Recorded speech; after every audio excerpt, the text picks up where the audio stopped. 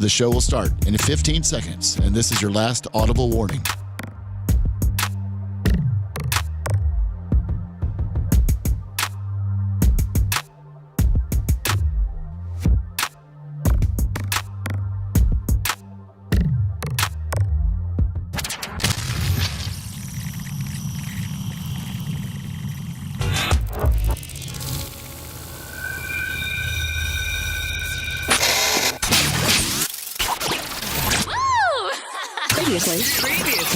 Previously on the Bubba the Love Sponge show. Dave, West Palm. Hey, Dave. Hey, two things. Number one, when Seth first came on board the show, I was skeptical and didn't really. Nobody, let me just stop and tell you that right now. Nobody. I've put some people on the air that were not funny, that I just couldn't get over, but I tried my hardest. Well, you're still letting Dan try, so that's good for you. Wow. You're listening to the Bubba the Love Sponge show. Broadcast rights for the Bubba the Love Sponge show have been granted to this station by the Bubba Radio Network and is intended solely for the enjoyment of our listening audience. Any rebroadcast, retransmission, or other use of this production without the express written consent of the Bubba Radio Network is prohibited. Lummy, as we're keeping score, no on this one. How we're from starting today, Lummy. Yes. And with everybody else participating as well. So, like Dan, if you think this, if you agree or disagree with me, please chime in. But that is, I would say, it started out. If it started out this way. Yeah, it's above the Love Sponge show. This is our intro music. But if it's horrible. So I'm, from this point forward, I'm going to tell you every day we open up, whether I like that one or not. Okay. So that you guys can just cut all the. Rhett, is it a fairly simple thing to do?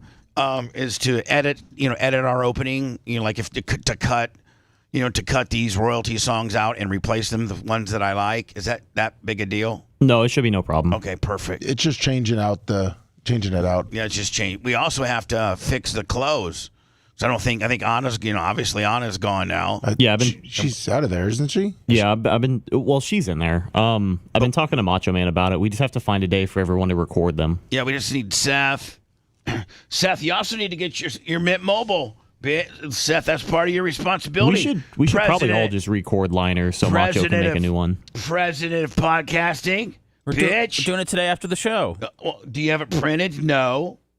Lummy will tell you that when I read things, for commercials and stuff, I can't read them from a computer screen. I have to have them old school printed. I understand, sir. Do you have to have them 4 hours in advance, or is it okay if I do it right when the show ends? Well, if it's going to take him a couple minutes, Bubba, can we read those JVC ones? Yeah, that's what I have. I have all of this to read today. Okay. Or at least the first. I'll read the first week of JVC. Perfect. Thank you. Or you know what? Let me screw that. I'm just going to read them all. Just going to make myself read them all. Okay. And then, so Seth, give me your Mint Mobile. Okay. Okay. And anybody else got anything else? Well, they do have a show afterwards, Bubba. So. Bubba's a pro. He can get right through it. Oh, there is it. Well, yeah. Listen, I can get through it in 15 minutes. All right. So but the key is this. The key is everybody getting out of here, because one time I was reading, I think the last time I was reading, and you were in here, Seth, and it makes me nervous. Because it does. Because I do a lot. When I'm reading my commercials, I do a lot of mess ups, and then I'll talk to myself, and then I make a couple editorial comments, and I have my own vibe when I'm cutting commercials. Was Seth staring at you? If Steph's over there, no, he's over there just clicking away, looking at whatever card porn. Chris, Jason Lindquist, $10 in the super chat. Like for instance, I'm just giving you an example. Here's what I'm supposed to read for JVC on Monday. Now, I obviously got an entire room of people now, so that's going to make me even more nervous. But sometimes I can get right through it, but other times, Lummy, you have to edit it. Rhett has to edit it. Macho Man has to edit it, so you see how many times I mess up. Is it sometimes does it get frustrating sometimes, Lummy, like when I mess light up like 5 times in a row? Yeah, but we get through it. Yeah. Yeah. I mean, majority of the time, though, you just buzz right through. You're great. Right. Well, it's not any more frustrating than what Rumble's doing to us today. Oh, Rumble being a bunch of dicks. Yes and no. It's the only platform that's not working. Right. I'm sitting here trying to submit our details to set up a live stream, and I've been staring at the screen for 10 minutes. I refreshed it, tried it again. And do you notice that I didn't say anything because I just knew you were having problems because I know you did. And we got a lot of great program directors out there in the Bubba Army who are sure to let me know. That's great. So I just wanted to get out in front of it. Thank you, Bubba Army. Have you tried turning the computer off and turning it back on? Right. I mean, that's going to take us down for about 10 minutes, but it is an option. We could try it. No, absolutely not. No, Seth, you're such an it. Shut up, Seth. Dude, I'm just being a dick. Yeah, I know. I know. But you're thwarting the show. Stop. I mean, so no let me just from now on, I'm going to tell as soon as the show starts, I'll say yes or no. Okay. We'll get a handful of them, and then we'll redo them. Now we have to, Seth. Have we recorded Seth Kushner, co-host, president of podcasting? We have not. We have not. No. Seth the Kushner. No, we have not done either one of those. We actually maybe should edit it. Seth the boy Kushner. I mean, that could work. Whatever your vision is, I'm all for it, boss man. And we need to make it sound like really important. Co-host and president of podcasting and all sports card relations. I'm good, Bubba. We could just keep the. But hold on, if you're at a sports show though, at one of these card conventions, and you handed them out. Everybody's just handing them out their regular business cards, which is, Johnny Card Wholesaler, Yippee-yo, maybe I own a couple stores, whatever the hell. But if you handed them a card at a card convention, it ties in your radio starness in there. You know what I'm saying? Yeah, absolutely. You're like, this guy's just not a card schlep. He's president of the Bubba Army Podcasting Network. He's a co-host of the Bubba the Love Sponge show. He's a F-boy. And he, is a big-time card slinger. Supposedly, Seth, I'll get into it's going to be an actual talk break. But supposedly Seth had a pretty big break yesterday. See, you guys got this whole card world going on that I really don't know much about. But Seth, I don't know much about it, but rumor has gotten back to me from reliable sources that Seth, they had like a super-duper Rambo card break yesterday. Oh, awesome! Was it one out of those Bowman boxes? No, that's where we got. That's where we got to get. We got to get through that. So Seth had a great card break, and that was with your cards that you had purchased through Babyface. Yes. You didn't really even start doing card business with Dan, which I don't even know why Dan got into the card business. Bubba Light $9.99 super chat. I felt left out. Thank you.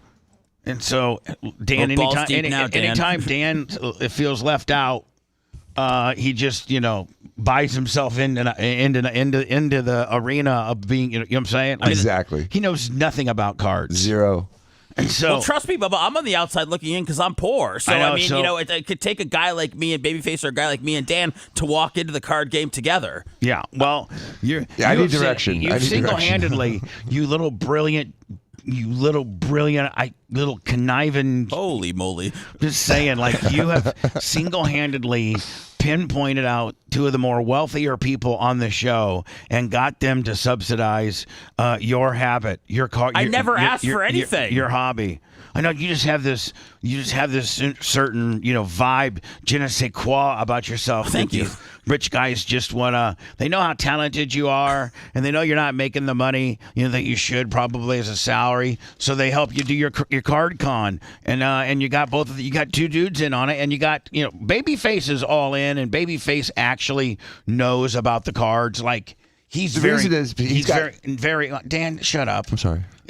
I don't need to know what the reason is. Okay? He's just so smart about names and stuff like that. He knows all the players. Okay, whatever. He really knows. He also knows if something's worth something. There's Seth. You got to really know. There's a whole nother world of just card knowledge in itself. Guys, I didn't want to do this yesterday because Babyface is my card brother, but I mean he has gone absolutely over the edge. with this junior Caminero. He like spent $300 on like one of his cards yesterday. I think he spent like $3,000 or $4,000 in the last 3 or 4 days just on cards of one guy loading up on him. So for real, he's like, I got a problem. Is it like a Bitcoin thing? It's like he's loaded up, like he's investing in this one guy, this 120-year-old. Really? So. OnlyFans. So does he really think that this one guy who's in the Rays system is going to be such a good player that you're loaded up on? Yes. His is he in AAA? Yeah. So he's in AAA, and you're loading up on a AAA guy. Because so let's say if he doesn't hit or has a mediocre career or there's no buzz on him, then you probably Brian took a bath. End up losing a lot of money. Yeah. But if he does pan out and he ends up being, an all-star or, just, one of the best shortstops in the league. Is he a short? No, first, what is he? I think he's a corner. He's a shortstop, third baseman. Yeah, he's one of those guys. And, again, that's where the most athletic – listen, your most athletic person on your team in baseball usually plays shortstop, fielder-wise. Your most athletic fielder or even guy, for the most part, usually is your shortstop. Then in fact, I was just reading an article about this yesterday, and you guys correct me if I'm wrong. So would you guys being sports enthusiasts, would you not agree that the shortstop is probably the best athlete of the team? As far as quickness, as far as being able to that is where more balls go through that area than any other place. So you have to have absolutely your best fielder at shortstop. But I thought the fastest guy was like the left outfield guy. No, your fastest guy will be your center fielder. Yeah. That's going to be your center fielder. But quickness and being able to play shortstop are two different things. You know what I'm saying? They're both very, very much baseball is so train specific that a shortstop has to have a different fielding skill set than a center fielder. A center fielder you have to run after this damn ball, calculate it in your head. What do you know about center field? No, I'm just saying you have to cover. You just think about it. No, I know. I did play a little bit of baseball and I follow the game, but just think about.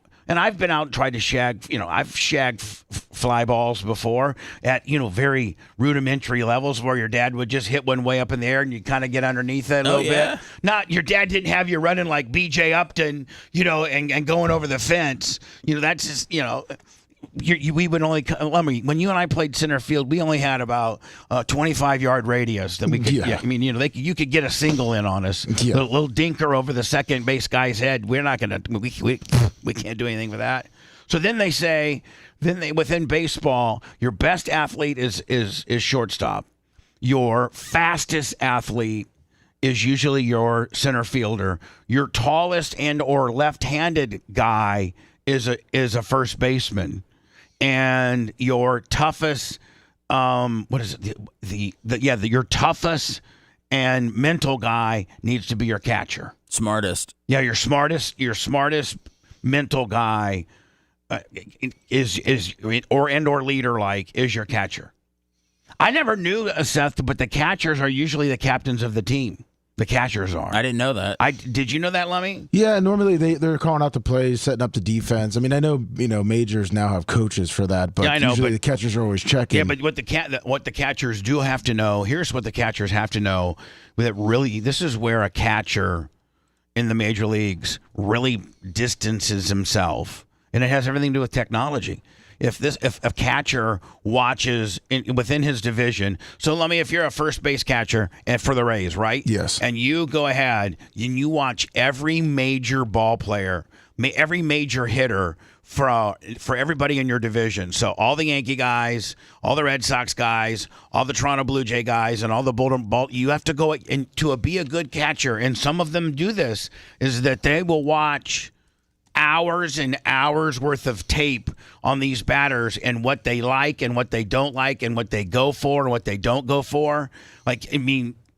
Seth, would you agree with me? Yeah. They know what he's going to go after on like a 2-2 pitch. If you're a good catcher and you've done your research so well that the third baseman for the Orioles comes up, and I don't know who that is. And you've already he likes slow curves inside. That's where he seems to, and probably the program that they give you shows you that little box and all of his hits versus where he whiffs at, and so you have to keep that in your mind. I don't think is it the pitcher's responsibility too? And so will they do the same research the catchers do? The catcher does a little bit more than the pitcher, but I mean the good pitchers nowadays are studying and kind of knowing, and it's almost like a dual system. So if you got both guys, the pitcher who's done his homework on the third baseman and the catcher who's done his homework on this dude, you guys have both done some homework on your dude. It's really an advantage statistically if the pitcher and the catchers know where you strike out the most at. Yeah. And where you get your hits at. Now, listen, pitchers in major leagues are so good that they literally, I mean, in order to be even a major league, even to be a triple or double A guy, you have to be able to pinpoint a ball. You have to be able to put a ball at 93 or 94 mile an hour within 2 or 3 inches of each other anytime you want, whether it's high and tight, whether it's down low at the knees, whether it's a slider that slides off. Like Lummy, you have to be able to know where that ball is going to go. Exactly. Right now, when I throw it, I'm just hoping I can get it to the guy.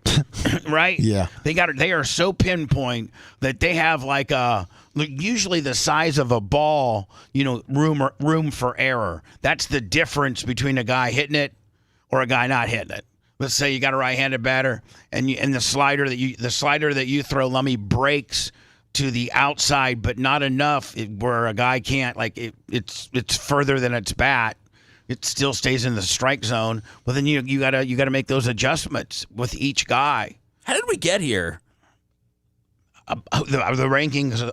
Brian buying the up and coming shortstop.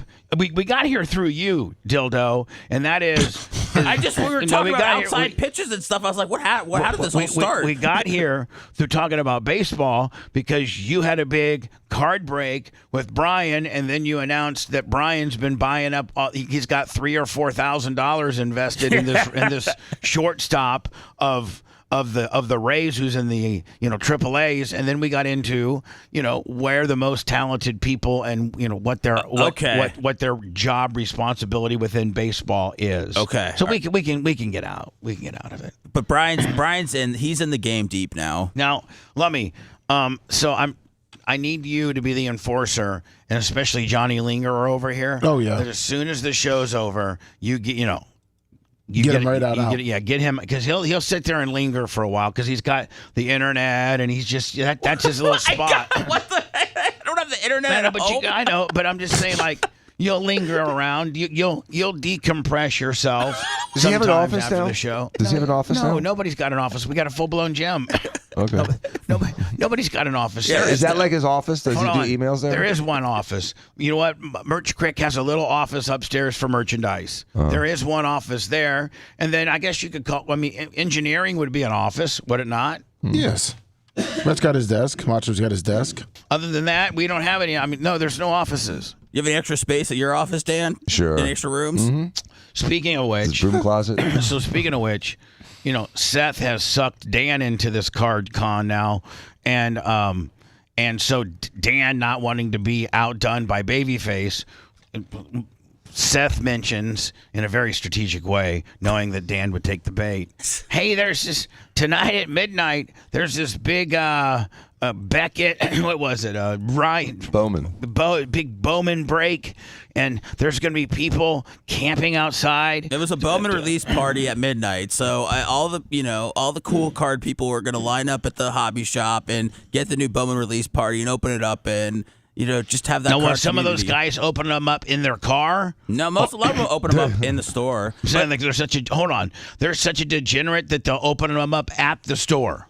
Well, a lot of people do that, yeah. So you could, you have somebody to show, gather around, and it's with friends, and if you have a big card and everybody cheers you on and stuff. I take my stuff home, though. Right. Because I like to just get really high and just sit on the floor. So, anyway, Seth conned Dan into a big card break, and the way I don't know how the business works with these guys, but I'm assuming it goes, what if we would make, first of all, we're looking for cards to sell. We're not looking for cards to keep. we're looking for cards to flip, like you're flipping houses, but you're flipping cards.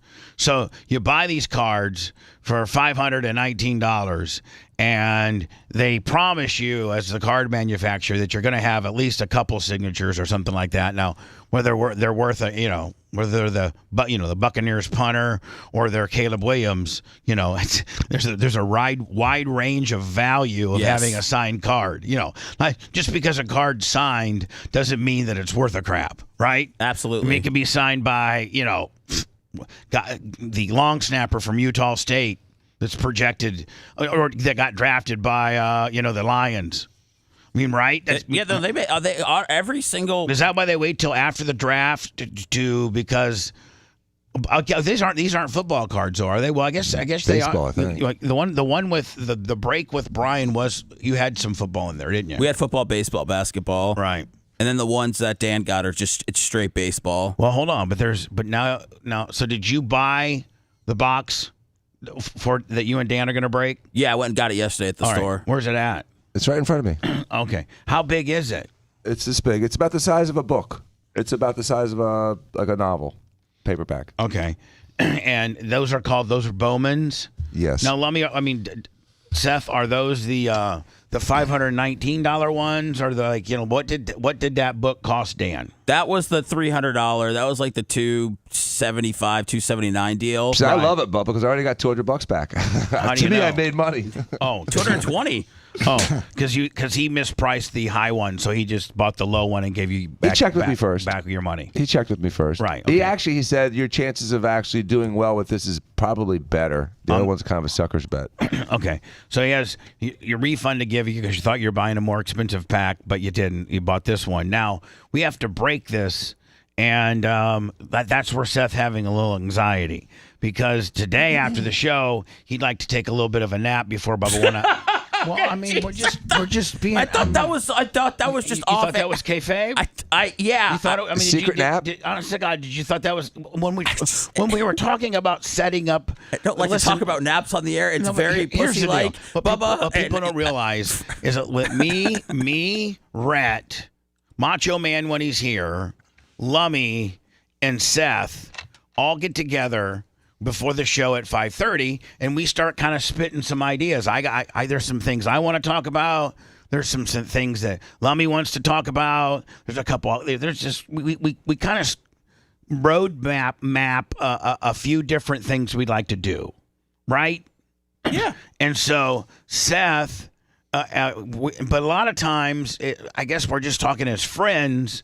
And we don't think that it's necessarily going to end up on air because, we didn't position it as such, but we were just talking, right? Like, not everything we talk about ends up on the air. Some things are kayfabe.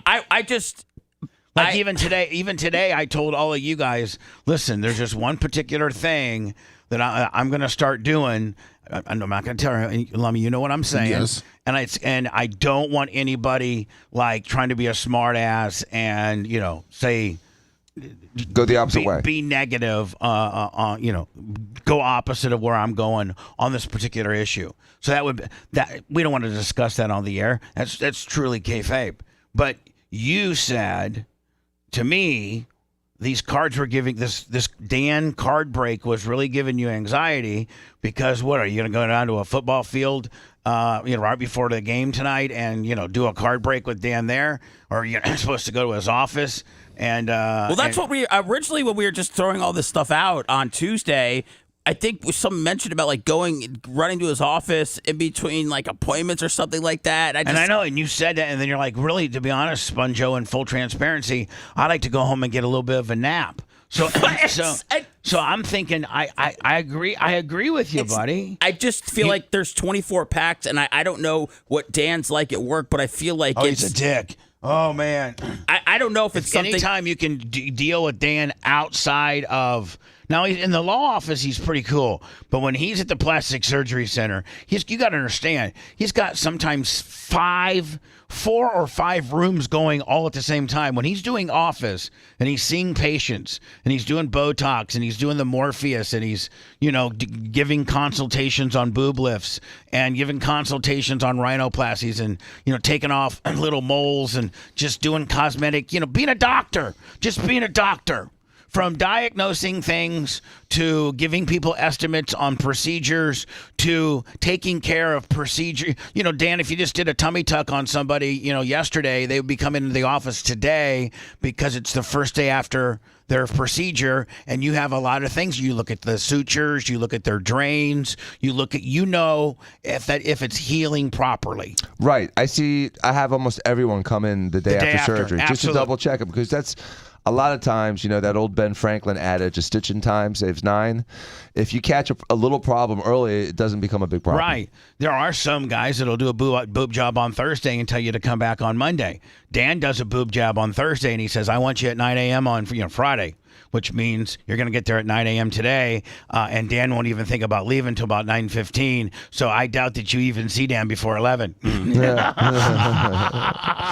we start like at 9:30, and I'm just saying. But hold on. One of the constant struggles on Friday is for you to get on time, because you don't like your patients who have paid you a lot of money to have to sit too long. Correct. Like yes. Sitting in the waiting room. Really, honest to God, I don't know how many times you as a consumer, but a few times when I didn't get VIP'd in my life, and I was just a regular dude, Lummy, and I had to sit in a jobber waiting room. Oh my God, that's the most job thing ever, is it not? It sucks. It's worst. So Dan's got to, run. So when you never want, Seth, if you can avoid it at all costs, don't do any type of meeting of significance when he's at the office. He could literally have 4 different operating, and he goes from one room to another, it's a whirlwind. to another, and then he'll have to go back to 3, okay, because she's numbing up. But meanwhile, he'll go back to 4. He's working on her lip injections,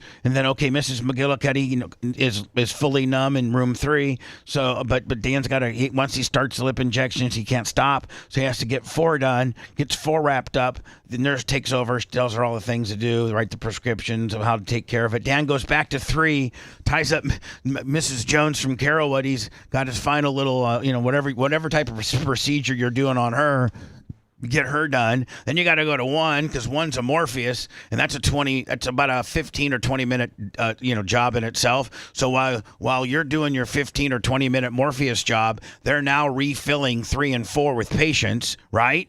Correct. Right. And so you do your Morpheus, then you go back. Well, room 2, I forget what room 2 was, but you already got that one cleared out. So 2, 3, and 4 are new. You're working on 1. You got 15 more minutes on 1. Your nurse pops her head in and say, listen, just want you to know, rooms 2, 3, and 4 have been waiting about 15 minutes. Okay. Dan, shut the door, bitch. So anyway, then Dan, you got to get done with the Morpheus. Then the nurse comes in, tells the patient how to take care of it. Here's the medicine that you need. You put this cream on here. They do all that. Then you jump back into 2, diagnose 2, diagnose 3, diagnose 4. Then you start working on. And Seth, that's the kind of world. You wonder why he's so shot out. I would just go to Dan's office and just sit on the couch and chill. I'd be like, I got all these people. I can't, Dan, it amazes me how hard of a worker you are. And, that's your life. Then let's not forget, Seth, after about 4 o'clock, after he's seen 5,000, he's seen, I don't know, probably literally what, 50 patients? Oh, yeah, it's easily in a day. After dealing with our nonsense, right, then going and dealing with 50 patients, day after surgery stuff, then go to the law firm, and based on how busy they are, he could I think you try to get to the, some days you get to the law firms at 3, some days you get there at 4, some days you get there at 2. And some days I just don't make it. Right, some days you don't make it. I just don't make it. But when you do go in, and Jay will let you know whether, he's got a big load for you or not, and I'm not talking about, sexual, things that you need to look at as a doctor within. Yeah, my role there is very specified. Right. I do very specific things for law firm. They literally, Dan's just not handling normal cases. Dan is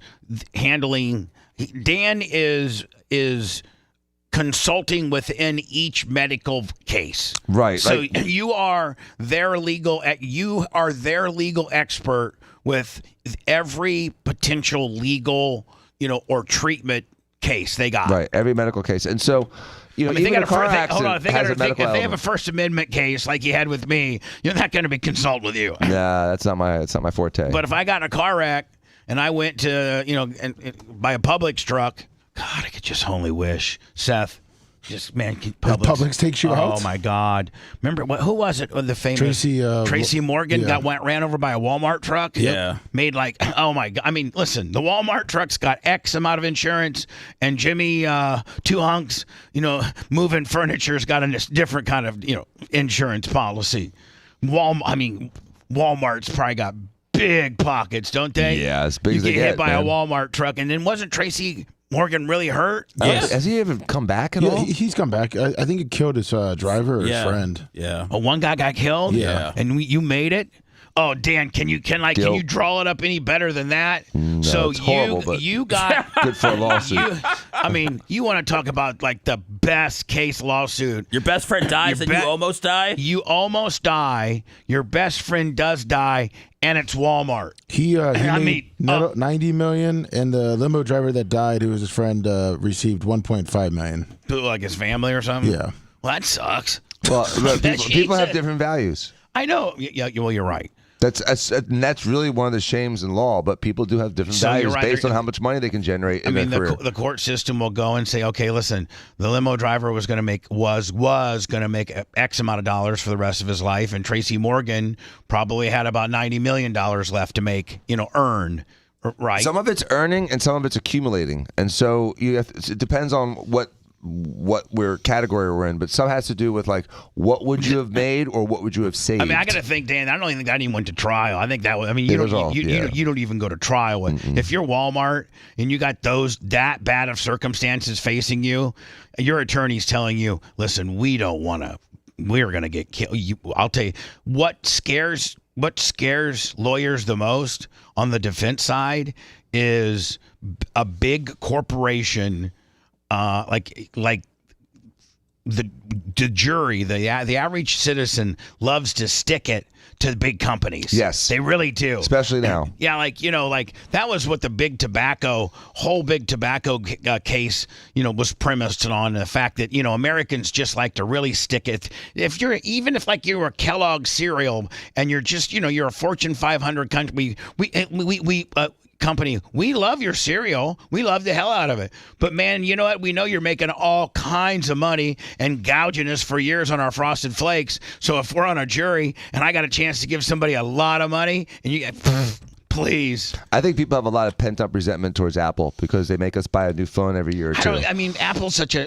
I think the average public has a problem with every major company that's successful just because we feel like you're sticking it to us. So we feel like we can help the average common dude out there by sticking it to you. Mm-hmm. And so what scares lawyers more than anything are juries that could pick a big number. So I'm telling especially you right now. I'm sorry. So the Walmart attorneys were telling Kevin Hart's and the dead drivers, attorneys, hey, listen, we don't want to go to. How much was this going to take to make this go away? And then of course the attorneys for Tracy Morgan and other dudes man, we are not interested in settling at all. We would like a jury of these men's peers within this community to determine how reckless your Walmart guy was to the fact that you killed one guy, and Tracy Morgan, a comedic legend, may never be the same, and that's because of you. And so they want the jury to hear that because the jury's like, yeah, you're damn right, Walmart bitch. Yeah, the value of the case has to do with several things. Obviously the assets of the defendant, but the plaintiff's value, again, is based on how much money they can earn and how young they are. So you take an old 85-year-old guy that gets hit by a car and he doesn't have a lot of chance to earn more money and won't accumulate much more money. So that value is different than a 40-year-old, internationally famous comedian that has another 15, 20 years of, or arguably 30 years of making money. So Seth, I'm just saying, I know that you have the same type of mindset I do. I just wish I could get hit by an Amazon or a UPS truck or something. It's funny because I just thought about that a couple days ago, and I was like, man, if I'm just ready to get hit by a car and just get hit and tweak you just a little bit. tweak. You got a minor surgery. Well, I mean, I'll take a full body cast as long as I don't have to. No, you don't again. have full body cast. Yeah. Have you ever seen? We've watched the movies and stuff to full body. I mean, it's so over the top. They got your hands out there like this, your legs propped up. Right. Dan, as a doctor, is there really such thing as a full body cast? I've never. And what conditions? That means you'd have to have broke every bone in your body, right? You'll never live. You'll never breathe. Right. You'll die if you're in a full body cast. Like, and you're completely immobilized for breathing hole. What's the largest cast you've ever seen a person have to take? Well, I've seen casts that involve, through the shoulder all the way down to the hand. I've seen, like those people used to do those clamshells a lot when they had scoliosis and things like that. And that was kind of like a body cast, and essentially the whole body was just squeezed. But, casting is way less done now. People like splints and they do external fixators. Yeah, you don't ever really see casting much. Much less than we used to as kids. And surgery's gotten better. Yeah, right. Yeah, but we're trying to get kids back on the field. I'd like to, if I got hit like by, let's just think of the best ones, Lummy, like all of us. Amazon. Target. Entenmann's. Not Entenmann's. Target. Amazon. UPS. Walmart, FedEx. What about the post office, USP? No, they probably you don't want to see the government, and you don't want to get hit by a cab because they got horrible coverage. Yeah, you want to get hit by an Uber because they have $1 million plus. No, you don't, Dan. You want to get hit by the Walmart truck. No, yeah, I'm saying, but if it has to do with like livery type stuff, like more coverage on an Uber than a cab, but. I'm gonna live when that Walmart truck hits me. It's just gonna really mess me up. Publix. And I'm gonna be in the hospital for at least 3 months. I mean, Tracy Morgan is still kind of messed up, but he does sit on the floor for the Knicks game every night. So I mean, things are still going well for him. Boy, man, I don't know the show. I mean, now the show consists of me contemplating what type of Fortune 500 truck will hit me and I can get money to. We all have our fantasies, Bubba. It's okay to talk about them on the air. Let me get through this real fast, and so I can close it out. Dan, Seth, you guys have to do a card break of these cards that you just bought, but Seth doesn't want to do it, probably today because meeting you at the office is the worst. I just explained why. Mm-hmm. And then you have a football game tonight, and he doesn't want to go to a football field and do it. And then Sunday is Mother's Day. Mm-hmm. And so do you have any time tomorrow? Sure, we can make some time tomorrow. We can maybe go to a park or something and do it. You want to do that? Do you want to do it outside? Why don't you do it? Hold on. We could, but we don't have to. Why don't you do it from the studios? Like right here. Okay.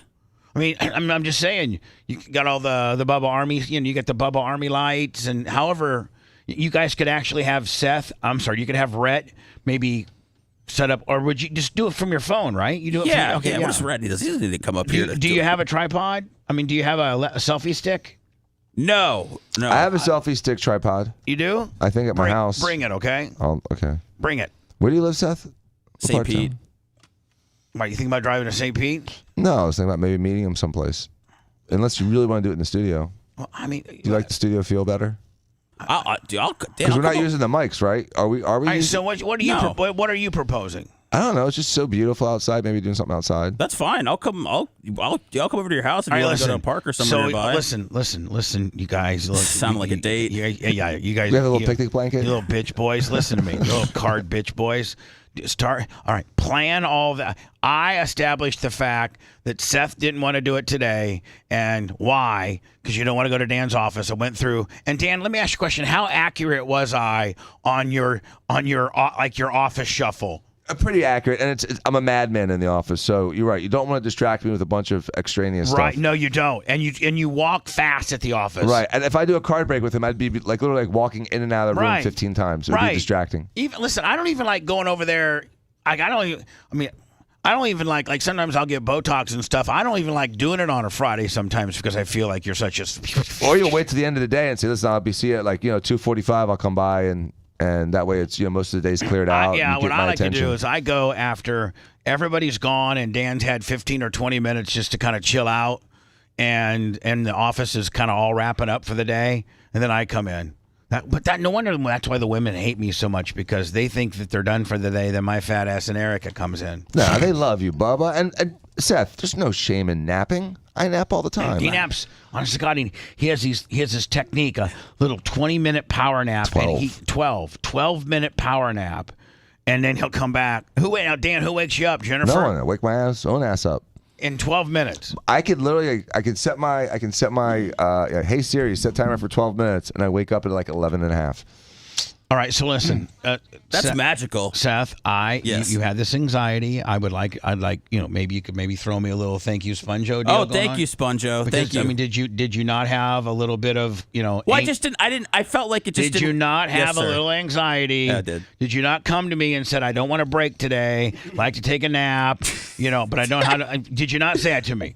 I did. And did I not just get all of that remedied by having it on Saturday at an outdoor place of your guys' choosing? Yeah, to be announced. I mean, at the end of the day, mission accomplished. Yeah. Sleep well, my friend. You're welcome, bitch. I got you a nap.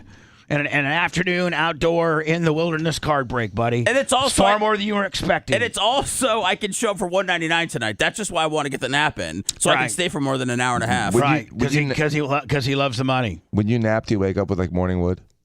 No, I don't. You don't? I don't. No. A nap. Do you, Dr. Dan? Dan, do you think you get wood more than any? Like I don't get wood. Like I just don't get wood. I'm like a 19-year-old. I just don't get wood unless like the Merch Creek starts taking it around the farm. I'll get wood. You'll barely get wood then. What do you know about my wood? You said it takes a whole lot to get you going. You said you can't just look at hoops. What do you know about my wood? I know that you're rolling in all of a sudden as an expert on my wood. Yeah, I know that you're a degenerate. Wood gazer. That you're a filthy and that you're a heathen and a nasty, and that I believe that it takes a lot to get you going, to get that wood high and flying. You're stupid. Shut up, dude. You're talking about your wood. I wasn't talking about my wood. Dan talked about his wood. Oh yeah, Dan was talking about his wood. Don't try to play. Man, you're like the new Anna. You're like the new Anna, Seth. Don't say that, man. Come on, dude. If you love that segment, then check out BubbaArmyHQ.com and do a deep dive on past shows. The Bubba the Love Sponge Show will be right back.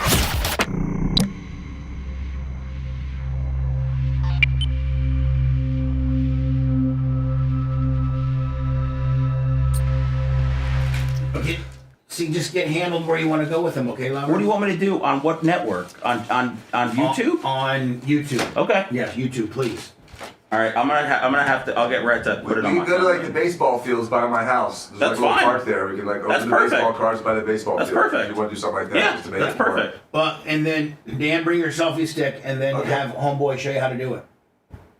How to go on live from YouTube. Yeah, yeah. Okay. She learned that. I should learn that. What time's Tech 9? 9 o'clock. What? 9 o'clock. So Seth, are these supposed to be kept at certain temperatures and all that shit? No, you're good. Just don't mash them. Just don't leave them in the car. Don't leave them in the car. Yeah, I don't think any right now. I wouldn't leave anything in the car. It's that time of year where everything can melt. Oh, they worry about theft. No, that's. Nobody's gonna. If it's in a bag, man, it's $300. I'm not saying someone's gonna, a car. People break cars for backpacks with no idea what's inside. Yeah. This has an obvious value. Yeah. Would you want me to hold it until tomorrow? Yes, Mr. I think so, just in case. Okay. Yeah, you hold it. You hold it and bring it with your standards. I don't know the standards of this. Yeah, I got it. Yeah, I just didn't want. Maybe bring a little trash bag so you can throw all your. Well, you're really thinking ahead, aren't you? No, I'm yeah, you're right. No, so that you can just keep the picnic table clear. Well, yeah, and just have a little. Because we don't want anybody. Yeah. No. Say that we're littering. Or maybe perhaps maybe your picnic table is by a trash bag. You can just. Why don't we just do it in a fucking trash can, Bubba? I'm writing this shit. What's wrong with your hair? Why is it all like? I hate you. I designed it like this. Oh, okay. I thought it looked good. Let's see if Rumble is still good down. Hey, Bubba, we didn't get into the Lummy packs.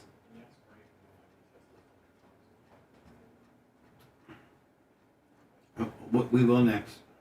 Snizzle Slazer, Kenny Powers, Bob Cook, Bubba Light, Trickney, Group Phillips, Snizzle Slazer, Jason Hebner, good morning. Christopher Stevens, good morning. Yep, it's looking good.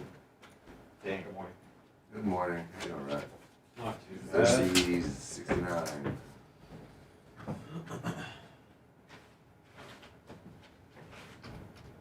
Morning, Derek.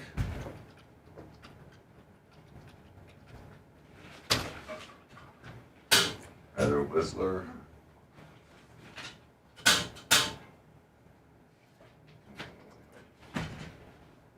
Hey, Rat. Yes, sir. Tides, all One of part these it. days, It's all part of the game. I'm gonna. We need to go through and get configured podcasting world how we want it, so I know what size of couch to buy. Like, kind of rope off. We'll kind of mark it out. Mark out where we're gonna put the table, so that I know what type of color, and I gotta buy a new couch. Okay. Damn right, Xerxes. At Russia, 666. Do you still want to boycott America, Brittany? I wonder if she wakes up with morning wood. Thai Guru. Yeah, they don't use gas as much. Spencer. What is tea? I was just reading an article about this yesterday. No. You see how it's just stuck on that screen, Lemmy? Yeah, no, I didn't see him. It's just fucking sitting there. Oh, it's kind of giving us the updates, status. For this? Rumble. Yeah, I mean, it's just not doing anything. It's Rumble's problem, or is it ours? No, it's Rumble. If you go to their streams on their homepage, a lot of their numbers are down. Are we live? Are we down on Facebook too? No, everything else should be up. Okay. It's just Rumble. Shooting guns with us from 10 to 12. You shooting guns tomorrow, Seth? With Nick? Oh, geez, that spread fast. Hey, put it on chat. Yeah. He's like, I'm shooting guns with him from 10 to 12, so it's going to be after that. Jesus Christ, fucking Seth. Go spread yourself fucking thin. Now you're shooting guns, and you better. I hope you're taping it all for fucking YouTube. Peninsula, like between every ounce of that needs to be on YouTube, or you're very much in trouble.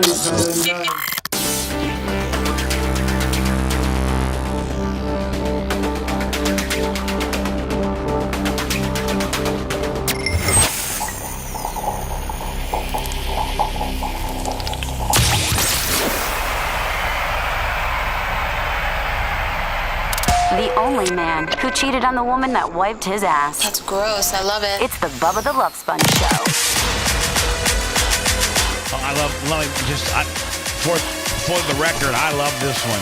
Okay. Oh, I like this one a lot. Yeah. Big build, explosion. Yeah, Spliz. Lummy, we got Tech 9 today, right? Yes, we do. What time do we got them? 9 o'clock. 9 o'clock. So I won't be late. I'll shift around because I don't want to leave everybody short space. So I think Tech always. Now, I don't think Tech ever gives us. You got 10 minutes with Tech. I think Tech just says we'll get through it. We could very well talk to Tech 9 for 45 minutes. He has no time restraints. Because Tech 9 does not do any other. Like, I think he does 3 radio stations. Really? So like especially a lot of time, morning ones. Especially morning ones. And so like he did. Lummy, maybe you can find the song. Maybe Dan's not familiar. Did you know that he made us part of a song? I did not realize that. Lummy, yeah, he made us a song about the fact that he'll only get up and do 3 radio shows. And he says Bubba the Love Sponge. What was I forget what the title of it was called. Oh, I'm trying to invent. Wait, so he made a song about how he'll only do 3 radio shows, or he mentioned you in a song? Both. Oh. Hello?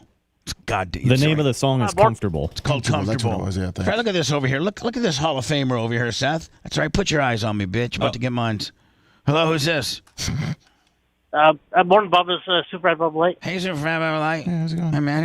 Hey, man, no problem. I was thinking about sending Seth like a Beckett 84. No problem. Hey, yeah, no problem. Oh, no problem. Oh, no, I just wanted to give you a background of that Walmart driver, that dumbass. Yeah. Is that he lived in Florida, He was up for over 24 hours before he started driving the truck, and he started in Florida and drove all the way to New Jersey before he finally fell asleep behind the wheel and caused that accident. Yeah, because you're only, I think the actual, I could be very wrong, so you truckers don't get mad at me, but I think you can only drive 11 hours, and after 11, like your truck literally will shut down. Like if you have a company truck that's got dispatch and GPS and all that, even if you wanted it, it's like, it's 11 hours. I feel still pretty good. I don't want to go too. Your truck literally will shut down. It won't shut. No, am I not right? It won't shut down. You're saying if you go past what you're supposed to go, your truck just doesn't. I heard it. Gives you like a warning. You got 15 miles. You got before they shut. So that you can get to a safe place to park it. But they just don't shut it down.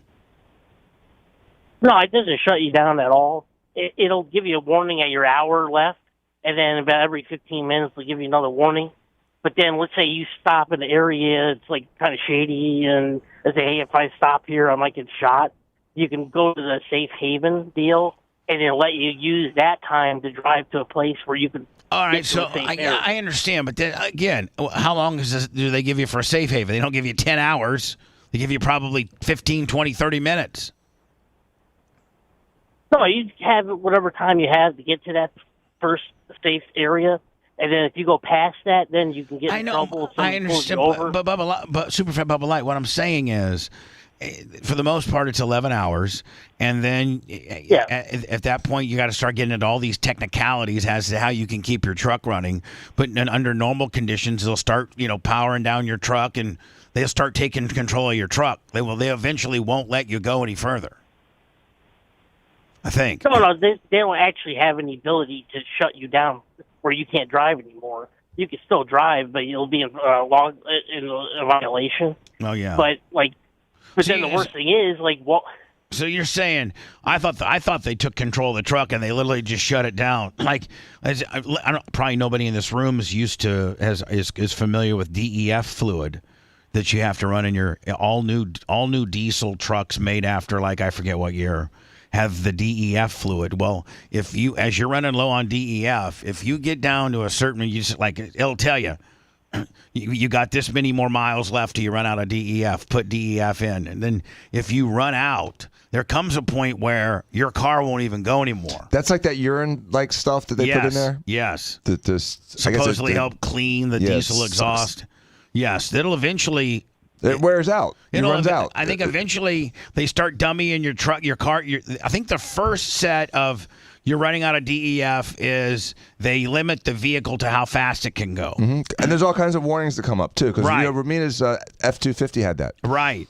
And then eventually, if you just keep being a glutton and don't put DEF fluid in it, they'll eventually dummy it down to that it can only go 15 miles an hour, and then they only allow a certain amount of miles of that.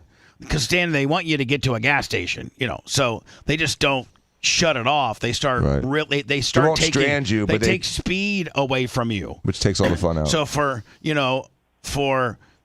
5 miles, you may only be able to go 55, and then for another 5 miles, you may be able to go 15 miles per hour. They're just really cranking you down to get you to that gas station to put the DEF in. Then eventually, it won't go. It won't go anywhere. The way I know it. Maybe I'm wrong. Maybe not. I don't know. So what? Super Fat Bubba Light. What else you got? Oh no, that was it. I Okay, just wanted perfect. to let you know that. Well, have a good one. All right, Super Fat. We love you, buddy. We'll see you, Barb. Oh, no problem. Have a good one. Thanks. Bye. Super Fat Bubba Light. I sent you Bubba Army Royalty, ladies and gentlemen. I sent you Hall of Tech Fame. 9. Is he a Hall of Famer? Yes, he is. Why did you not say so? Okay, sorry. Hall of Fame Super Fat Bubba Light. Oh yeah. What did you send me? The Tech 9 song with you in it. Go to 46 seconds. How much? 46 seconds. Now, Seth, listen. Chief Charlie 215 1999 Super Chat. I'm just telling you right now that I'm pretty cool. I know you think that I'm pretty 46 seconds? Yes. Okay, hold on. And I know that you've worked with other radio personalities. Nobody like you though, Bubba. Nobody as talented as you. Well, Nobody stop. with the Hall of Fame resume like you. Just stop. Okay. No one with goats. But I think that you probably have a mindset of how good the people that you have worked for are, or the legendary status that they have, or the brand within our industry that they carry. Like, it's tough for anybody in radio to actually have a recognized, everybody in radio has heard of you or is familiar with your work. There's not a lot of people in radio that have that. Nobody has built the digital infrastructure that you have, Bubba. Well, yes, there has. But what I'm saying is, like, in radio, in radio, in talk radio, people that are radio and that are in radio, and people that are in talk radio, or people that are in sports radio, or people that are in playing classic rock, most of everybody in radio has heard of me and is familiar with me. Everyone in radio. Right. Which is why your rookie card's worth so much. So what I'm saying, Seth, is, I think this even further validates, if you get a guy like Tech Nine that does a song, it's about him being comfortable, and these are the lyrics right here. These are the lyrics. But I get up in the establishment, never got the music. We have the shit. What I want to do is straight jab and kick Timbos to his tip. So if you spinning me now, you take me to a was spun. And you think cause I'm bitching, tech need a buzz done. Check it, I ain't trying to do no early interviews unless it's Sway, Johnny Dare, or Bubba the Love Sponge comfortable. Seth, what do you think about that? That's cool, man. Is that not cool? Yeah, it really is. Check it. I ain't doing no early interviews. Trying to do no early interviews unless it's Sway, Johnny Dare, or Bubba the Love Sponge comfortable. Man. Why don't you play that more often? I should. Drop the mic. I should. Let me, can I have you not now, like this very second, but eventually have this on one of my button bars? Just cut it for that 5 seconds? Yeah. So this is what, here's the clip I want. Okay, hold on. Done. Check it out. Sorry. So check it. All right. So it'd be check it. Here we go. So this is the drop that I want. I ain't trying to do no early interviews unless it's Sway, Johnny Dare, or Bubba the Love Sponge comfortable. Boom. 51. All right. Seth, is that not badass, bitch? I mean, I know you'd patronize me a lot, but that is pretty badass. I don't know why it took so long for me to figure this out. You've played all these old videos of you doing the Bubba Splash off the second rope in the Mississippi Territory, and not that Tech Nine gave you a name check on one of his songs? Yeah. All that and more, bitch. Insanity! It is. So, can I ask you a question? Yes, sir. I don't want you to think I'm mad at you. Oh, no. Uh-oh.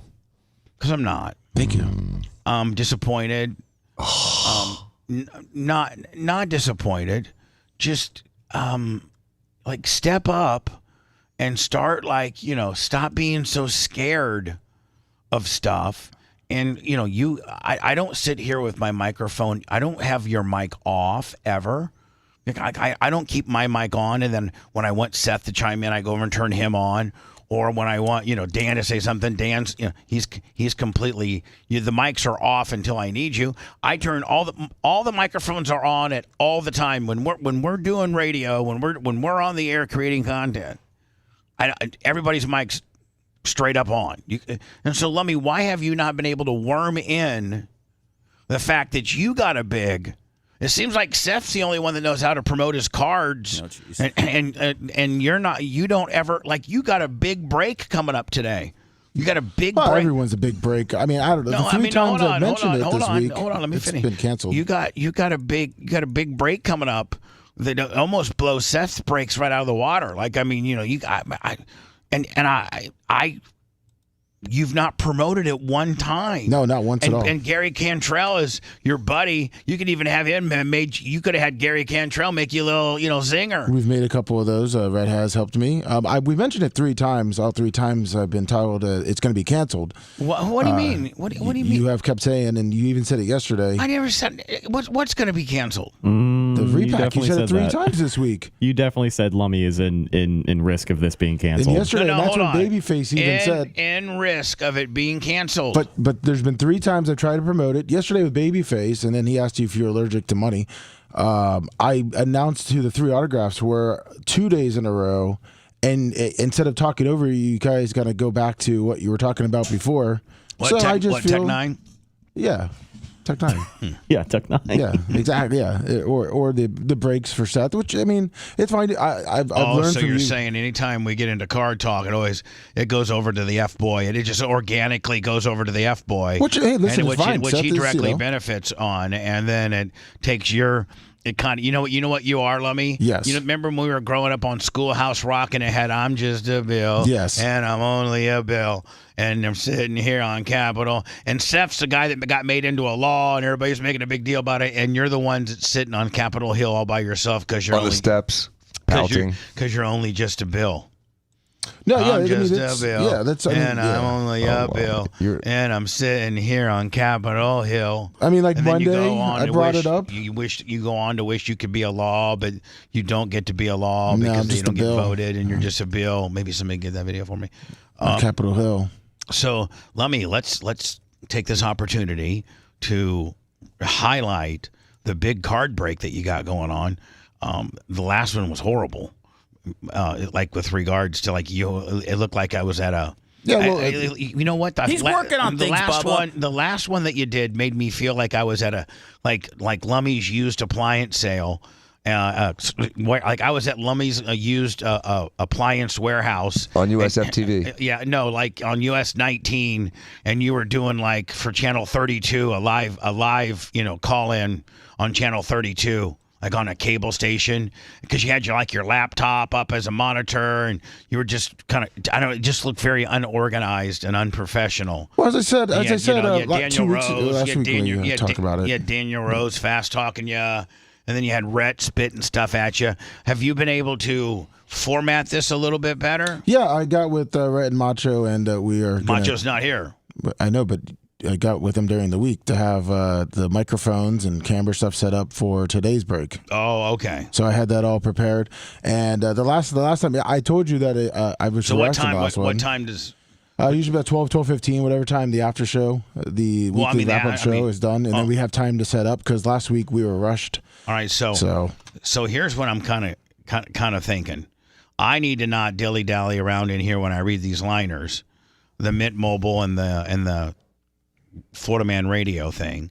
And Lummy, I'm only going to read one page of the Florida Man Radio deal, making it even a quicker event. And I can probably literally be out of the studios by 10:05, probably or so. Does that help your world with regards to starting the after show, getting it done, and then giving yourself a little bit more time to be a little bit more prepared so it looks a little bit better on camera? Because it looked like amateur hour. Yeah, I mean, last 2 weeks ago when we did it, the first one we did, a lot of people enjoyed it, and the second one was rushed. The product spoke for itself. Everyone, if you look at the comments in the YouTube, were very positive of it. It had over 2,000 views for a repack. Where will this big Lummy repack show be? Would it be on our? I'm assuming it's on our YouTube. It's always on YouTube. It's always on YouTube. Not Rumble. No, always on YouTube. So just the YouTube. big lump. See, YouTube's got that exclusive. Yeah, and YouTube, it does well on it. I mean, for a repack show of sports memorabilia, I mean, getting over 2,000 views. Seth said he was going to put him and Dan's break on YouTube exclusive too. So that's a great place for it. Yeah, that's where this sort of stuff's going to live. So let me. What time? Is it now? Is it going to be a taped segment on YouTube or is it live? It's live. Yeah. It's even. And people crazy. got to buy in, Bubba. So they got to go to the BubbaArmyStore.com, right, and get a spot for $99. Yes. And what are you going to do differently to make it better? Change up how we, instead of doing it on the phone, we have a 2-camera shot. The microphones are up there, so we're not relying on the phone. So we have the 3 microphones, and then we're also, instead of having the computer, will be displayed on the screen is the names after we shuffle them. What are you going to do with Danny Rose? Danny Rose will be sitting where he is, and he's going to sit in the corner and be quiet. Off camera. Yes. He was trying to get hold of Seth, I too. think fast talking Daniel Rhodes is a necessity of communication. I mean, He got said he was talking too much a week ago. Well, I mean, I'm just saying. He said he ruined the whole thing. The first thing, yeah. So that's how we made it again. Hold on. Fast talking Daniel Rhodes.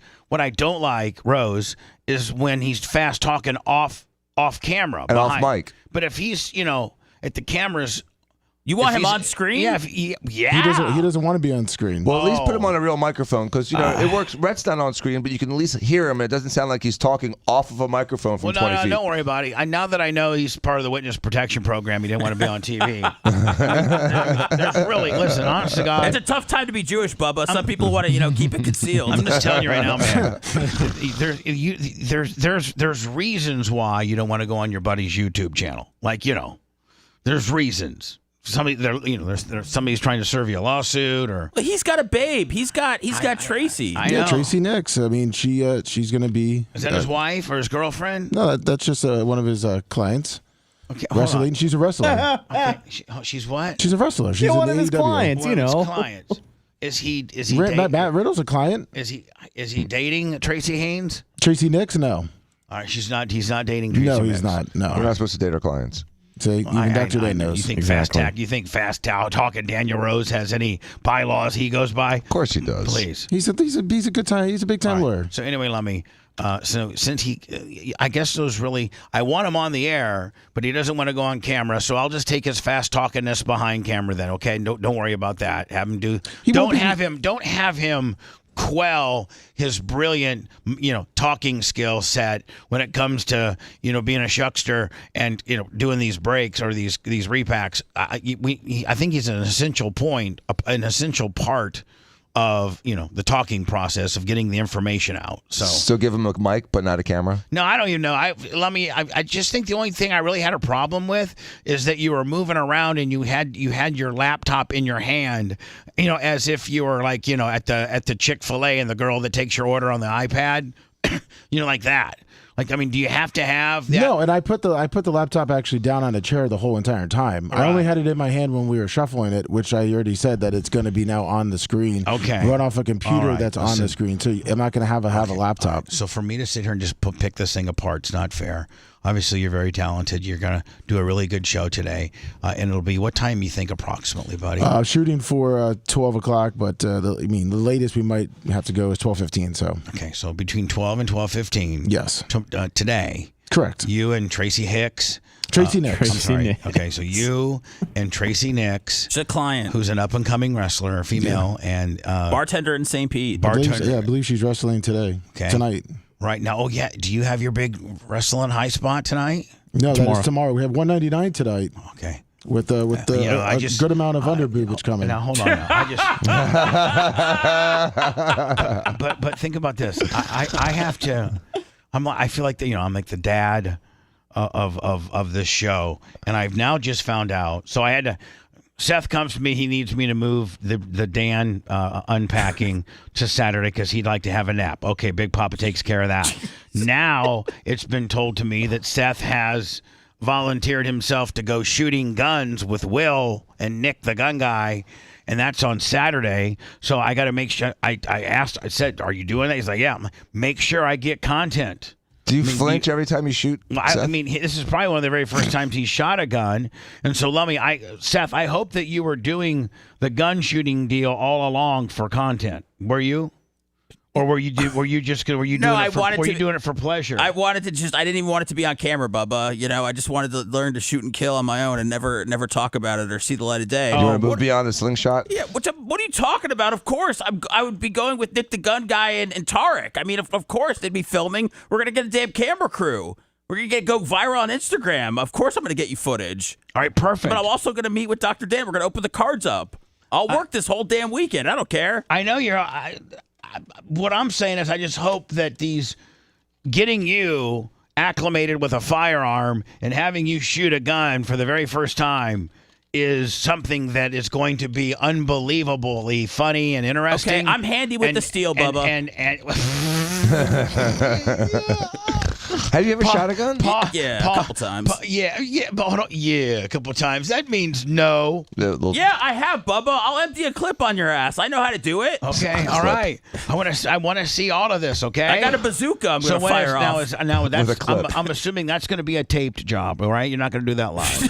I don't think so. No. Again, I got all these moving pieces. Lummy, you also now. So not only do you have the Lummy breakout. The repack at Willie, 12 o'clock with Tracy Nix. With Tracy Nix, fast talking Daniel Rose, and Rhett, and you. Buy your spot. You got to get your spot, Bubba, so you can get that like Eli Manning autograph helmet. So how many spots are left, Lummy? We could go up to 50, but just buy in. There's probably 30, 40 available. Okay, so you go to BubbaArmyMerch.com. I think within all the little products, one of the little things that you can buy is, how much is it for? $99.99. So it's for $99.99, and you buy a spot, right? Yes. Right, and it's right there, Bubba Army Store, Bubba Army Merch, Bubba Army Shop, and then you guys. What does the merch quick give you the information that this person has joined? Yes, and then we put their name in. So she lets us know the name of the people. So now can they buy spots clear up until noon today? We were going to do a hard cutoff after the morning show, so we don't have any confusions and people adding. So you want to say 10 o'clock? Yeah, 10 o'clock. How about our last break when we're saying goodbye? We'll say, don't forget, you got a few more minutes to go to Bubba Army Merch, Bubba Army Store, Bubba Army Shop, and buy that $99.99 slot that's available, because Lummy's doing a big ass what do you call it? Repack. A big repack Willie with Tracy Hicks. Correct. And fast talking Daniel Rose and Rhett today about between live on our YouTube channel.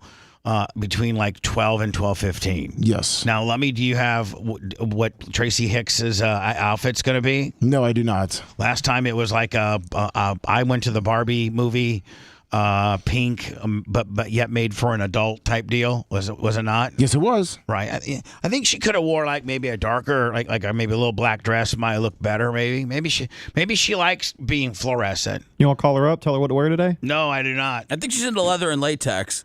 I think, but we didn't have leather and latex last time. I'm pretty sure that was like a leatherish kind of thing she had on last time. Okay. There was a texture to it. Lummy, what are you wearing? Probably going to wear the new community Rays jersey. Oh, okay. The Dove Rays jersey. All right. And again, that's set for 12:15-ish, correct? Correct, yes. Right. So, Lummy, I want to thank you and Rhett tremendously from the bottom of my heart, and Big Red for, oh my God, we moved that. Well, we have one more piece of equipment from the Clem Gym, which is the Smith machine, because we have to take it apart. Yes. So we have one more machine, but we got all the rest of the machines in here. Now, Lummy, those 3 pieces I was going to sell, I put them up on Marketplace, already sold them. Wow. Sold them in an hour. The guy that bought the guy that bought the other stuff with the lady that knows everything about moving stuff. Yes. He has Erica's phone number, and we put him up on my market spot. It was a Nautilus Nitro lap machine, and Lummy, the only reason we can't keep that is because it's too, like, our ceilings, it won't fit, because I wasn't going to sell that. Then a Nautilus full blown bench, a flat bench press, and then a Nautilus a hamstring machine. So, Lummy, I needed to get rid of. We moved all of the Clem Gym over here. Got the very front part set. That one big area that the old Smith machine used to be at, is going to be where the new Smith machine is. That has yet to be moved over. And then, Lummy, I'm going to start organizing, that once I get those 3 pieces out of there, yes, then I can really start organizing, where I put the dumbbell set, where I put the straight bar rack, things like that. I can really start dialing the gym in. I think the gym will, but I need who's going to do that? Who's supposed to fix the bottom half of that wall? Red or Bob Cook? Okay, I just need them to do that part, and then the gym is officially done. That's awesome. That equipment is really nice. Oh my God, it's really heavy. So you already sold the other stuff though? Already sold the 3 pieces. How'd they get it out? How are they going to get it out? They're coming Sunday. I got to meet him over here Sunday. He bought my other stuff, and it's just him and a chick, and they just start. Well, it took 5 of us. And they literally do it just the dude and the chick. Like, they just got this special way of doing it. Wow. But anyway, Lummy, Rhett, you worked your ass off as well So thank you so very much to both you guys for helping me. And thank you. I think you can see my vision now. Seth, have you gone back to seeing? Seth, have you seen the back part of the? Have you seen the back part that I got complete now? Can I show you the next break? Yeah. I mean, I haven't seen that. I haven't. I don't know if there's a back part. What happened? I sold. You remember, I sold most of those purple pieces, which was book. Here was my situation. You know what? I got to go to Words, Lummy, and I'll give everybody the whole big. I'll give everybody the Clem Jim tour. Yeah. Well, I'm going to finally be transparent. I've been really not so transparent. Wow. Yeah, but now you got it done. I'm so. not. Yeah. So I've not been. I've been shucking and jiving, and when we were doing construction, because I didn't want to get a demo permit. You know, Lummy, But now nobody can call in now, Lummy, because they can't. What? We didn't. What? I don't. What? I don't remember who it was, but somebody on the phone was blabbing about how good it looked the other day. So I was like telling everybody, be quiet, be They're quiet. like, yeah, Jim looks great. I can't believe you're able to fit all that stuff in there. Yeah, so we're like, because we had to knock some walls down and do some stuff. And get rid of Carl Harris's office. Hold on. You know what? Let me go to Words. Plus, Dan, supposedly, I don't know if you guys know this or not, but Maria Guatemala, now, I don't think anybody would ever question her baking skills. She's a baking guru. I mean, she is a goddess. And so... As good as it gets. And so she texts Merch Crick or somebody and says, listen, I went to I guess she Googled in Metro Diner pancake, like how to do it, ingredients and recipe. And she told Merch Crick on Friday, I'll come to work because, she just works like 2 roads over. I don't want to necessarily give everybody I don't want to dox her that bad, but she's close by. Anyway, yeah.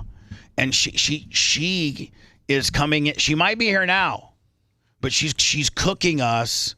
I know Merch Crick got her a couple flat skillets, a couple flat, flat, whatever she needed. Wait, she's got it here? Yeah. We're doing pancakes here today? Yes. Woo! I was going to ask you if you wanted to order them. No, Way rather have stuff in the hers. kitchen? No. What's that?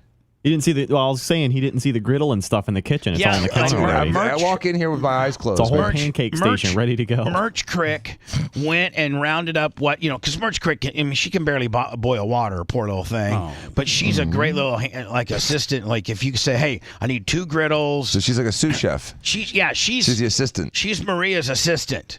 So Merch Crick and Maria. And it's going to be interesting because I think we've all acquired a pretty good taste for the Metro Diner pancakes. Oh, yum. We've had enough of them that we know whether theirs are as good as not. Mm-hmm. But if for some reason these didn't stack up, you would not tell the truth. No, yes, I would. No. Yes, and I would. I wouldn't. I would. Maria Guatemala is so cool that I could be like, Maria, you know what? They're pretty damn good. They're close, but they're not just. They're close, but they're not there. No, and they're cooking them topless. Dan, no, why not? Dan might have something there because remember they had like the bikini barista thing. Yes. Dan, I don't need to. The Z Morning Zoo on Z100. Seth was co-signing. You know that we can't do that. She's married. I don't want Merch Crick's jugs out for everybody to look at. Okay. I'm trying to treat Merch Crick differently than I did my other bitches. It's the Bubba the Love Sponge Show. We were drunker than Nick Hogan's wife when we put this thing together. BubbaArmyHQ.com. The Bubba the Love Sponge Show will be right back.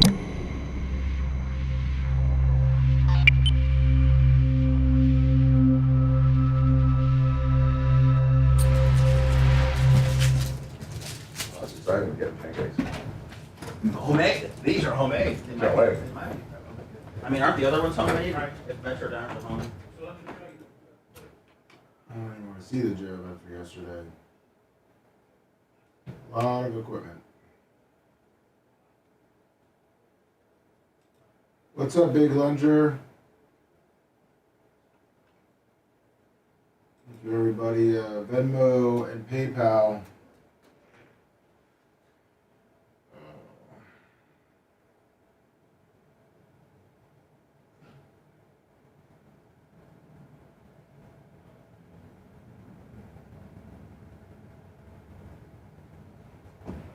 What's up, Ellen Close? Hall of Famer. Not really wrestling Andrew Buckham. I'm managing. Maybe there'll be a couple high spots on Saturday.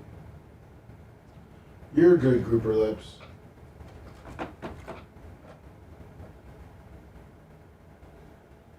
I'm more excited I get to go to Pig Jigs. I'm more excited I get to go to Pig Jig. I had Dirk Bentley there in October. What's up, Nick the Gun Guy? Here, Rumble was broken. Yeah, we should. If you send it on the 8th, Mr. M, I don't know. I'm looking at T-Shirt Will, who lives, Citrus County area. On his repack box, he sent me the tracking. It's in Chicago, which makes no fucking sense. Confirmed on the 26th. It's on its way May 9th, and it's out for delivery. Well, it's not out for delivery. It's on its way in Chicago, and in address is Citrus County. So, yeah, I'm in charge either ways. So I'm gonna go buy out the repack now that I can talk about it without interrupted. Repack, man. We got a lot of good cards, a lot of memorabilia, a lot of little autographs that you just can't really just go out find. They're rare. Little statues you could put in. I think another one we have is like a Cal Ripken and his brother autograph of the book. A lot of cool cards. Jerry Rice, Roddy Lott, Joe Montana.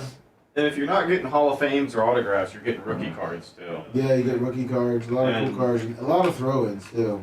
Yeah, and that's the thing too. Is that a lot, Mike Thurman. We want to sell as many as possible. We got a lot of shit here. Absolutely. Yeah, of course, Grouper Lips. Yeah, we got a whole lot of shit down here. Come on down, take a look, pick what you like. Everything must go. Liquidation sale today. Hey, Brett. Yeah. Is she out there? I know. Oh. Marsh Creek is, but yeah. not Maria. Syrup? Yeah. Authentic. Yeah. No, I didn't. Big Country. Where was it at? Is that syrup okay? It's been up there since my first stint. No, we just got that, son. Okay, all right, I'm just making sure, man. I don't want to die because of syrup poisoning. Down. I'm not going to break the seal on it. I was going to smell it, but... What's up, Lunger? Sitting here waiting for you, Grouper Lips. Finally made it right.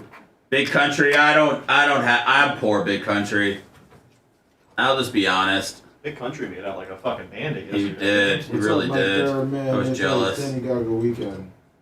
Get in, Mike Thurman. What's up, Mitch? What's up, dude? I should get some tanning goggles and wear them during 199s. How great would that be? Okay, all right. Nobody wants to make the investment. You should. I think that's a great idea. Go Avalanche. What's up, Ellen? You should wear them for your gun shooting glasses. I mean, come on, man. That'd be funny. Tanning goggles on the air? Yeah, just wear them everywhere. Well, if you're not be able to work out since everything's getting moved and stuff like that, you're still working out. I can't work out. I have been working out a little bit, but it's a little impeded. Right. I'm gonna get it. Yeah, Scott Marshall, it was. I'm gonna get it perfect. Enjoy it. Thank you. Good point. Unless the tanning goggles are prescription, I won't be able to see anything. Can they make those prescriptions? What? Tanning goggles? I'm sure they can. What's up, Nate Bowler? Revo makes prescription The sunglasses. Panthers have been a long time coming, Revo man. makes prescription sunglasses. Long time coming. Send them the tanning goggles. What's up, Mr. Mark Beach?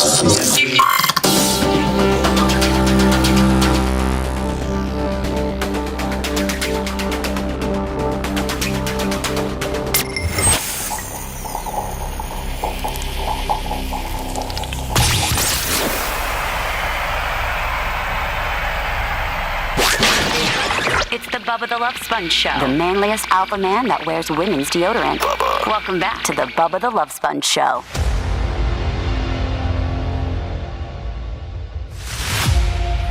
Well, I mean, I can go with that because it's like kind of industrial. Mike Thurman, 99 super chat, tanning goggle, $199.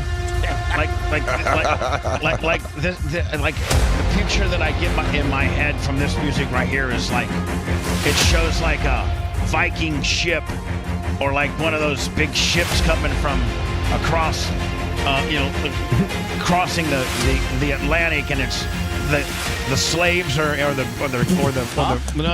what? Jesus, Bubba. The rowing, the Greek slaves yes, you talked about. yes, the Muslim slaves, the Persian slaves. The Greek slaves are down in the pit, and they're rowing and getting whipped. And the great slave. My slaves are the greatest. This music reminds me of seeing one of those boats coming at me, and you see all the oars that are simultaneously completely in sync with each other because they got some badass dude with the whip down to the bottom, whipping the hell out of these dudes, and they don't even give you any water. If you just fall out, and they just kick you over and put a new dude in there. Right. You gonna be beating the drums? Yeah. And the KKK listens to this before they go out and light crosses, Bubba, too. So you're pretty right on. Thank you. Jeez. Appreciate it. Or Hamas. I was just thinking about like Jurassic Park. Man, I got to tell you, I'm gonna get into it. It's something I got to talk about probably after I get through the Clem Jim talk. But that is, I watched the Tom Brady Netflix special in its entirety yesterday, and I have just a lot of things to say.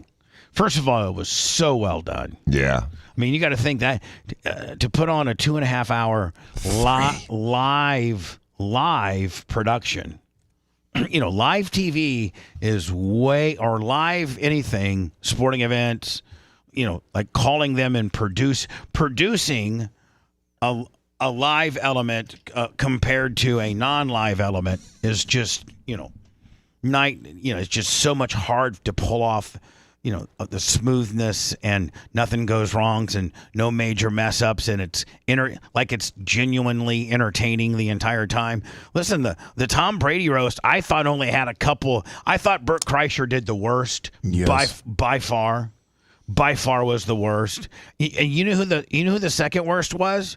Ben, I don't know how much plastic surgery I've had. Affleck, how much plastic surgery has he had? I didn't even know he was on the roast. I didn't hear anything about him. He was kind of like that secret guy. Anyway, we'll go through the Brady roast. I watched it. Lummy, you watched it. Yes. Rhett, you've seen most of it.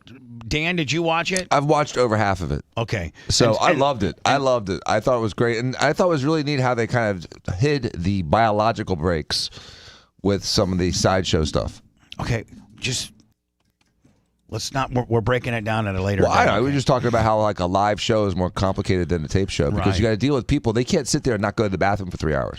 Well, I will tell you this: is that if I watched it yesterday, which means I watched it 3-4 days after it aired live on Sunday. Correct? Mm-hmm. Right. Yes. So if you look in the very corner of it, it says. Edited from previous live event, and I heard that they left what I saw yesterday. They left the Tom Brady walking up to Jeff Ross and telling him to knock off, stop the Robert Kraft stuff. They left that in, but what they took out, I've been reading now. What they took out is all the boos that Kim Kardashian got, which I thought were unjust, and she definitely regained the audience with her jokes. Yeah, but I think the audience resents her because, why has Kim Kardashian became so famous? Because AJ blasted her on camera. Yeah, that's what I'm saying. She's got a really rich and successful family too, but and she's smart. Helped. But she wasn't rich and successful until her dad was part of OJ's dream team. So it's OJ's fault. And she had a sex tape. Well, I've been on trial, and I had a dream team, and I got a sex tape, and I'm not famous like Kim Kardashian.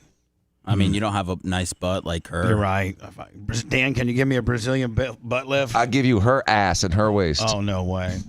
You walk around like that? Can you imagine walking around like a 20-inch waist and a giant ass? I would look stupid. Like she does. Yeah, I mean... Well, those things you mentioned, the sex tape and her dad, getting OJ off, I mean, those were, 20 years ago. Why are people still mad? Because she has established herself as being justified in the position she's in because she continues to look good. She continues to sell all the products that she promotes. She's becoming a lawyer. Well, she has solidified herself into pop culture from 2000 to present. I think it's also just incredibly annoying to the average person knowing what they know about her. you know, she kind of takes time to use her platform to tell people, younger women, like, you need to work. You need to go out there and work for everything that you have. Like, she takes that approach, and she's the last person Wrong. in the industry. Wrong. She works her ass off. And for anyone to say that she doesn't work her ass off is being disingenuous, dude. She got a break, and she worked her ass off. That book, 10,000 Hours, Outliers, with Malcolm Gladwell, there's 3 combinations: talent, luck, and then bust your ass. And she did it. She busted her ass. I respect her for that. You done with the finger? God, man, did you spring your finger on that deal? Everyone says, like, I'm anti-girl and I hate her because I think she's not as hot as everyone says she is. She works her ass off. Did you feel as if that was someone engaging to you? I mean, I feel like maybe there's a little bit of emotional investment in there. I think he's probably caught up on his Kardashians by now. Yeah, I don't watch it. I don't care about them. Dan, what I'm saying is like quit yelling at Red about it. I love the Kardashian passion. Hold on, so you're gonna stick up for Kim Kardashian, but not J-Lo? Yeah, who? J-Lo's worked her ass off too. Yeah, J-Lo works hard. J-Lo worked. J-Lo plays 200 shows a year and still looks like a hog. She does look like she's gross to me. I hate J-Lo, but she works her ass off. I respect her for her work. She's not lazy. Your J-Lo talk's gonna get you in trouble again. You might as well just shut up. I respect people that work hard. That's all. And I think yes, Kim Kardashian got a break, and she was born into a good family. But since that break, she has capitalized on it, and she works her ass off, and I respect that. All right, thanks. Perfect. We're supposed How much do you think? Never mind. No, go ahead. I was just gonna say, how much do you think that's the committee of people around her? Do you think she's really been busting her ass for the last 15, 20 straight years she's been in the spotlight? Yeah. No. I think she's got a couple. No, handlers. I think she's got it. I think stuff is sweet for her. I think she's got it made. She's doing everything she wants to do, and she has time to do it. She has the resources to do it. But I refuse to believe that she had to work hard to get there. Let's just all be honest. Maybe the lawyer stuff I totally get, because I couldn't do that. I could never do that. Let's just be intellectually honest. We're all just a bunch of, I mean, we would switch positions with Kim Kardashian in a minute. Of course. Being, worth as much as she is worth, and having slept with that many cool, hot black chicks. Right? She sleeps with black chicks? No, she sleeps with, Yeah, she just got done banging Odell. Her MO is sleeping with African American athletes. Like I think there were some rumors about her and Tom Brady for 5 minutes, but right, and then I think there were some rumors about her and Pete Davidson, or I guess so she has gone, to white a little bit, but for the most part, in fact, part of the highlights for the Tom Brady roast was how many people have ran up in them guts. That was part of the joke. So anyway, the Tom Brady, I would highly suggest the Tom Brady Netflix roast. I'm going to go through it here in a little bit. But as we were talking earlier about the Clem Gym is now been relocated to here, the studio. That's where the Clem Gym is. And it's been like a 2-year process of buying and selling. I've been like horse trading all this equipment and trying to get backup equipment just in case I don't get the original Clem Gym equipment. Because here's the timeline of the original Clem Gym. And so, I never talked about this, but now you kind of broke it down yesterday for not us. I mean, people that were helping. But in between 2005. And 2000, I'm sorry, between almost all of 04, all of 05, and all of 05, I didn't have, I got fired in March of 05, and I didn't start working with Howard, and I'm sorry, I got fired in 04. I got fired in 2004. In March of 2004. And so all of 04 and all of 05, I didn't have a job. Like, I didn't have, now, iHeart was still, or Clear Channel was still paying me, and I was paying, two of my guys. I was paying Brent, and I was paying Manson. I paid Brent $4,500 a month, and Manson $10,000 a month to not work for a year and a half. He was really grateful for that, wasn't he? It really makes me scratch my head. Manson, like his whatever show I don't know what shows he does. I have no idea. I really don't. I don't think that he's lighting it on fire right now with volume. I think that we are. I think we've been able to go. I think Manson leaving Anna leaving. Who else is left? And Janessa leaving. Bye, boy. Blitz. Blitz leaving. It shows you that I will eventually cobble together a pretty damn good on-air team. And I'm Tom Brady, and you guys are my players. It's crazy how many people have mentioned that they could tell the energy and the flow of the show is different. Right. And so, the Clem Gym has a lot to do with the show history. So in 2004 and 2005, I paid those guys that amount of money. Well, because I was making a lot of money. I'm just going to be honest with you. Don't get mad at me. iHeart was sending me $65,000 a month. They were. It's awesome not to work. You're like one of those coaches that gets bought out. Yeah, and I was like, man, I got $1 million a year not doing. I'm like, man, I got all this money. I should have probably been. You know what? I should have been a prick and called up Manson and said, listen, you know what? If you can go out and get a job, get one. But if I get a deal with SiriusXM, I'll call you. And I guarantee I'll pay you 3 or 4 times more than what they're paying you. And so Seth at that point he would have jumped, right? I didn't have to keep paying him because the money. His first contract with me on Sirius was $600,000. Oh yeah, we've talked about it. No, I'm sorry, $450. His first year was $450. Then when we got the other stations, it went up to $8. So what's he going to be? In 2004 and 2005, while I'm getting $65,000, a month, I'm doling out 15 of it. You know what I'm saying? Geez, yeah. And getting taxed on all of it. So, it was just, I was just being stupid and nice. Everybody talks so much crap about me, all these former employees and how I'm just impossible to deal with. And I'm just the biggest prick ever and all these things. Bitch, I paid you $10,000 a month for a year and a half. I should have told you to go out and try to find a radio job. If you do get one, it's going to be $40,000-$50,000 best to be a co-host on a morning show and their bit writer. So go ahead and do your own thing. He did. Remember when he was sniffing around Calta? Yeah, but after. It was a long time after, but no, that was after he left me for good. Yeah. I'm talking about when we got fired in 04. Oh, I'm sorry. Yeah. When we got fired in 04, instead of me calling up and saying, "Hey Manson, I don't want you working for anybody else. I'm gonna get, how much are your monthly bills?" And he was like, He jacked me up for $10,000. So I gave him 10. Called Brent. Figured, well, if I'm giving Manson 10, Brent doesn't have kids and stuff. He's 5. So I gave Brent 5. Do you know how much more money I would have had I been able to keep the 65 and then just gone and got Brent and Manson when I got my job? If Manson's let's say Manson gets a job, he's making $60,000 a year. That's probably what it would have been paid back then, being a parody deal on a whatever show replaced me. And I call Manson up and say, Manson, I just signed a SiriusXM deal, and how much that guy paying you? $50,000. I'll pay you $400,000. How fast do you sign up? Yeah, Seth, I know you love me more than anything in the world, but if a guy offered you $225,000 to be his co-host tomorrow morning, I'm going to get a "Hey Sponjo" text. I'm leaving you and my family behind. Starting a new life. Right.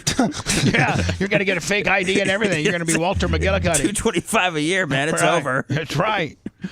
And so, Lummy, I was making all this money. I wasn't being smart about it at all. And I at that point, I'm working out with Hogan, every day, driving 45 minutes to his place. So I'm like, you know what?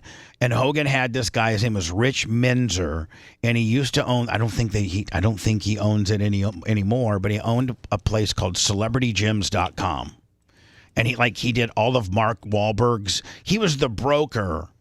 And you would tell him what you wanted, and then he would go to Flex or Strive or Nautilus or Nautilus Nitro or Cybex or Lifestyle or Life Fitness, or like all the various manufacturers, Hammer Strength.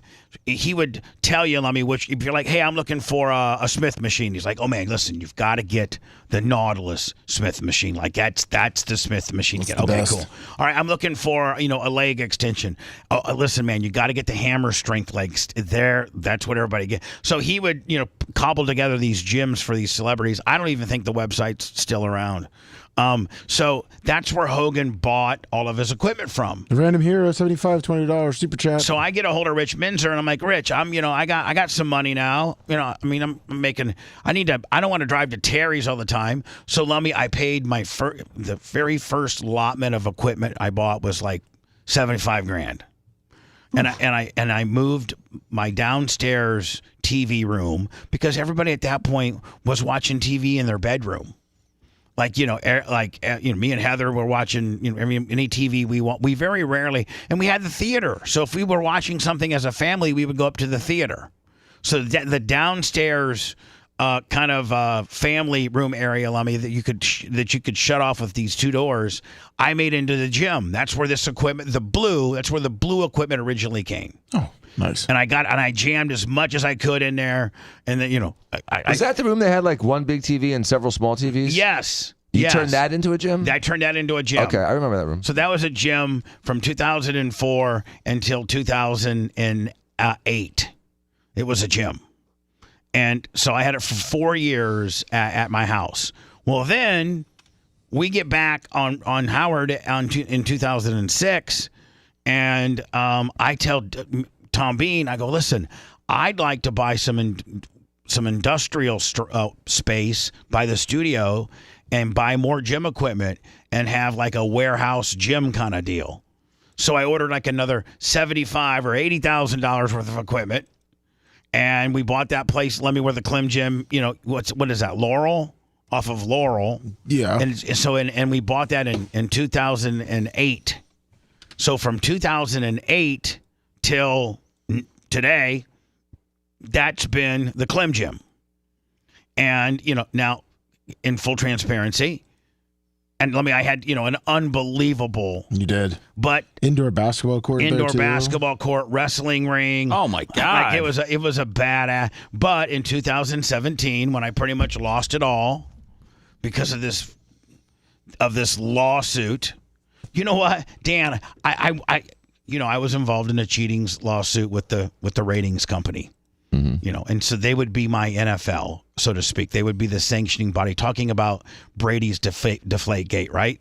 During Brady's roast, one of his high spots were the NFL spent $20 million investigating whether I, deflate gate. He goes, man, and he said, give me the effing $20 million and I'll admit to it. So I almost feel like saying, hey, sanctioning body that did the ratings, you spent X amount of dollars, saying that I manipulated the ratings. Man, just give me the $4 million that you invested in this lawsuit. Say that I don't lose my job and you don't blackball me, and I'll just tell you I did it. I did it. Instead of having some secret settlement and then the industry doesn't really know what happened, it's just whatever. So the Clem Gym, Lummy, over there has been awesome. Yes, it has. I eventually sold. I took the basketball goals down because Tom needed more space for his domino storage, and took the wrestling ring down and sold that. And then in 2017, I hit super hard times. I lost my house. I was getting ready to lose this building. That's when this lawsuit finally settled, and I had been blackballed from the entire industry. And we had just made the digital transformation over to Twitch. We were only on Twitch. We had a Facebook page, but it had we're at 7,500 subscribers. Less than not many. Yeah, not enough to make any money. We had no way to. We had no podcast. We had no way to digitally monetize our show. We didn't even have a way to show it. So Tom Bean invested $25,000 to all the cameras and wiring and switchers and just all the stuff that we needed to be on Twitch. And Lummy, I at that point I had to go to Tom Bean and say, hey, I can't pay I think the monthly rent payment for the Clem Gym, my portion was like $1,200 or $1,400, something like that. That's what my portion of the Clem Gym was, because it's a big industrial. I mean, it's a big warehouse space. Yes, it is. It really is. Yeah. And you said this before, but the gym is so important to you because you said it's like your last thing of wealth that you're holding on to. Yes. So, it's the last. It's a luxury. It's a luxury to have a gym like that. Hold on. The Clem Gym and the equipment, the blue equipment. The blue Nautilus Nitro equipment. The good stuff, not the stuff you bought from old high schools. It's the last real thing that I have from the good old days when I was super rich. And I love having a gym that's listen, I'm not in super skinny and super in shape, but I do like to lift weights, and I do think that helps keep me young. It helps keep me, It 100%. It helps keep me. I'd even be more of an obnoxiously looking fat ass if I didn't, go to the gym. At least my fat's I got strong fat. You got strong fat, and you have a good brain because it also is a mental release for you. So yeah. So here's what happens. 2017, I go to Tom. I'm like, Tom, I got to sell my portion of the gym. Like I can't afford it, and so Tom. And one of his partners, in his pizza business says, I'll buy Bubba's, half. So that guy buys my half. But with the caveat that I can still call it the Clem Gym. I can still refer to it on the air. I can still act like I own it because it's a little bit showbiz, right? I mean, it looks good. And I have full access to it, and I can create content in there. So, basically, I had the best of both worlds. I wasn't having to pay for it, but I was able to have, I still had my locker there. I went over there every day. I had a key. I had multiple keys. But at the end of the day, it always was in my head that I lost the Clem Gym. Like I lost it. And when I sold it, my half to that guy, he basically just took over my payments and, paid me like literally. I sold it for like 25 cents on the dollar as to what the equipment's worth. And so then this guy, I'm not going to mention his name, him and Tom have a falling out business-wise. And they had, some properties together. And one of the things that they owned together was the Clem Gym. And so as they were, horse trading their properties, okay, you're going to get that property. I'm going to get this property. I'm going to have to give you that much money for this property because it's worth that. And that's what this is worth this. The other guy, not Tom, ended up getting the Clem Gym. And this was about 2 years ago. So I go to that dude, and he's a great dude. I've known him. I'm like, hey, can I still have use of the Clem Gym? He's like, yeah. And then I tell him, hey, if you ever would want to sell the Clem Gym, because at that point there was literally me and like this dude's friend, and there was like 4 people working out at this gym. Oh, that's nice. So the guy comes to me and said, I just want to let you know that probably in about a year and a half, I'm going to do something different with this space. And I don't know what I'm going to do with the gym equipment. I said, well, listen, I told him, listen, can I have first, right of refusal to the equipment? And he's like, sure. So, let me good deal. So December, he gets a hold of me and says, hey, you might want to start, because, at that point, Lummy, I needed to do a demo here to clear out the bottom because we had offices and green rooms and bathrooms and Manson's office and Carl Harris's office. The gym equipment would not fit in all the compartments. It was not open. In order to have a gym, you have to have it wide open, no walls, or at least amount of walls as you can. Right. So I configured. I came over here. I did all this I figured up the Manson and Carl Harris office space, how much that equaled to, and I figured out, okay, if I take out this bathroom stub off this bathroom, how much square footage is, okay, now I take down this wall and take down that wall. Okay, now I consolidate the green room. And the green room had pretty much been consolidated down to where we have it now. let's make this door jamb bigger and what have you. And I had a certain amount of demo that all the boys helped with. Yes, they did. In order to be able to take. So at that point, though, Dan, the guy's getting a little squirrely, and I'm like, I need to start buying some equipment through some auctions and things because I may not end up with this equipment. So I'm kind of freaking out a little bit. So Booker High School had like an auction. I bought some pieces from there. And then the North Fort Myers Fire Department had an auction of their equipment, and their stuff was meticulously maintained.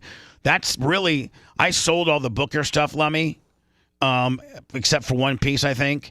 But the Cybex North Florida machines, those were also well maintained that I kept every one of those. They're in perfect shape. So the guy calls me, the Clem Gym owner calls me and says, hey, here's a price for you to have it all. And I mean, it was just an unbelievable price. Like he practically gave it to me. He practically gave it to me. A few $1,000. I mean, probably $25,000 or $30,000 worth of equipment. Wow. And he gave me for a couple $1,000. Wow. And so yesterday was our first move. Lummy, I've been selling the Booker High School stuff. You know, I've been on market. There's Merch Crick has met people here over at 3 p.m, and they loaded stuff up. First of all, we had the Clem Gym set up one way, Lummy, and then all of a sudden the Clem Gym equipment became available when I thought it never would.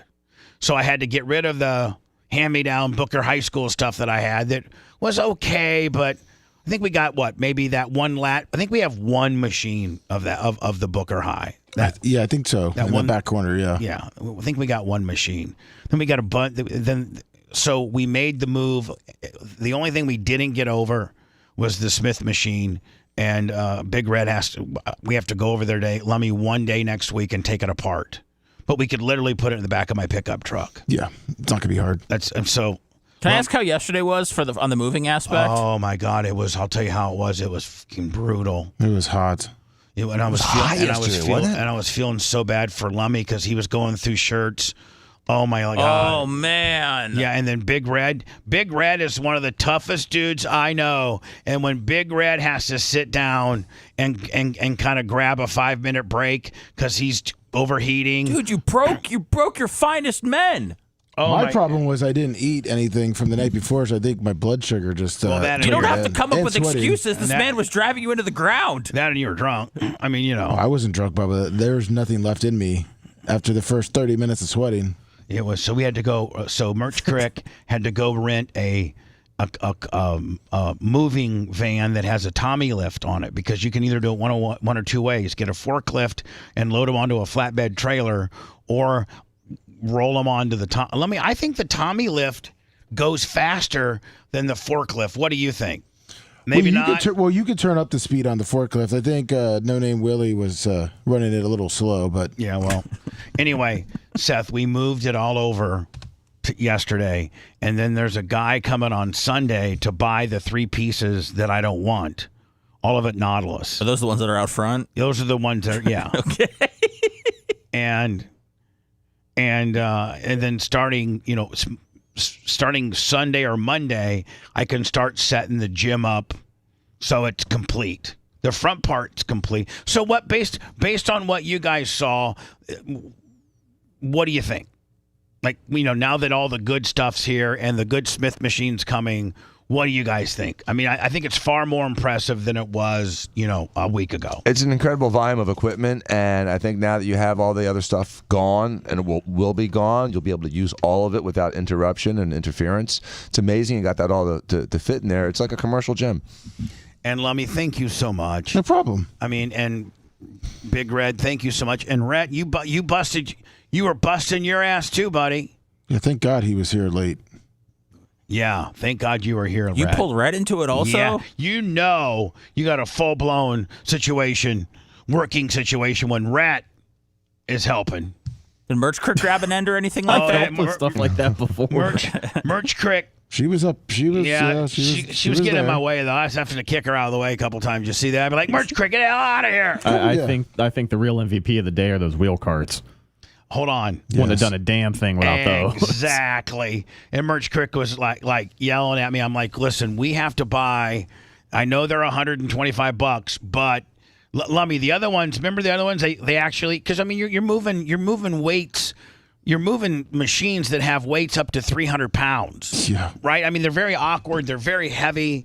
And we had these one little roller deals, but they bent. Remember, Lummy? They sure did. So I went and Googled like the most industrial strength, badass like bolted on, caster wheels made with indestructible, fiberglass and aluminum. But Lummy, those were the best. Without those, we would have been screwed. Oh my God. So anyway, thank you. I'm kind of sore today from it. Lummy, I was kind of yesterday before I went to bed, I was kind of stoved up. I was kind of walking around a little bit like, kind of hunched over at the waist. I was stoved. Yeah. Are you sore? Oh, yeah, my back's a little sore. Rat? Yeah, I'm a little sore too. Yeah, that was a tough ass move. Can people see pictures of the gym? When I get it done. When I get it done.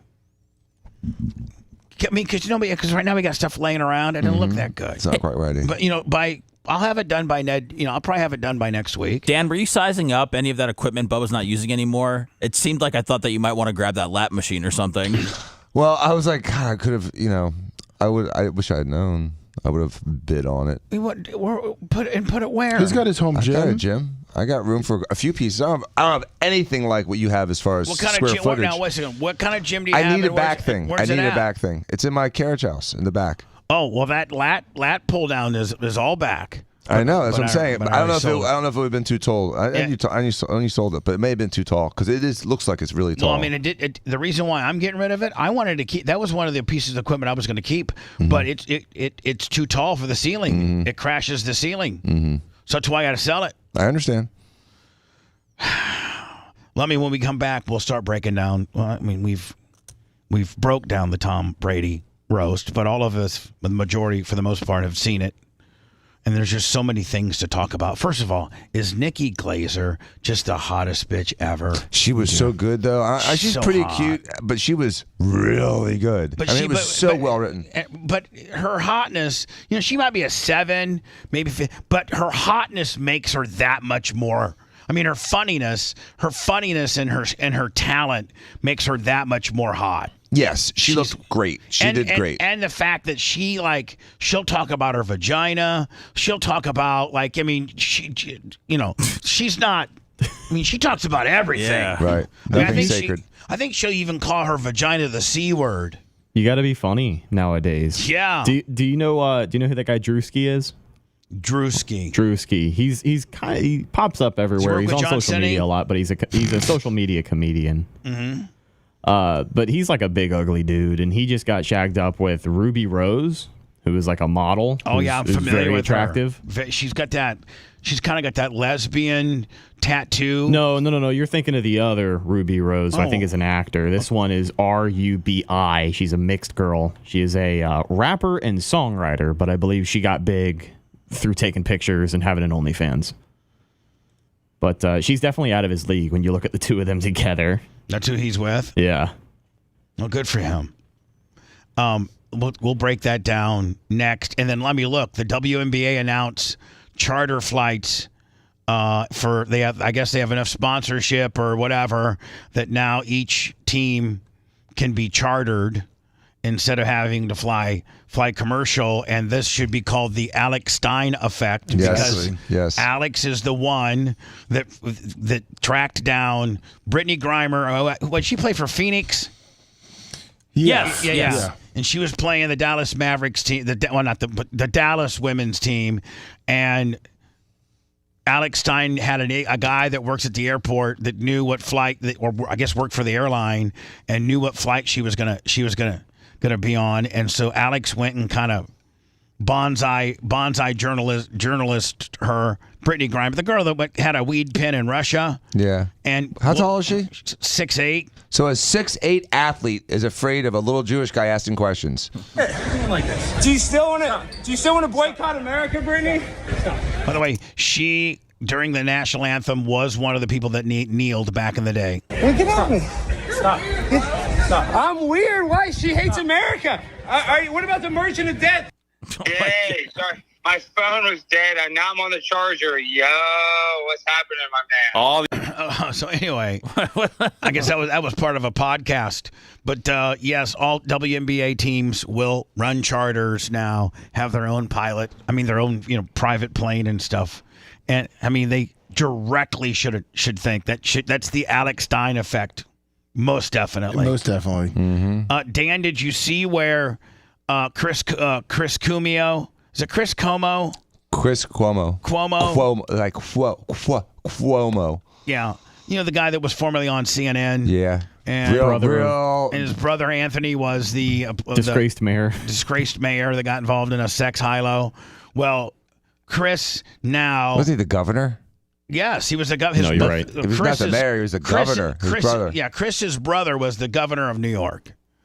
You got to think. I mean, that's a very powerful position. Yes. You are the mayor of the state that's the most populous, and your state happens to have, as a city, New York City, arguably one of the top 5 cities in the world when it comes to industry. Yes. And fashion. Yes. And even though it's an absolute. And then their dad was governor. Oh, he was? Originally, yes, like 20 years ago, their dad was governor, and then one son becomes governor, and the other son becomes just like a talking head with an agenda. All right. Anyway, it's all about the ivermectin. Ivermectin. I think I said it right. You did. Dan was on the very, very, very earliest stages of treating COVID with ivermectin. And to the point where Dan would talk about his special concoction. It changed over the course of COVID. Sometimes there was a Z-Pack. Sometimes there was deoxycycline. Always tons of vitamin D and iron. But fundamentally, your treatment for COVID fundamentally. The main thing you needed a person to get was ivermectin. At the very beginning was hydroxychloroquine, and then eventually it evolved to ivermectin, which seemed to be even better. So, thank you, Lummy. We'll get into Chris. I guess Chris Comio or what? Cumio, whatever the hell his name. Oh boy, this is gonna be tough to get through. Chris Fredo.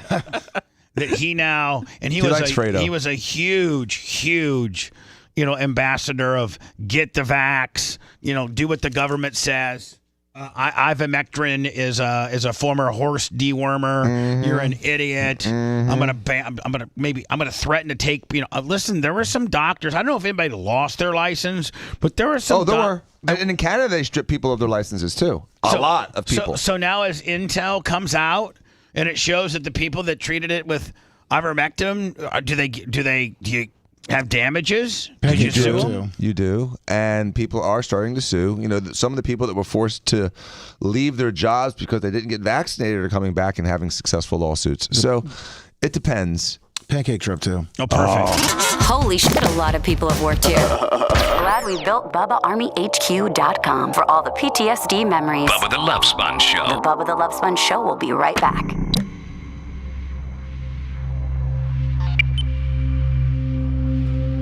Erica, you gotta hurry. I got literally. Appreciate it. Thank you so much. I appreciate it, Ray. Fucking awesome. Hello. Real small. All right, let's see. Moment of truth. Oh, thank you. Oh my God, I didn't even know. Oh my God. You gotta share the syrup with him. I'll share it. Oh wow, they passed the smell test. Has anybody? Lummy, first one to have them. Here. Delicious. For you, Seth. Thank you. You're welcome. Best ever. Here I would see if they're as good as Metro Diner or not. Hold on. There's a Metro Diner. Mm-hmm. This is good. Unreal. Seth, did you try them? Not yet. I've been too busy filming you guys. All right, okay, now put the. Oh, really? All right, bye. Dude, these don't even need syrup. Mm. Oh my God. Delicious.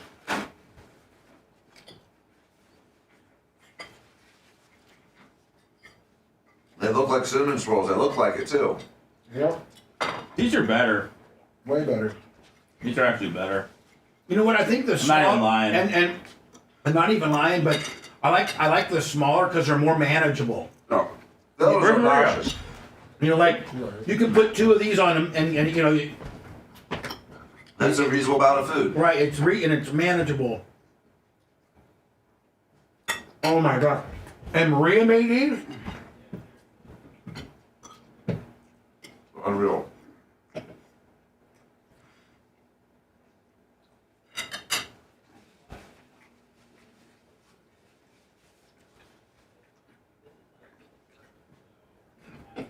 Tell Mummy that we want to get Maria on mic 4 so she can tell us how she did it. Right? Because these are made from scratch. She didn't buy these. Bitch. You know what I'm saying? Like These are made with love. She made with she did pancake mix and. That's all right.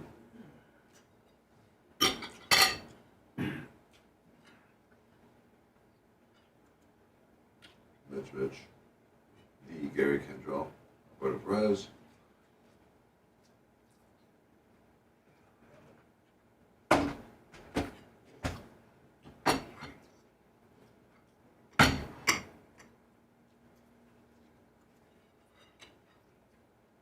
Beach Hill. Alex Brown.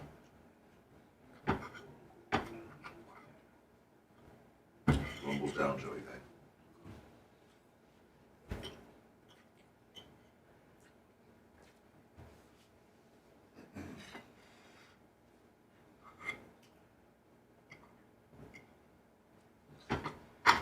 You still working on them, Bubba? Yeah. I'm still trying to inhale these, so I don't know if we get down in 2 minutes. I like the pecans. Are you done with the surgery? No, does Maria want to go on? Yes. Can we put her on mic? Can we put her on mic 4? Okay, I'll have her. Okay.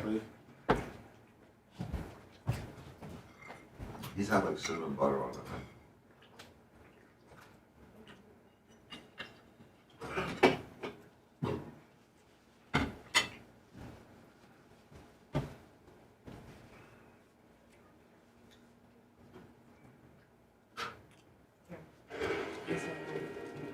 Right now, redirect is about to start. Just after former President Trump's attorney grilled Stormy Daniels in day 2 of cross-examination. Trump's lawyer and Daniels have been sparring over Daniels' relationship with the former president and why, if she wanted to, quote, get her story out, he instead. Hello, everyone. This is Outnumbered. I'm Emily Campagno here with my co-host, Harris Faulkner. And also joining us today, Cheryl Cassoni, host of American Dream Home, How Redirect.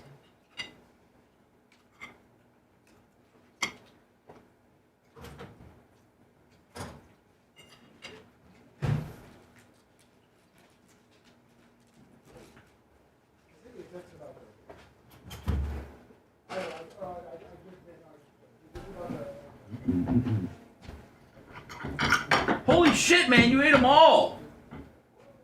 Well, wow. What do you expect? Wow. That's impressive. I know, baby. You're carved up, man. I'm going to host the show.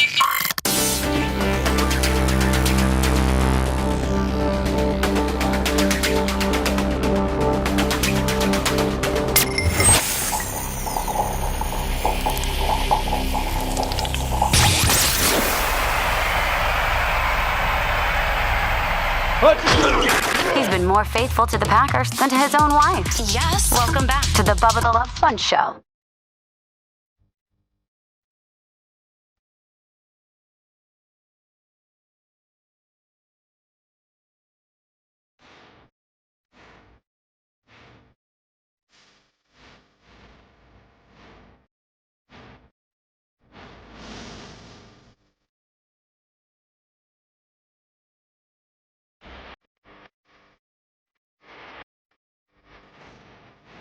Man, I smashed the hell out of those things, did I not? Yeah. Oh my God. They were good. Oh my God. Unreal.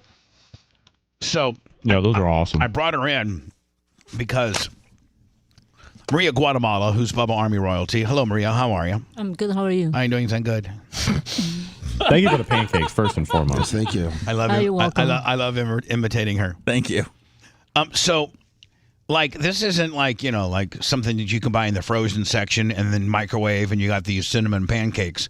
Did you first, when you heard us talk about Metro Diner, did you, Google the Metro Diner recipe or you just knew how to do it? I knew how to do it, and I also got the Metro Diner pancakes to try them first. Oh, so you ordered them? Yes. So that you had a reference point? Yes. Because they even looked like it. I mean, it was very authentic and even better. No, but are they just like the standard cinnamon swirl pancakes that any good baker like you would know how to make, or do you specifically look for a recipe? Well,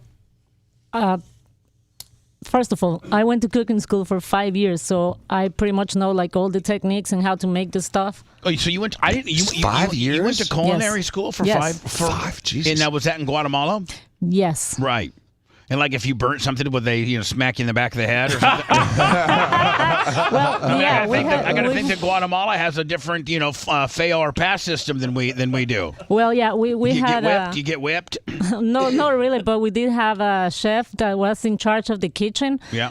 And if you mess up over the day, at the end of the day, he will pull a group of 4 or 5 people that he saw that were messing up, and he will pick one and give them the dog award. Give them the what? Dog award. Dog award. Duck. Duck award. Yes. Have you seen how they walk and they just leave droppings everywhere? Oh, okay. So that was his award. Mike Thurman, 1999, Guatemalan flapjacks and the pancakes. My God. Public shame was the way he dressed it. So, but what I'm saying is your pancakes that you made are and we were most worried, Dan, that there'd be there's no way she's going to be able to emulate that, and we're going to like them better than Metro. We just hope that they're good enough for us to put over, even if we have to kayfabe it a little bit. Right. No kayfabe in here. But, oh my God. First of all, I like the size better. I like the smaller ones that you made. They seem far more manageable. The other ones I think are too big. Yes, they're big, pretty big. And then secondly, I like the added, the pecans.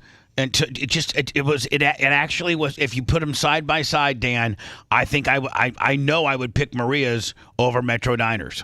Thank you. Just because you're imagining a big, fat, hairy, sweaty guy that's making your pancakes at Metro, no. and Maria made these. So Maria, how do you? It's way better visual.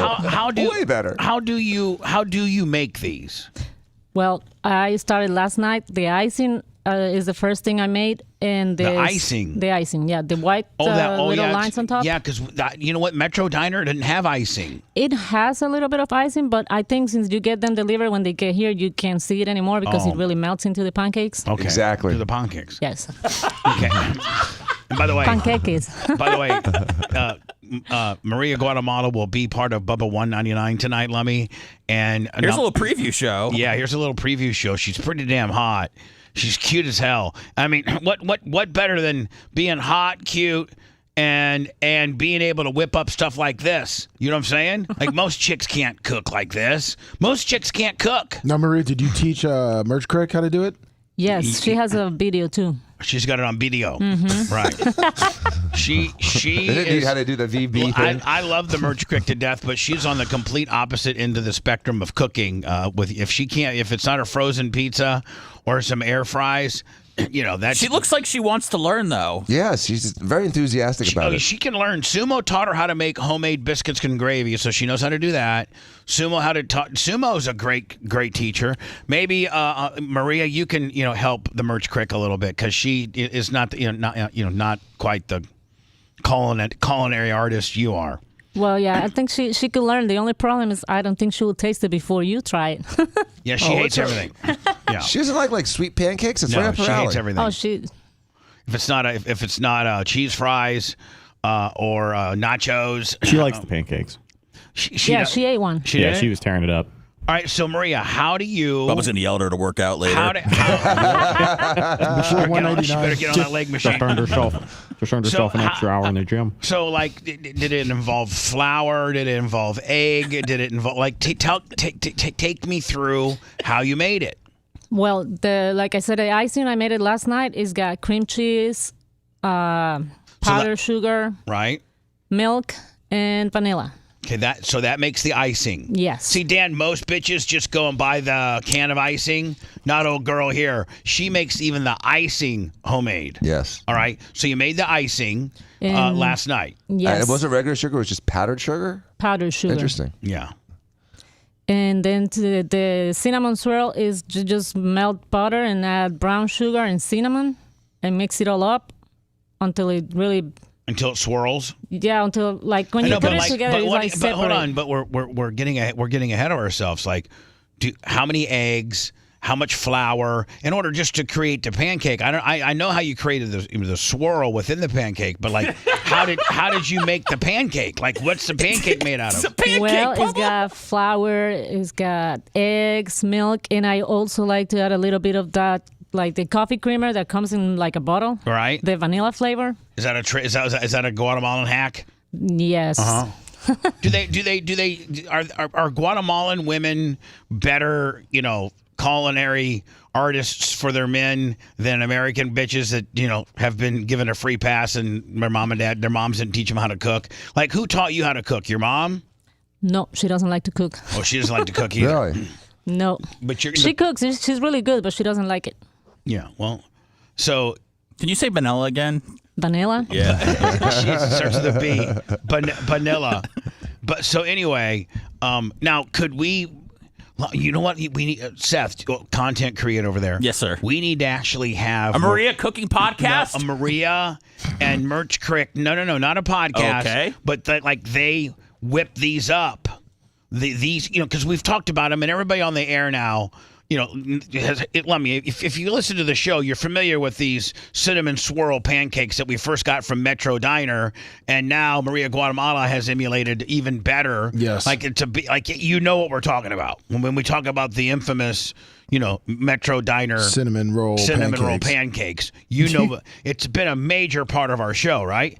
So Maria Guatemala, could I get you to could one of these days you come over and while you're making them, we tape you and make it they did today? Oh, did you guys tape them today? Yeah. Yes, we did. It was like a 35-minute video. Did you guys have like a little powdered sugar and flour fight in the kitchen? That would have been fun. I think Dan projects. Like Dan's a predator. He wakes up with a bone. He says after his nap. Pancakes make him horny.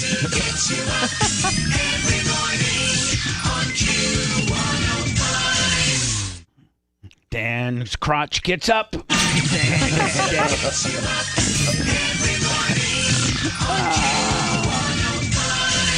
So, anybody else get morning wood after a nap? Nap wood. So, Maria, flour. So, did it show you in the video that we shot today, mixing the flour and the eggs and all that, or did you have that done? Did you do that somewhere else? Well, we kind of mix it here, but to be honest with you, I don't use a recipe for that. I just do it by eye. That's awesome. Okay. Little this, little that, and boom, do we have all that on video? Yes. Okay, perfect. Maria, I got to tell you, I'm blown away. Thank you. I'm blown away by how. Dan just saved $200. Are you a Hall of? I don't think you're a Hall of Famer, are you? Nope. You might want to write that down. Well, put her busts on the bust. Yeah, I don't know if for we just pancakes? Let's do a 3D image of her boobs and be far. What about No Name Willie? Does he get in too? No, hell no. Now, Dan, does he love pancakes? She did not. He doesn't like cinnamon. She did not get her boobs done through you, but you also are you admire good work, and I think she. Crick's great. Yes. Yeah. How long Thumbs ago? up. When did you get your boobs, Maria? 4.5 years ago. 4.5 years ago. Yeah. They're very nice. Are you gonna have them? Are you gonna have them undercarriaged tonight? I don't know yet. I love that under boob. Why do us guys find under boobs so sexy? Why? I really like the whole breast, Bubba. I could take either part of it, to be honest. I'm talking about what's acceptable in public. If you and I are going to... I like regular cleavage. Everything but the nipples acceptable. You could literally go out with like 2 circles, 2 postage stamps on your nipples and be accepted. Yeah. That stands fashion for you, yes. Bringing stamps back. Yeah. If you want 24/7 on-demand Bubba and the crew, go to BubbaArmyHQ.com. Right now. now. The Bubba the Love Sponge Show will be back after this.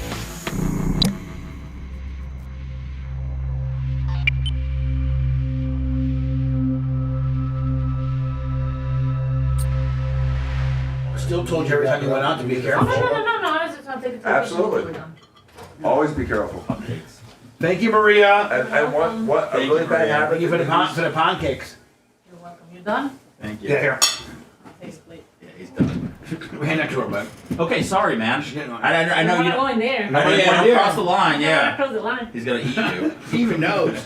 She even knows the rules. He's See you tonight. Thank you, Maria. Bye. Maria. See you tonight. Thank you. Appreciate this. Oh my God, those are so good. Yes, they are. God, can you believe? Hey, can you believe No Name Willie doesn't like cinnamon? I mean, come on. Like, who doesn't like cinnamon?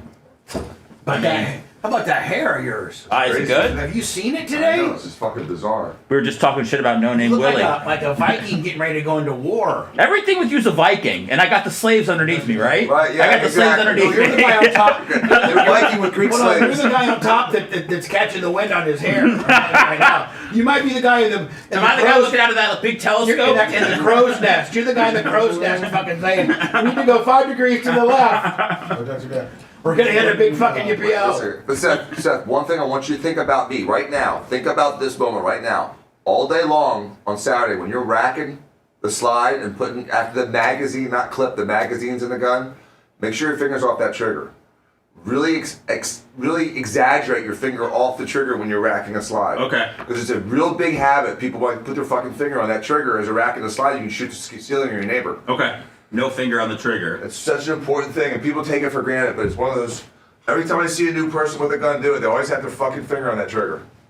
I tell you what, the way that you just told me, I'm never going to forget that. That's why I did it like that. Probably when I'm dying, I'm going to be like, don't put your finger on the trigger. And like my last words now. Fuck. Lummy, I printed something, a Big Gus Tractors. Yeah, I got that. I printed it earlier. Oh, you got it? You got it? Yeah. Okay, good. I'll go grab it. No, okay, yeah, okay. Yeah. Grab it. Yeah, 'cause I blew it up too. Okay. We'll call them some doxycycline. Apparently, if you get it in the first 72 hours, you won't get it. Oh, nice. We got a Lyme disease caper. Who does? Lummy texted me last night around 6 o'clock. Mitch got like attacked by ticks. What?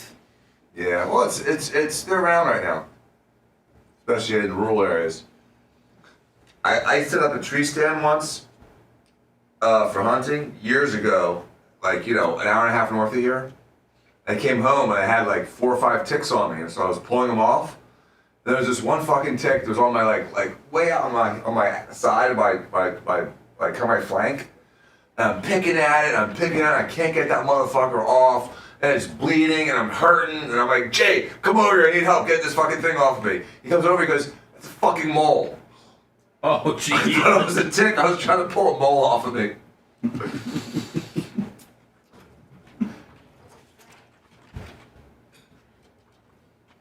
Ding ding. Here you go. Oh, okay, thank you. Did you eat all the pancakes, Lummy? Not yet. They were good. They were good. Unbelievable. You want my tummy to hurt, Seth? Scott Marshall, I have. Thank you. Delicious.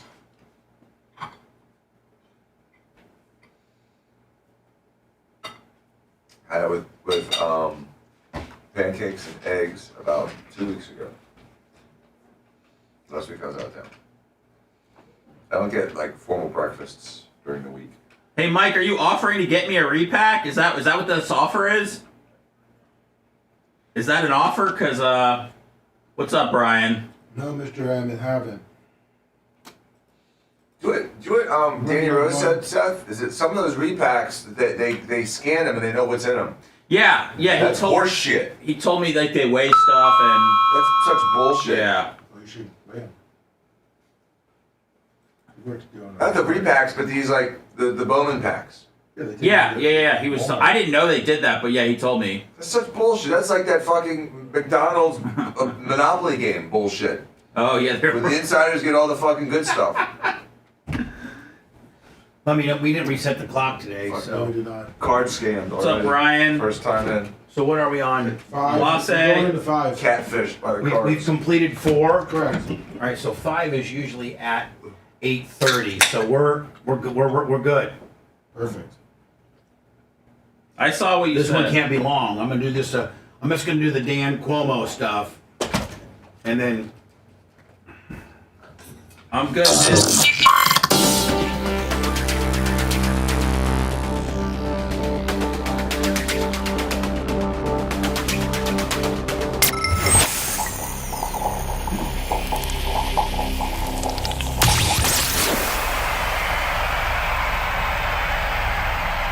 After the show, make sure to check out BubbaArmyHQ.com. It's all things Bubba 24/7. And now back to the BRN.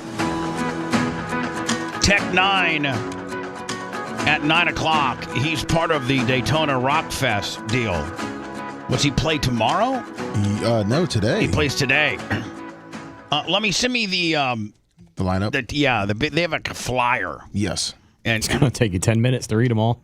No, I know. My There's God, so many bands. I can't. It's almost like a ripoff when we started 98 Rocks, livestock, and we had we'd have 14, 15 bands. We'd have was it 2 or 3 stages? 2 or 3 stages based on how big of a band, I sent you it. The livestock was cool until people were dying every single year, and then they had to cancel it finally. Well, you're right on that. I know. They did have to cancel it because people were dying from the heat or just drugs. Drugs. Yeah. Really? So Tech 9. Let me see. Today is Friday. So there's Jelly Roll. Yeah. Oh, Jelly Roll's headlining. Wow. Tech 9 on the bottom right there. Yeah. Tech 9. He's down here. Head PE's up there too. Or are they? I think they either played yesterday or they're playing today, but they're one of the white names. I'm taking a look at the site here. That's a great lineup, man. Disturbed, Queens of the Stone Age. Oh, look at this. There's a headliner every day for every type of person, basically.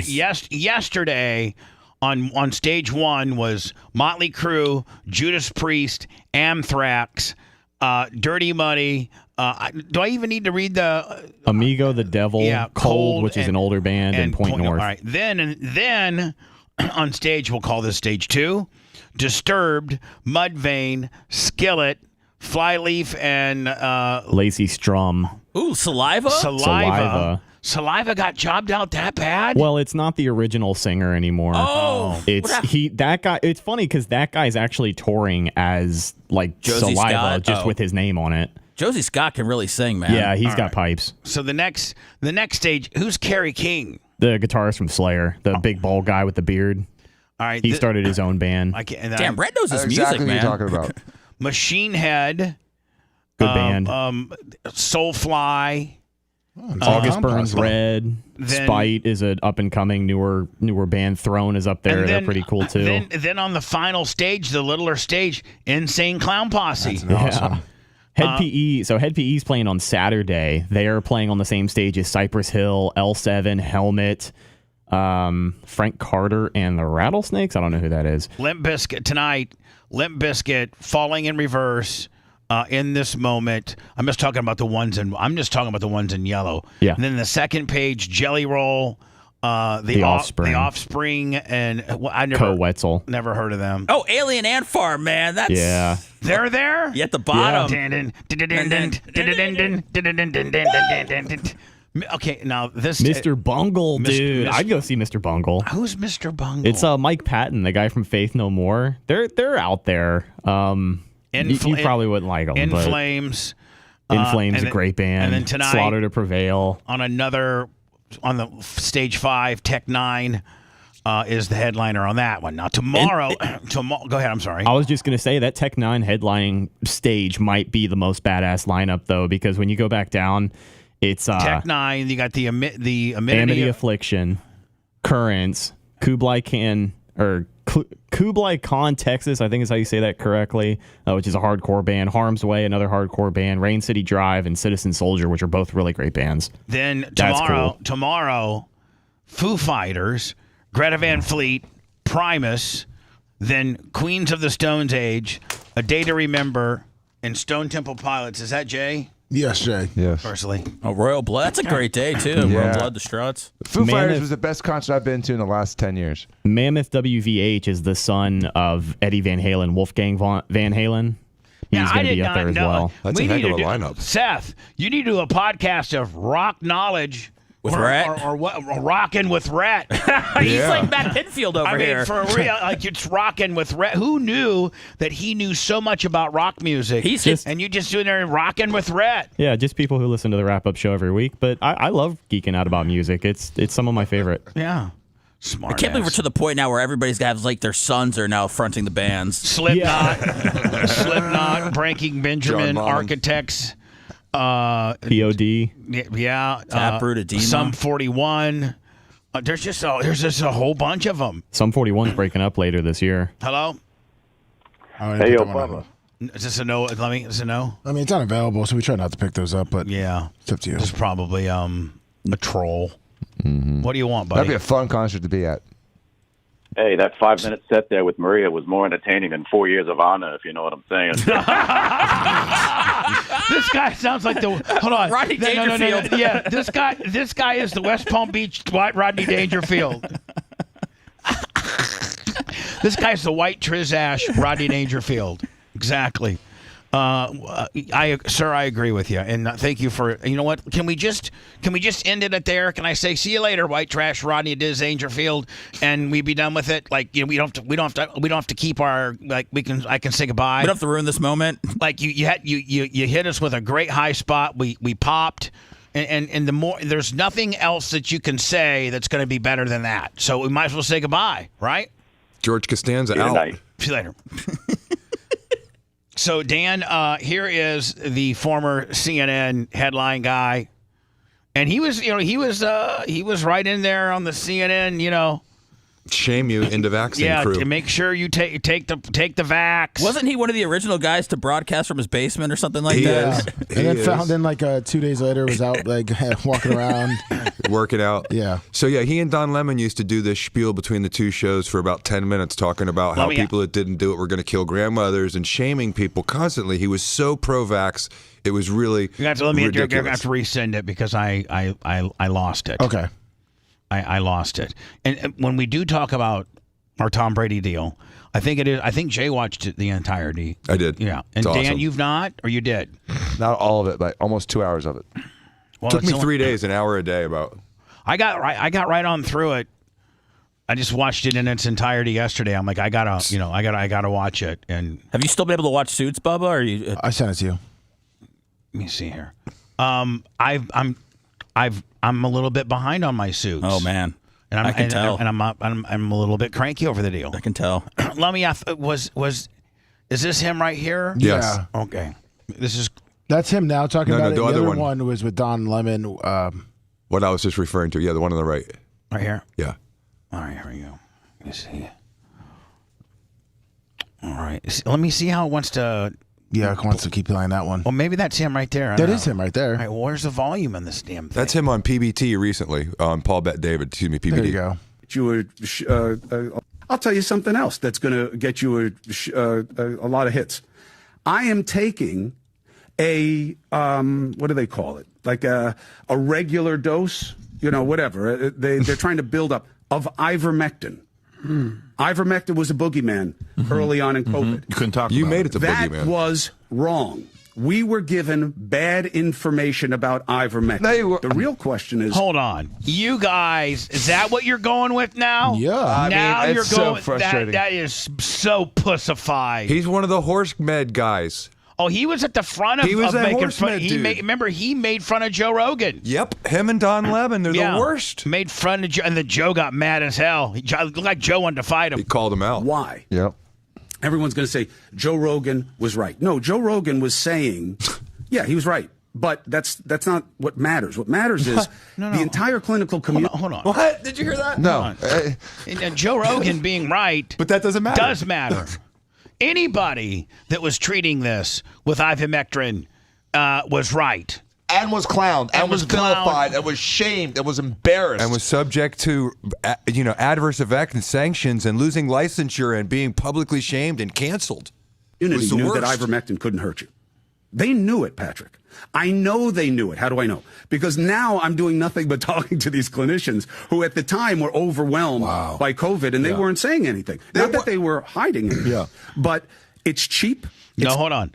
No, they weren't saying anything because they were bought and paid for. Or they were bought and paid for. Censored. Or censored. They were either bought and paid for to say the narrative, and if you were contrary to the official narrative, you were censored, you were shamed, and you were censored to the point for exactly. You were deplatformed. You were decensored to the point where they just didn't slap you on the wrist. They took your stage away. They took everything. They took your ability to produce content and distribute content away. And they took down what was up. And they took your livelihood. Not only did they take your platform to distribute your news, your message, your information, which, again, in modern society, sharing information is the secret to progress. Right.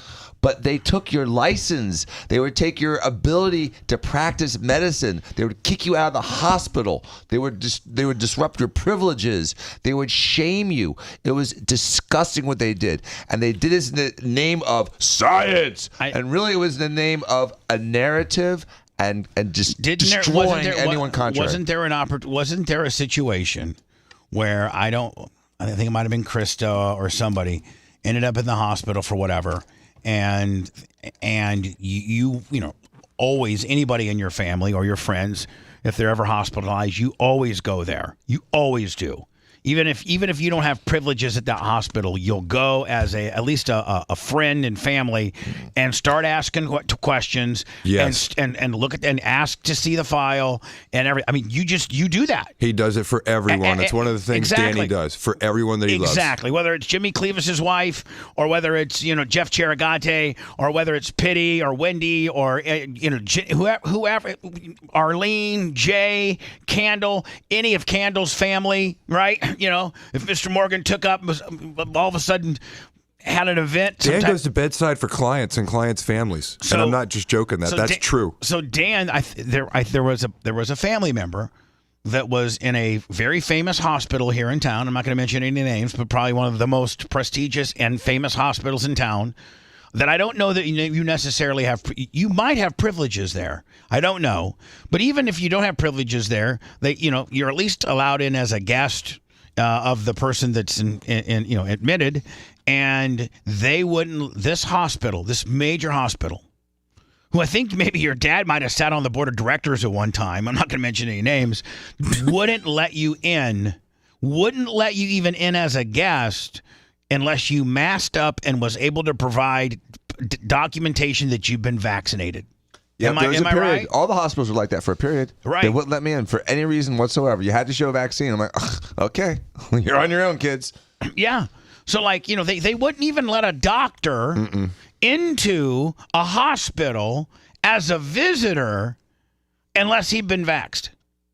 And it's just like was it just a lack of information everybody had? No, it was the abundance of control and the lack of information because of the censorship. It's both, Seth. Because people weren't able to get the real stories from the doctors that were having the incredible results. Because as soon as they were posted, you remember that African American doctor that went up to Congress and on congressional steps talked about hydroxychloroquine and the amazing things that happened. Next thing you know, her videos are down. They clown her out as being, inseminated by some alien. I mean, it's like the most ridiculous cancel I've ever seen in my life. And that's when I literally looked at Danny and went, oh my God. That was the beginning of the censorship and the deplatforming, which became routine to us by the election. But you're 100% right, Seth. It's lack of information from the censorship. And then what Bubba's saying is the other part of it, the relentless narrative over and over and over to scare people. Fear. There's a couple things there. Gooch suffering in silence to $25. I think he says poor Lummy about something here. You see, poor Lummy and Big Red. Oh, he feels for you guys. Thank you, Gooch. Will you let them split that 25? Like today, I just got to give Big Red the biggest hug and just. Why don't you give the day off? He's coming to cook. Come on. He's cooking for Bubba 199. Oh, my gosh. Have you seen our new Hierarchy 65 sponsored Weber? What is that, a $2,000 grill? It's a hell of a grill. It's a really nice grill. Oh, my God, Hierarchy. I'm humbled. We didn't need anything like that. Doesn't Hierarchy have a row of those at his house? Oh, I think Hierarchy's a multimillionaire. He has a nice row. We're just his hobby.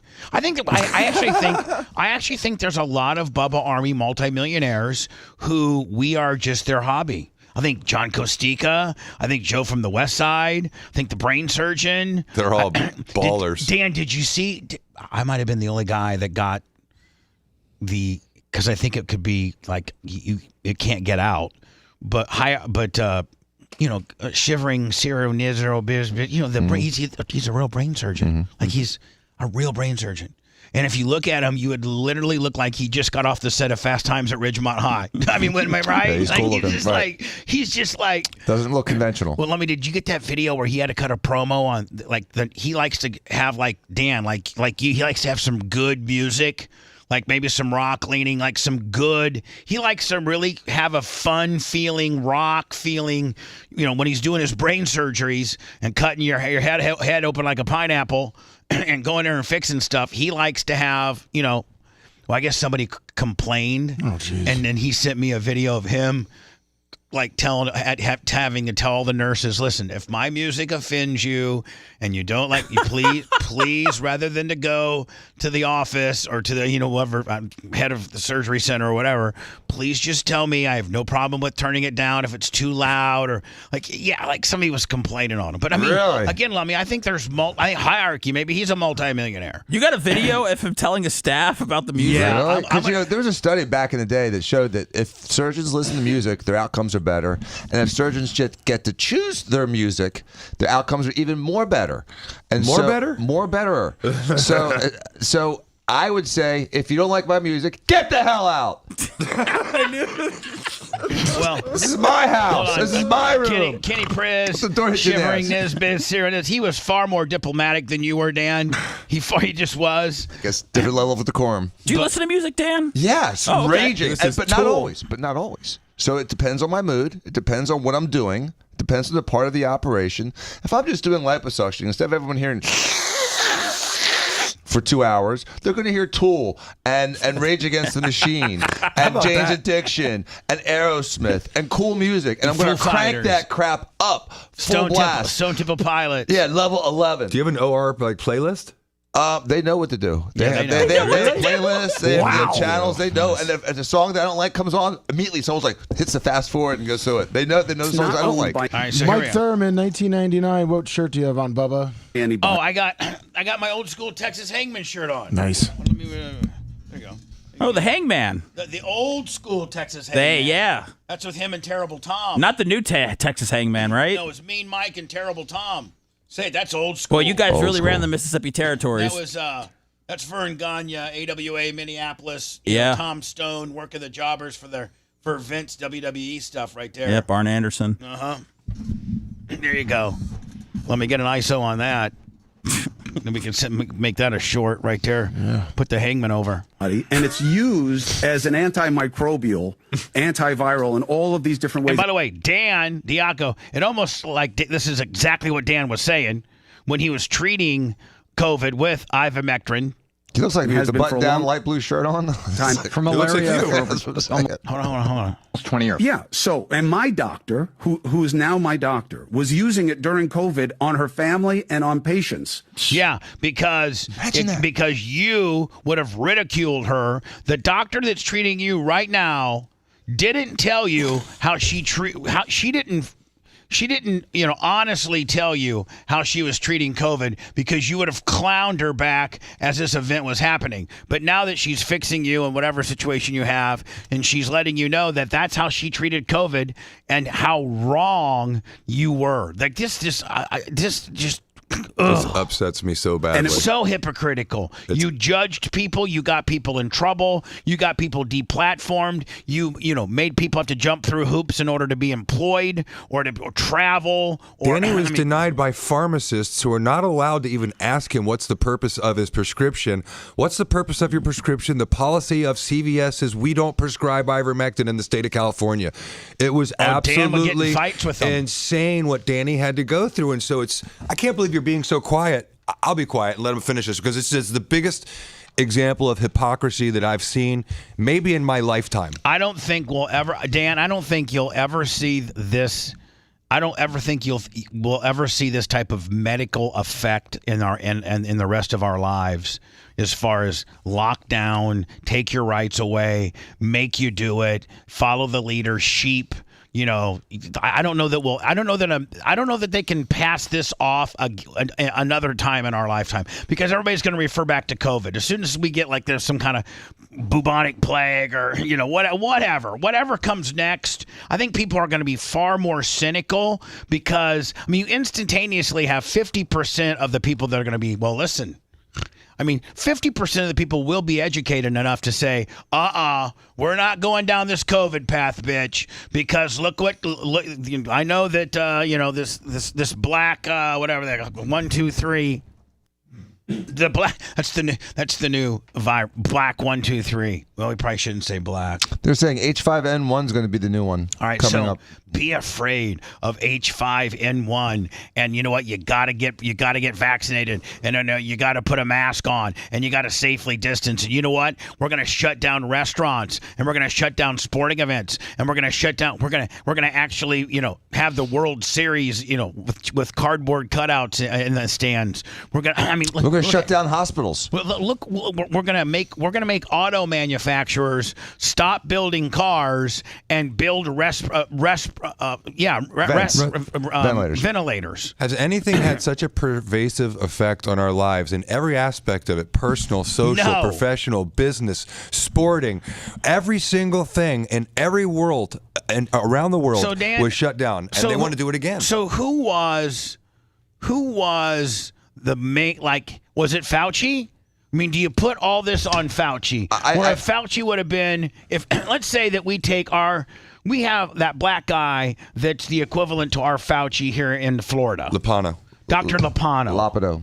Lapido. But he's an African-American man, and he's the attorney, he's a surgeon. The Surgeon General. Surgeon General for Florida. So basically, he's in charge of the medical industry within Florida. He's He has some oversight. He's the talking head of the governor's policy on how we treat things. Yes. He's the ultimate doctor. Mm-hmm. If you got his blessings, it doesn't matter what sanctioning body comes along, you're okay. You tend to have some coverage with that. But the U.S. Surgeon General was silent during this and didn't have much input during this, and Fauci became the face of it all. But seriously, this was run by two entities. This is run by the Department of Defense and Big Pharma. Really? And two things happened with that. Why the Department of Defense? Because they looked at, for some reason... Not the WHO or the In America, it was run by the DOD. And that's why everyone was so afraid. Because when the DOD comes a-knocking, people poop themselves and they get scared. And so... Is that the equivalent to the FBI for Jay? The DOD? The DOD for doctors? For any no, Department of Defense. It's Department of Defense, bro. This is handled as an invasion, literally as an invasion, like a military operation. So when the DOD got involved, they gave amnesty and immunity to every entity that had anything to do with treatment, which gave them more cover to be disingenuous. Then you add on the pharmaceutical aspect of it, because they need to get this vaccine, and the only way to get this vaccine out without 8 years of trials was to make it an emergency use authorization with immunity. The only way to get an emergency use authorization is if there's no reliable treatment options. And so there was an incentive to keep the narrative that the only way to fix this was a vaccine, that no treatment was going to work. So people like Pfizer and Moderna and all these other big giant ass companies, Johnson & Johnson, collectively conspired to destroy any hope for an off-label, already existing therapy for COVID. Not so sexy. Not so sexy. Not so lucrative. Why spend thousands of dollars on vaccines and things like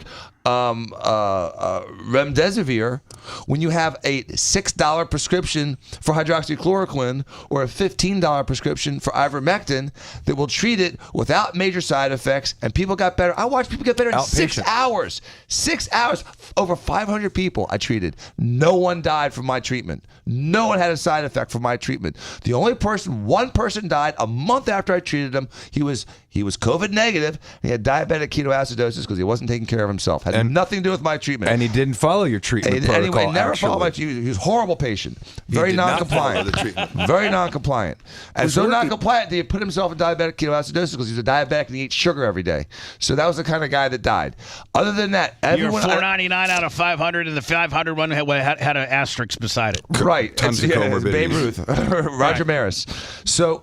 The most important thing, Bubba, is that the resistance I got from the pharmacists. Oh, I know. And they have no business challenging me, and they did. You would have to call, like my buddy in Indianapolis got it, and you called it into his local CVS or Walgreens. They wouldn't take it, and then you would spend like 20 or 30 minutes Googling, pharmacists that were near, this particular mom and pa pharmacists. This particular address, and you'd end up getting mom and pa ones, but you had to jump through all those hoops because all of the big corporate, Fortune 5, Walgreens, CVS, and Publix sometimes, and Publix all sometimes. three of them, and I shame them all. And the pharmacist would literally get into arguments with you, saying, "Sir, I'm not going to fill this," and you would just go off on them. Yep. Because the media, who was all in on this, because they got billions of dollars advertising from Pfizer and Moderna and the government to keep their mouths shut. They only promoted studies that showed negative effects of hydroxychloroquine or ivermectin, which were flawed. And whenever there was a positive They weren't study, flawed. They were bought and paid for. and whenever there was a positive study, they buried it and they didn't let it show. So that I would even get in arguments with like my family members that were doctors because they were ignorant. They had no idea what the study showed because they were relying on CNN as their news source and MSNBC as their information instead of going to the journals and looking at the articles as they're being written instead of waiting for the narrative from CNN a week later. I got to take a break so we're not so far late for Tech 9. That's right. Want to listen to the show on demand and on the go? Enlist today at BubbaArmyHQ.com. Sign up and start listening. The Bubba the Love Sponge Show will be back after this.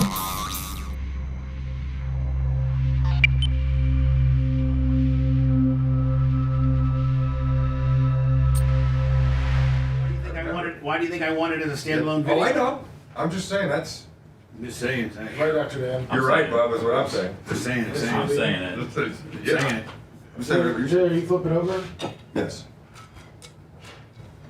Robert Jay's flipping over. He's coming over to. We got a 12 to 30 call. Is Dan leaving? I know. No, we don't. Yes, sir. Did we get a contract signed yet? A month ago. No, we didn't. I talked to her last night. Did you give me the? I sent to her. No, she didn't. I talked to the That's an customer. argument. Stop for a Hold on a second. second. Okay. I know what you're What talking time about. did you speak to her? 8 o'clock. Okay. So at 8 o'clock, they said they sent them in April, and they'll send them again today. Well, just the wife. We emailed me today. So You want to just when I spoke to her, I didn't sign anything. I have them in front of me. I'm sitting in line with my daughter. I'll sign them this evening. Sorry. Well, she said we take care of this morning, buddy. Okay, but I got a full-blown argument going on. No, I know. I'm sorry. Okay, but I just told them. I just want to make sure I got the info before I ask you. What do you I'm just got? letting you know. We We've been since February. You want to come we back, had a and contract. then we'll take Tech 9 because I can start the meeting right now. No, Because I think Lummy's got the Doesn't really matter. link for him already. What think I'm that's saying is, I think yesterday. maybe I'd come back with a quick break. with a parody. No, because we'll get a strike. Just a super quick break. Here's what I'm gonna do. I'm gonna do a Pat McAfee put over. Good morning, everybody. Okay. Okay. And then. See you, Dr. Dan. What's that? See you guys. Didn't see you, Dan. See you, Danny. Bye, Danny. All right. So I'm coming I'll back text with you, Dan. I'm coming back with a Pat McAfee put over. And then we're going into break. We'll go into break.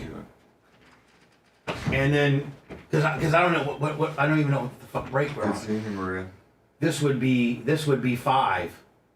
Yeah, going into 6. Yes. So my next Nice. break would be 6. You're absolutely right. Which So- means if you do a quick break, you could keep him on for I as literally long had as it you know, Right. you in want my to, travel 45, bag 50 minutes if by he'll May allow it, 1st, he'll do it. 2020. I had Yeah, I'd rather do this. that than. But What up? he probably doesn't want to stay on that long. It's early. Morning, D. Gary. Can't So- Haas 83, big longer. Plus, I don't know if you Sicilian. just click on it and we're not Pharisees. I said if he does click on it, we're not Longer, there for him at Mike 9-ish. Perlman. Well, What's up, everybody? we'd have to start the meeting for him to load Steve the into it. grumpy old man. So we'll just be sitting there Mr. waiting Ham. for us to start the meeting if he clicks on it anyways. How's I just want to know when to everybody come in here and start it. That's all. All right. Well, I'm gonna do a break. Wow, Okay. I'm gonna put Pat McAfee on, which I need that as a short, so I can get that out. What's up, And then man? go into a break and All you can day come in. there. How's everybody doing? Group of lips.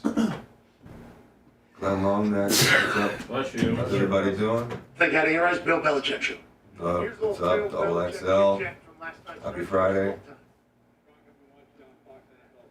We were also blessed to have Dan in our lives at that time, guys.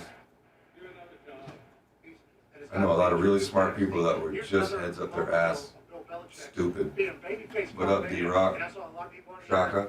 The England. What am I? What was the worst lawyer? What's up, buddy? Merman? Boy? I wrote that joke. It's like, well, Gronk can't fake it. You're supposed to, you're kill Gronk on the internet. Hope everybody has a great weekend.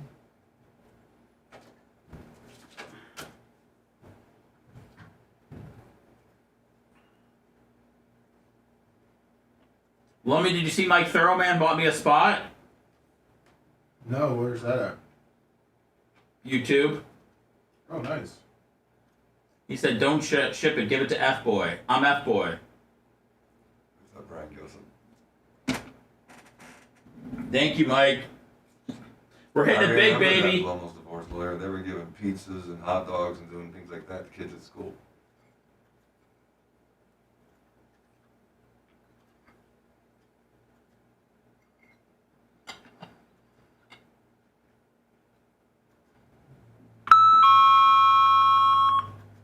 I like these room Z. temp pancakes. I left it in the other car.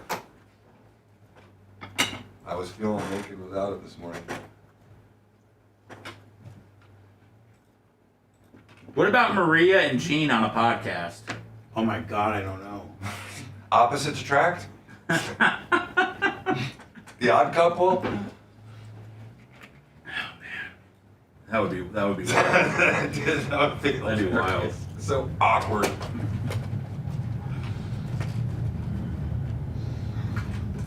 So this is only gonna be like a 2 or 3 minute talk break. Okay. And then Of course I did. it's just gonna put McAfee over.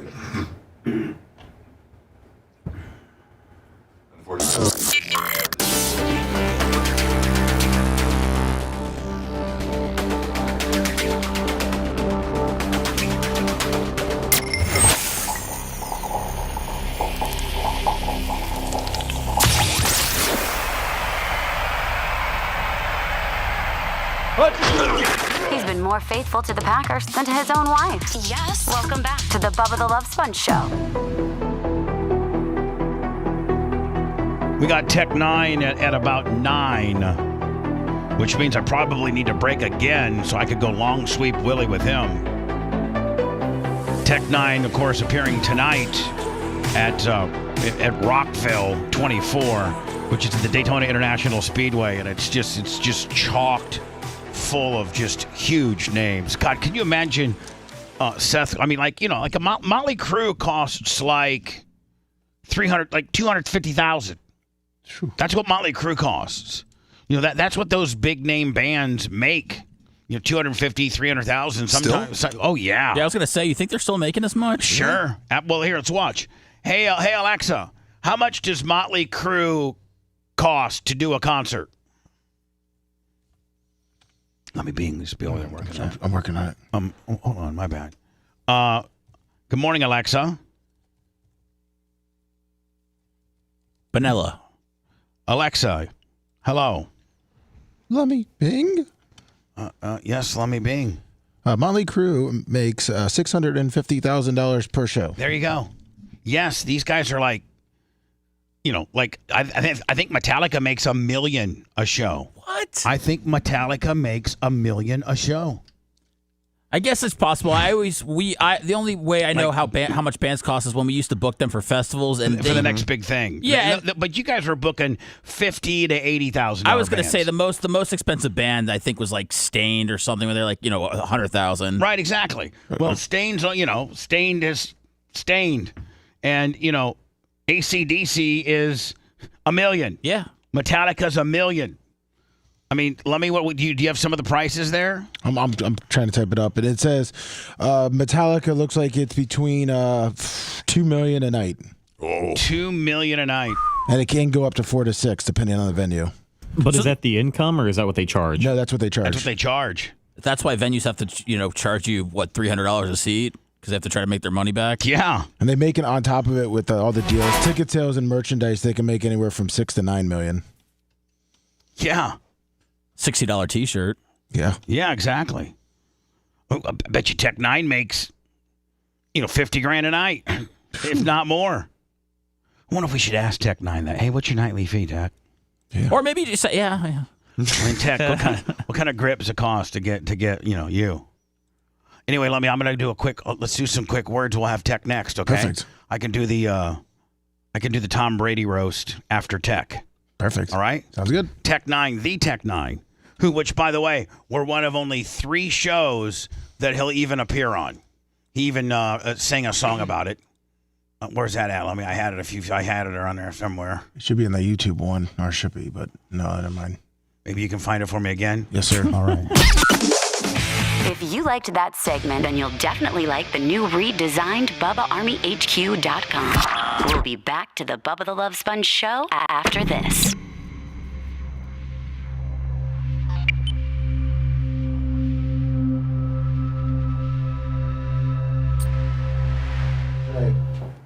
$60 short sleeve, $85 long sleeve, $145 hoodie. That's what the prices are? I mean, I think I would just guess. They're super expensive. It's pretty amazing. For some 41.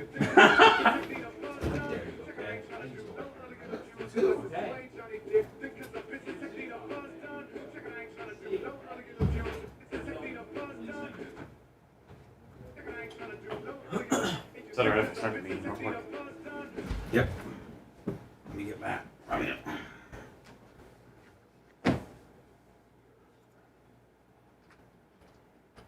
I wonder how much Mike Hawk gets.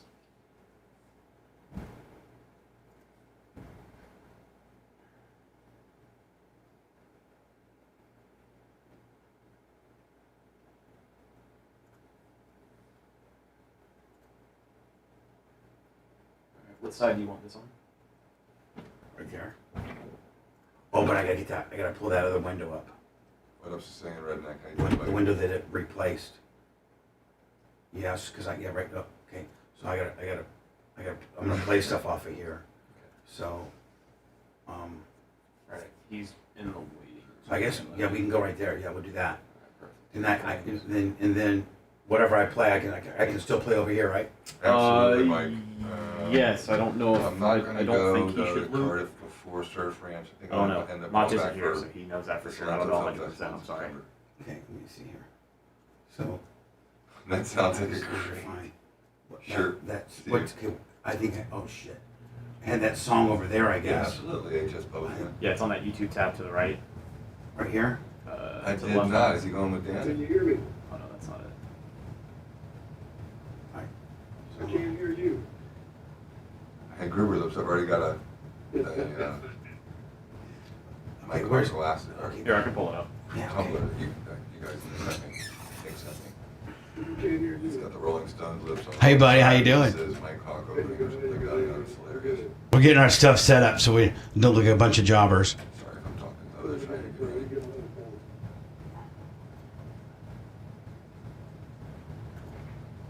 You know, I love full screen Snizuki Slow. Yeah, full screen him there. Things, And then I got that song there. You're like, wow, that's cool. And then Way more you're done fun with than this. people That's expect. the rest of everything right there. So you see how it's like 2 separate. Oh yeah. Trestles. The rest of his stuff's up there. I was supposed to go up there and Song surf right for here. so long last time, but I was with my wife. Then we and didn't drove all the way like an hour and 20 minutes Thank you, up buddy. here Thank you. somewhere where our hotel is to drop my band off. Have you surfed Then we Trestles, drove Mike? back down to Orlando to rehearse. Then we picked up my security and my other sound guy right after that and drove back to Orlando. Why didn't we just stay in Orlando so I can come there and do this? Why superstars like you getting treated like a jobber? Right. Sorry, I'm just making. I'd be talking to my manager saying, bitch, don't you know how much I'm making off of YouTube alone, bitches? talking like 80. I got a couple videos got 83 million. I can only imagine what kind of payday that is. And you own your own stuff. Like, you know, you're not having to suck no label D. You got your own stuff. Yeah, man. So, you know, I'm this close to you and still doing a Zoom and shit. It's crazy. I know, but isn't it cool though that you know, back in the day you'd have to get your ass down to the radio station. You know, at least now we can see you, and the people can see you, and you don't have to traipse your ass all the way down to a radio station. That's dope. That's dope. That's a perk. That's a perk, but it's Bubba though. Yeah, me and Johnny Slade, Johnny, we got the excerpt. We're gonna play. We always play comfortable when we have you on, so we're gonna play that a little bit. Right. It's all good. All right, so we got 56 seconds, boss. 56 seconds. No doubt. I'll be 54, May 21st. So hopefully you go back to sleep, buddy. Hopefully you get some rest. Can you sleep? No, I went to bed at like 9 something last night. I was tired yesterday. I got up at 3 a.m. in Kansas City to drive to the airport by 4 a.m. Oh, that's a long story, man. Yeah, man, you're worn out, brother. Yeah. I was. I'm feeling now. All right, 25 seconds. Here we go. I'm gonna put my headphones on. Yeah.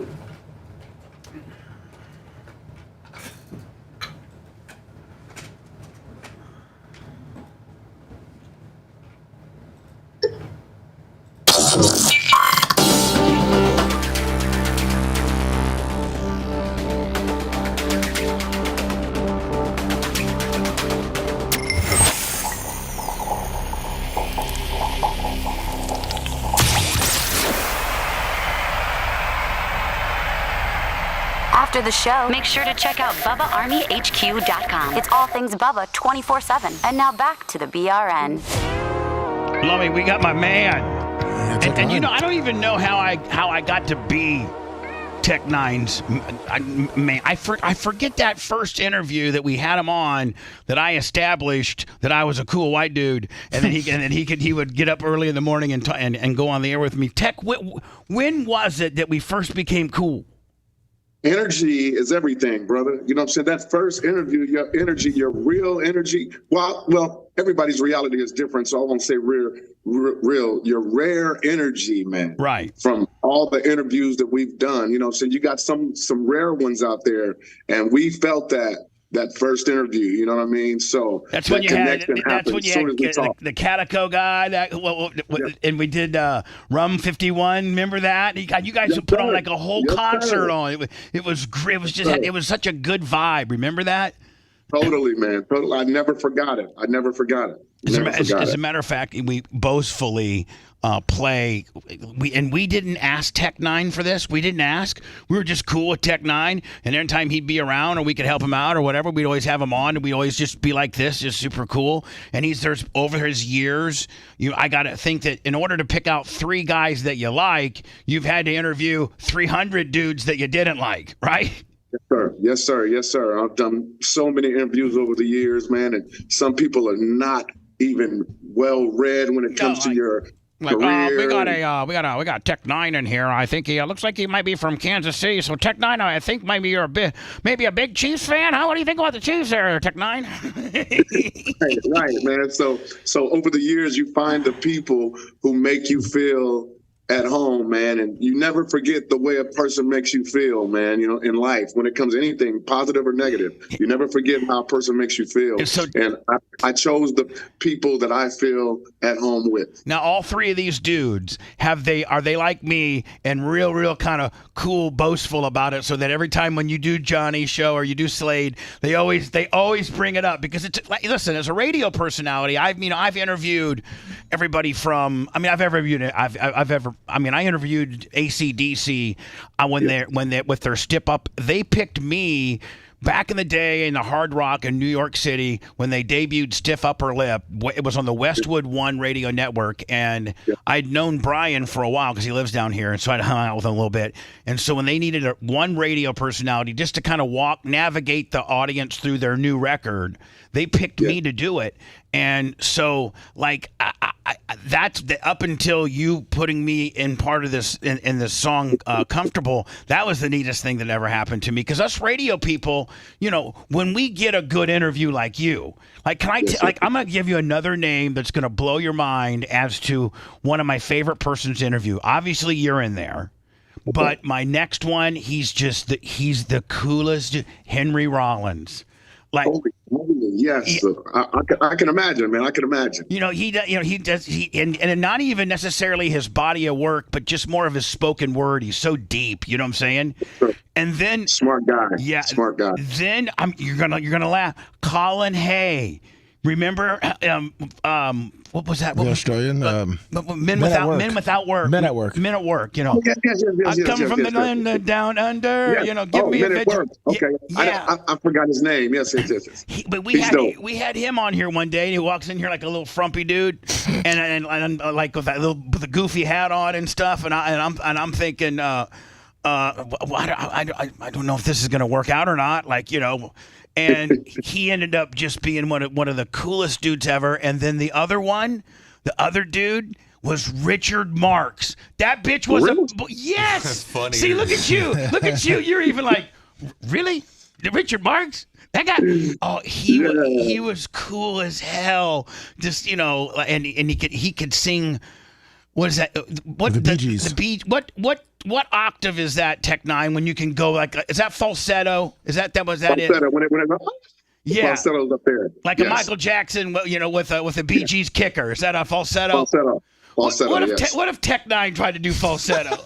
I did it on a song. Chris Calico made me do a song called what is it called? He had me sing, "Do you like another girl?" Something like that. I was up there, man, like Philip Bailey. Here is the song, and I guarantee you the two other radio personalities, every time they have a yawn, they always play. Because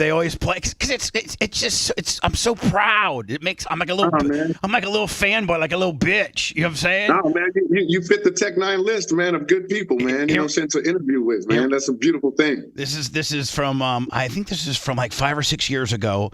It was a single that he released called "Comfortable," and it's just about rolling around being a cool ass dude. And it talks about, he hates radio interviews, he hates getting up early, and there's only 3 people in the world he'll do it for. Here's the lyrics. Check it, I ain't trying to do no early interviews unless it's Sway, Johnny Dare, or Bubba the Love Sponge. Comfortable. Yeah. Now, do you ever do that in concert? Yeah, I have, man. When I first did that, I think it was on my album Planet, if I'm not mistaken. Yes. And during those years, I performed it live. You can find it live on Vivo, and I did it perfectly on Vivo, man. It's like right there on the spot. I did the whole song, dude. You know what I'm saying? And that's the performance he played it from, was the Vivo one. During performances around that year, yes. Now, how's Johnny doing? How are those? I think didn't Eminem 45 Slade? I think they may have let him go, and it was a big, like, they should have never. He was the only dude they had, I think. Who you talking about? Johnny Dare? No, Slade. Sway. You talking about Sway? Sway in the morning? Yeah, I'm sorry, I don't know him, but where's Sway in the morning from? He's from the Bay Area, man. He's from Oakland. Oh, okay. Is he still doing good? Oh yes, man. I don't think they let him go. I think Sway in the Morning is still going, man. Yeah. Matter of fact, I know Sway in the Morning is still going. And Johnny's still killing it, isn't he?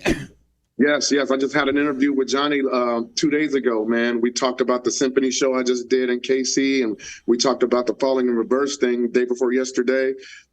All you guys are different. You know what I'm saying? Nobody's like you, Bubba. Nobody's like you. Is that good? Or, like, does that mean I rank third or I rank first? Which one? I mean, No. I'm not putting you guys in an order. I'm just saying that as good people, everybody have their individual energy, man. Your energy is through the roof. I've never performed on Johnny Dare. I've performed on Sway before, but I've never performed on Johnny Dare, and I've never had crazy conversations like this with anybody else. You know what I'm saying? How we've had them with you, and just felt like we can say anything. We can almost curse. I wish we could too, because that's how us real men talk. Be like, man, BS this and F that, and straight A. You're like, come on, man. We have to act like a bunch of white guys when we're on radio. When the radio.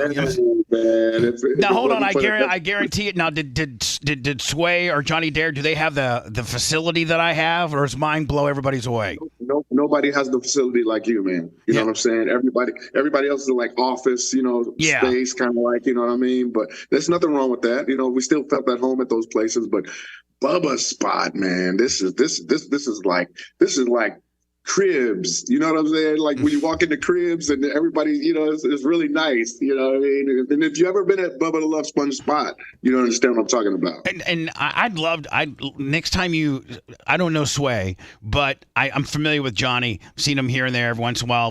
Next time you see him, just tell him I said hi, because hey, listen, being in terrestrial radio, we're in it. We're in 6 markets, but we're also really like you. We're digital. That's where the majority of where we've taken our stuff to now, and that's where you gotta be. I mean, like terrestrial radio kind of represents that single 45 that you bought at the record store, and digital now represents how you distribute now. In fact, I even think that the whole mentality of touring and making music and distributing it, like Tech Nine is worth tens of millions of dollars, and the infrastructure that you've built, it doesn't matter if a station plays your song or not. Like you're not beholden to the record label that has a relationship with an urban station that's going to get your stuff played. It doesn't matter. Your fans know where to get your stuff, and you have the ability to monetize that. And a testament to that, I didn't mean to stop you, a testament to that, our song Dysfunctional is gold without video or radio. Caribou Lou is platinum without video or radio. I have so many songs. The Beast, that's gold right now, man. You know what I mean? I have so many gold and platinum records without video and radio that it's so crazy. And that's the testament to having fans that didn't need radio play or didn't need the video play, you know what I mean? But radio play, the ones we got radio play, like that's like a time that's like a times 3xer, isn't it, bitch? Yes, it is. Yes, it is. If something made 10 grand, if it was on the radio, it made 50. Yes, sir. So I ain't hating no radio, you know what I'm saying? Because I have to go crazy. No, I have Fragile. And I got to tell you, I think you're going to get some rock play and Falling in Reverse with. I think it's heavy. It's super heavy. Your part of it's brilliant. We're going to play it here in a second, but it's very, I think it's very mainstream rock terrestrially. I think a terrestrial station that wanted to set itself aside from its competition, a little bit, and had the balls to play Ronald. I think that I think you guys are going to get. You just dropped it. I think 2 days ago. 2 days ago, yes. And it's already at 2.5 million views digitally. And I think you guys deal with them. I don't, but I think radio stations now, they used to program directors and things like that would be like, well, tell me other rock stations in the country that are playing it. And you're like, well, let me see, Q105. You'd have to come up with these list of stations that got early on it. Now you just say, well, I don't know how many stations are playing it, but we got 4 million views in 2 days. So go ahead and use that, put that in your pipe and smoke it. Yes, sir, man. The numbers are going up by the hour, man, and I'm so happy to be a part of it that Ronnie even trusted me to do this. You know what I mean? And we work together well, man. And yeah, it's going to be crazy. It's going to be crazy. Yeah, man. And the industry has changed so much. It used to be you had to tour to support. No, you had to record, and I forget how. It's like you used to have to tour to support your record. Now you have to support your record. That's where you supported your record through a tour back in the day. Now you use the tour. I don't even know what the hell I'm trying to say. What I'm trying to say is now that content is king, and you can't tour unless you've been able to create content, and you don't even have to release content now in album versions. Like you don't have to give them 7 or 8 or 9 records, and they only 2 or 3 or 4 only get. Now you just one at a time. Boom. Yeah. Yes. Singles. It's a single-driven industry now, and that's why I'm on single number 5. I think it's about to come out now from my upcoming album, single number 5, off of this new collabos project that we're doing called Cosm, and I think it's going to be 6 total before the actual release in July. You know what I mean? So it's a single-driven industry for sure. So here's Falling in Reverse, Ronald. And Tech has, God, you got about what, maybe almost a minute, 30 minutes. I mean, you got a major part of, you got over half of this record. Yeah. It's a full 16 bars, man. He wanted from me, and he said he wanted me to come through shredding, and I did. You did. I don't know how many Red Bulls you got to drink or what the hell you got to do. But my Jesus Lord, it's almost they recorded it and I know you don't do this, and I'm not trying to throw it out there, but it's like they almost speed it up post production. But I know they don't, because I've seen you live. I mean, like, how the hell are you? Let me ask you a question, Tech Nine. Like, in the Guinness Book of World Records, are you considered the fastest rapper in the world? No, I don't think so. I think there are people faster, but I don't. What I don't do, I don't sacrifice my clarity for speed. Right. I speed, but my clarity is how I show off. Right. So the speed isn't what people in the industry are like, oh wow, about. They're the clarity of the speed. Well, it's a lot of fans out there that just want the speed and they don't care what you're saying. I ain't with that. No, but that's not your gig. That's not your jam. Your jam is clarity and speed. Clarity and speed. Clarity while speeding. Yes. Clarity while speeding. Yes, exactly. Hold on here. This is a little bit of the new Falling in Reverse that he did. Tech appeared on. It's called Ronald. And it's called Ronald. It's featuring myself and Alex Terrible of Slaughter to Prevail, man. Yeah, here we go. I mean, really, if you wanted to go beat somebody up, like if you caught your wife cheating on you and you needed a song to really get you to want to just whip some ass, you're like, man, just really put you in a real ass whipping mood. You'd want to listen to this, because this isn't like, I want to go have a friendly conversation with my neighbors about his hedges or something. This is, I'm going to go whip this guy's ass. I'm going to beat her down. Right. That's it. Ronald is the song that you want to listen to when you want to let off some steam. Yeah, for sure. Exactly. Hold on.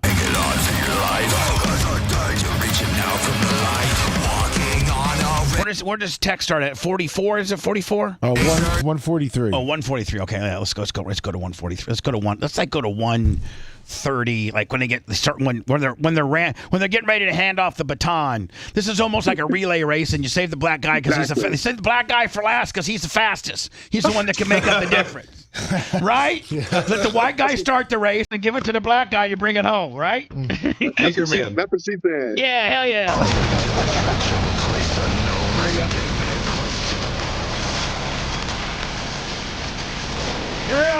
3, 2, 1.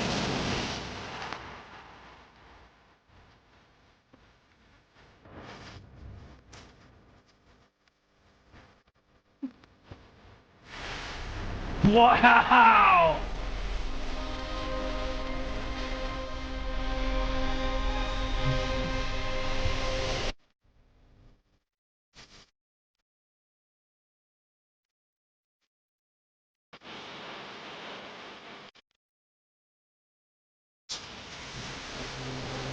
Yeah!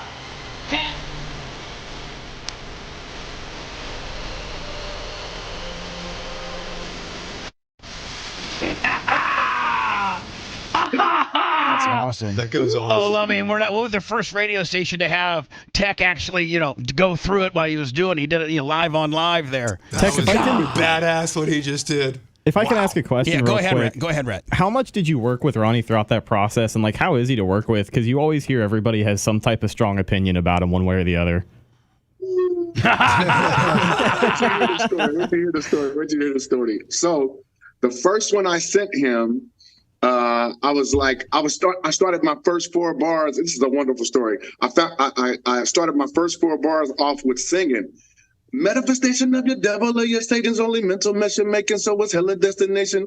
The man is taking it was dope, you know what I'm saying? So they mastered it. He sent me text about his team loving it and everything. So after the master, he texted me, said, "Can I ask you a question, man?" I'm like, "Yeah."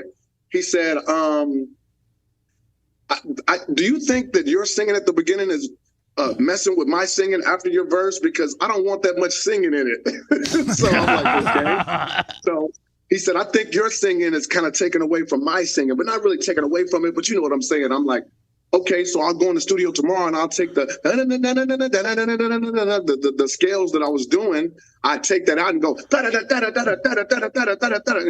he said, "Yeah, let's try that." So I was gearing up to do that the next day in the studio, and he texted me. He said, "Hey, man, how about scrap that whole 4 bars and just come in shredding, man?" Just like you did. Just like you did. Just came in shred. So I'm Tech 9, dude. I've been doing this 39 years. Nobody ever tells me to rewrite anything. I mean, you work with Eminem and Dre and stuff. I mean, even those guys to be like, "Man, we ain't telling Tech 9 what to do, man. Come on, that's a hard ass brother from Kansas City, bitch. Come on." So I told my guy X-Rated, my new artist X-Rated. He said, "Tech, man, I just feel like people be scared of your flow, man. That they just don't understand." And I'm like, "I'm gonna do it. I'm gonna." He said he want me to come in chopping. He want that chopping Tech 9. So I went back home and what is up in your mind? You're thinking the devil is making the crime of the people, the evil, and never know do me the sign of the opposite of a divine? No. Yes. You know what I'm saying? I did all that. The hell is in front of you, side and behind. I can feel every sign of a human decline, but living the time is upon us when I'm up and building the blind. You know, I did that shit. And kept I'm sorry, I'm cursing. No, I did fine. I got you. I did that and I sent it to him with the rest of the same rhyme, you know what I'm saying, at the bottom, you know what I mean? The first 4 bars just changed. And he said, "That's what I'm talking about." And I sent it to my guy X-Rated. He said, "Man, I wanted to be mad at Ronnie so bad for telling you to change it, but he was right, dude." I said, "Yes, he was right." Like, man, I wanted to have my brother's back, but I had to say that the white boy was right on this one. But I just didn't know how to tell. I just didn't know how to tell Tech 9 that, man. You know what I'm saying? I want to hear the punch in again, right where you come in. I'm gonna play it one more time. Just okay. How you came in, like how you shredded it when you came in. Here we go. So again, there's no, it's just bam, it's there. Like it's not even a half a beat. Like it's just bam, bam. You're thinking the devil is making the crime of the people.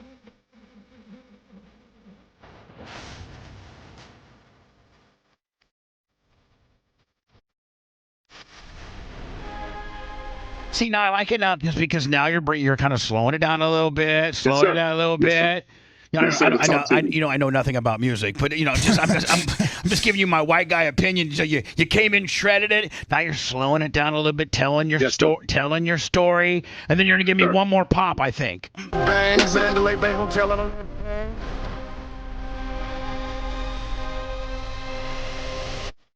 You can feel it building. Yeah.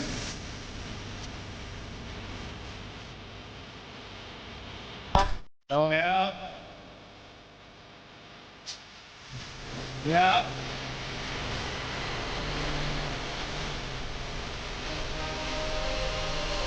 All right. Yeah. I've never been in a mosh pit, but my fat ass would get into mosh pits over that. I'm just telling you that right now. Yeah, man. I was talking about when it slowed down. I started talking about the events happening in the world. Right. Red rain started falling from a tower's dead plane. The Twin Towers, the plane that blew up and destroyed the towers. And I said, head banged. Mandalay Bay Hotel out of lead came. You know what I'm saying, at the country concert. You know what I'm saying? Right. The country the country concert. A sex change could get you caught up in death range because a lot of people hate on the LGBTQ.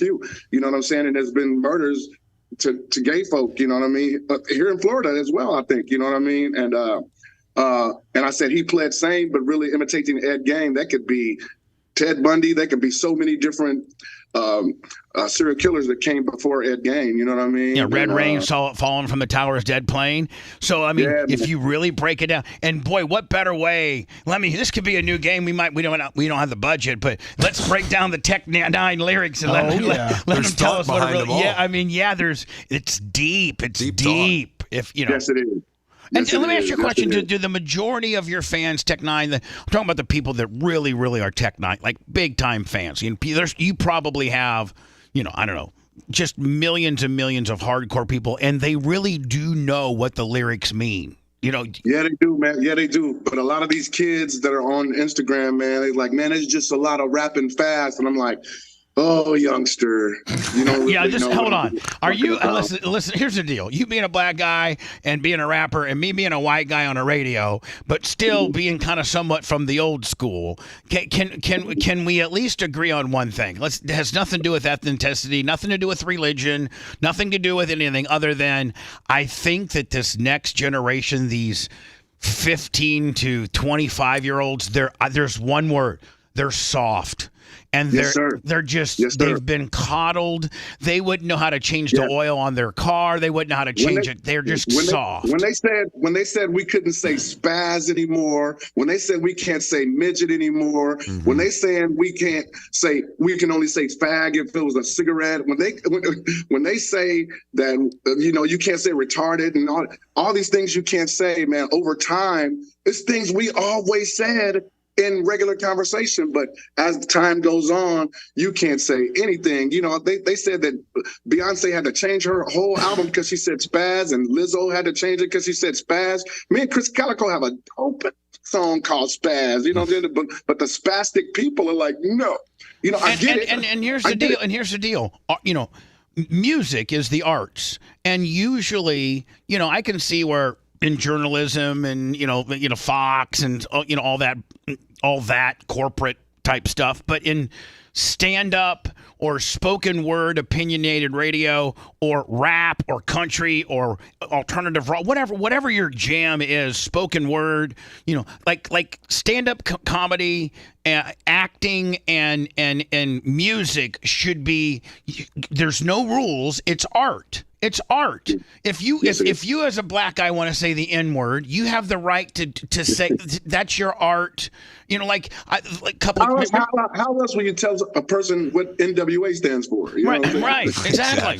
But you know, like that. There was that white sorority, like somewhere on the East Coast, maybe Ivy League or something. And the girls were having they just were playing music and they were doing the Gold Digger, Kanye West. You know, she ain't nothing but a gold digger. And they were these girls, these white and black and Hispanic and just melting pot. I ain't saying she was a gold digger, but she ain't messing with no broke. Yeah. And so here's the deal. So they were singing it as Kanye recorded it, as Kanye released it, his art, and if he wanted any other word in there, I'm assuming as an artist he would have put it in there, but he decided to use this particular word, and they actually lost their charter and got in trouble because they were singing Kanye's West song in the factually the way he wrote it, and I just don't understand how that can be a problem.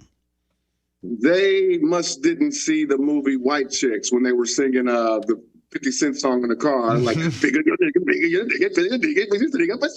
know what I'm saying? So and one of the girls said, "Hey, you can't say that," and then the white girl said, "Well, there's no one around." I just kept on listening. So this is what I got to say about this. If we put it in the songs, I learned this on, and people will be mad at me for this, but I learned this on the Sprite Liquid Mix tour with Jay-Z, 311, Hoover Stank, Talib Kweli, NERD, Pharrell, and all that. What a lineup, man. Yes. So this was 2002. So when Jay-Z came on, Jigga, and who I'm rolling with, what? The whole crowd. You just better get it right. Everybody was saying it. Right. We looking around like, whoa. That's when we learned it, that art, when we write it, people are going to say it. Right. Now you got to know your surroundings when you're doing it, though. Yeah, but I still think the way you roll with your boys, and I'm not trying to make this about that word. I'm not. But, you know, I have, you know, I have, this sounds probably and isn't this horrible that this is now deemed racial that I say which I truly have black friends. I mean, like I do. Like I have some really good black friends. Did you know Tech Nine, one of my best friends is Deion Sanders? Like I mean, like that's a famous black guy, right? You know, I mean, like so like I have some pretty cool ass. I don't have a lot of black friends, but I got got some pretty cool. I mean, Tech Nine, Ty J. Armstrong, Deion Sanders. I mean, that's pretty cool black friends right there. But even me, hey Bubba, what's understood don't have to be explained, man. So, but for the life of me, if I say, well, I really don't have a problem with an African American man saying the N word. It's his word. Whatever the one. I have some black friends. Man, the minute I say I got black friends, I'm a racist, and I'm like, they make it. They try to make it on me, and I'm like, we have just gotten so soft and so oversensitive, and you are an artist, and it's like, you even probably have to censor yourself sometimes just in fear of and the music industry should be one of the last places that gets censored because you're writing the lyrics, what's in your soul, how you feel in your mind, how you're rapping about a certain thing, and now you're censoring your true thoughts and things like that. I think that's ridiculous. Like so one last story. We have a Florida Man Radio. It's 103.1 in Orlando. It's 103.1 in Fort Walton Beach. It's in Ocala, and it's called Florida Man Radio. And I'm in the morning, and then we got this African American. It's talk radio. We got this white guy named Shannon Burke in the afternoon. He's a pimp. He's like the man. He actually shot his wife, went to prison for a little bit. I mean, what he did is he had a gun, and he wasn't being real responsible with it, and he was like, they got in a fight, and she took his bulldog and threw it outside, and the bulldog, and that's, man, when you take a man's dog, come on now, So shooter? Well, I don't know, but I mean, so he went out there and got his dog, and he's like, bitch, you lucky I don't, now listen, Shannon was tuned up a little bit. He had a couple too many to drink. Him and Caribou Lou were doing rum 51s, and so he comes inside and he's got his gun, and he's like he was like kind of whirling around, showing off, and it goes off. It grazes the dog, ricochets off the headboard, and grazes her head. Yeah, didn't kill anybody, thank God. But he got reckless whatever and had to do prison. Okay. He didn't try to shoot her. Okay. Right. But one thing you should not do when you get into an argument with your wife, never pull out a gun. No. But if she threw your bulldog outside, go find your bulldog. Right. Right. So he's in the afternoon, and he's kick ass, and I'm in the morning. But we got this black guy in the middays, and his name's Don Miller, and he's this conservative black guy, but he's the kind of he doesn't care. He calls out black people. He calls them out. He's like, "Wait, listen, black people," and he says a few different words here and there. Maybe drops the N word and says, "Listen, we gotta stop blaming this and this, and we gotta take responsibility for this and this and the BLM. That's ridiculous and all this kind of nonsense. And we gotta just all get along and yippee-yo." And then the station gets all these complaint calls from these white housewife saying, I was taking my kid to school, and I think this black man said the N-word at 12:05, and it really offends me. And the station manager just says, who am I as the white station manager to go tell an African-American man what words he can and cannot say about his own race? I would be the racist at that point. So that shuts him right on down. Right. That's funny as hell. I will tell you this, man, about how people interpret music, man, and how once we record the music and we release it and share it to the people, they take it for what they want. You know what I mean? For instance, I made Red Kingdom for my Chiefs, the Kansas City Chiefs, Super Bowl champions. That was a flex right there, Super Bowl champions. You know what I mean? I see you. So I guess Donald Trump reposted it some years back, you know what I mean, to somebody who was getting ran off the road in Texas or something. Some non-Trump supporters were getting ran off the road by a big tour bus or something. I don't know, I forgot. And he posted it, and all the Republicans hijacked the song that I made for my team, Red Kingdom, and named that the MAGA song. Hell yeah! I'll take that money. If I'm Tech Nine, I don't care if you're MAGA or Chiefs. I want that download, bitch. Well, the thing about it, let me tell you about that. It went to number one after that. Right. Man, made you some money, bitch. Tell you that right now. But a lot of people were hitting me like, you need to say something that you're not. I said, everybody knows that song is for the Chiefs. Once I release that, people interpret music like they want. That's theirs at that moment. You know what I mean? I know what I performed that song for. I don't have to tell you a damn thing. And quite frankly, it's not your right to get into my business as to what I think your song's about. I know what I think it's about, right? Like, listen, bitch, I bought it, I downloaded it, I own it, bitch. I'll make it mine, right? Now hold on. This is probably a question. I don't know if you've been asked this question. It's probably going to piss you off. And I don't want you mad. And I don't want you mad at me. Okay, you and I've been friends for a long time. Nothing could ever separate us. It's hard to piss me off. Right. And I know. Here's why I'm apologizing, because I know that you've been asked, and it might either be a good thing or it might be an irritating thing. Okay. But I can't even ask this question to a cool ass brother like Tech. I mean, like, there's cool brothers, and then there's Tech 9. That's the next cool bro. Since you're a Kansas City Chiefs, like not only a. Okay, so since not only you're a Kansas City Chiefs fan, but you're also an ambassador. Like, they recognize you and they put you up on stage for pep rallies and for the parade and everything. Like, Tech 9 is to Kansas City Chiefs. You're that guy. You're the Chiefs. Thank God they're not like some bunch of nerds who be like, well, I don't know if we want Tech 9 representing us. No, the Chiefs are like, man, we love our Tech 9. He does songs for us. He loves his city. He loves the Chiefs. Spit it out. Yeah, bitch, you doing something with Taylor Swift. What? Yeah. What you say? Yeah.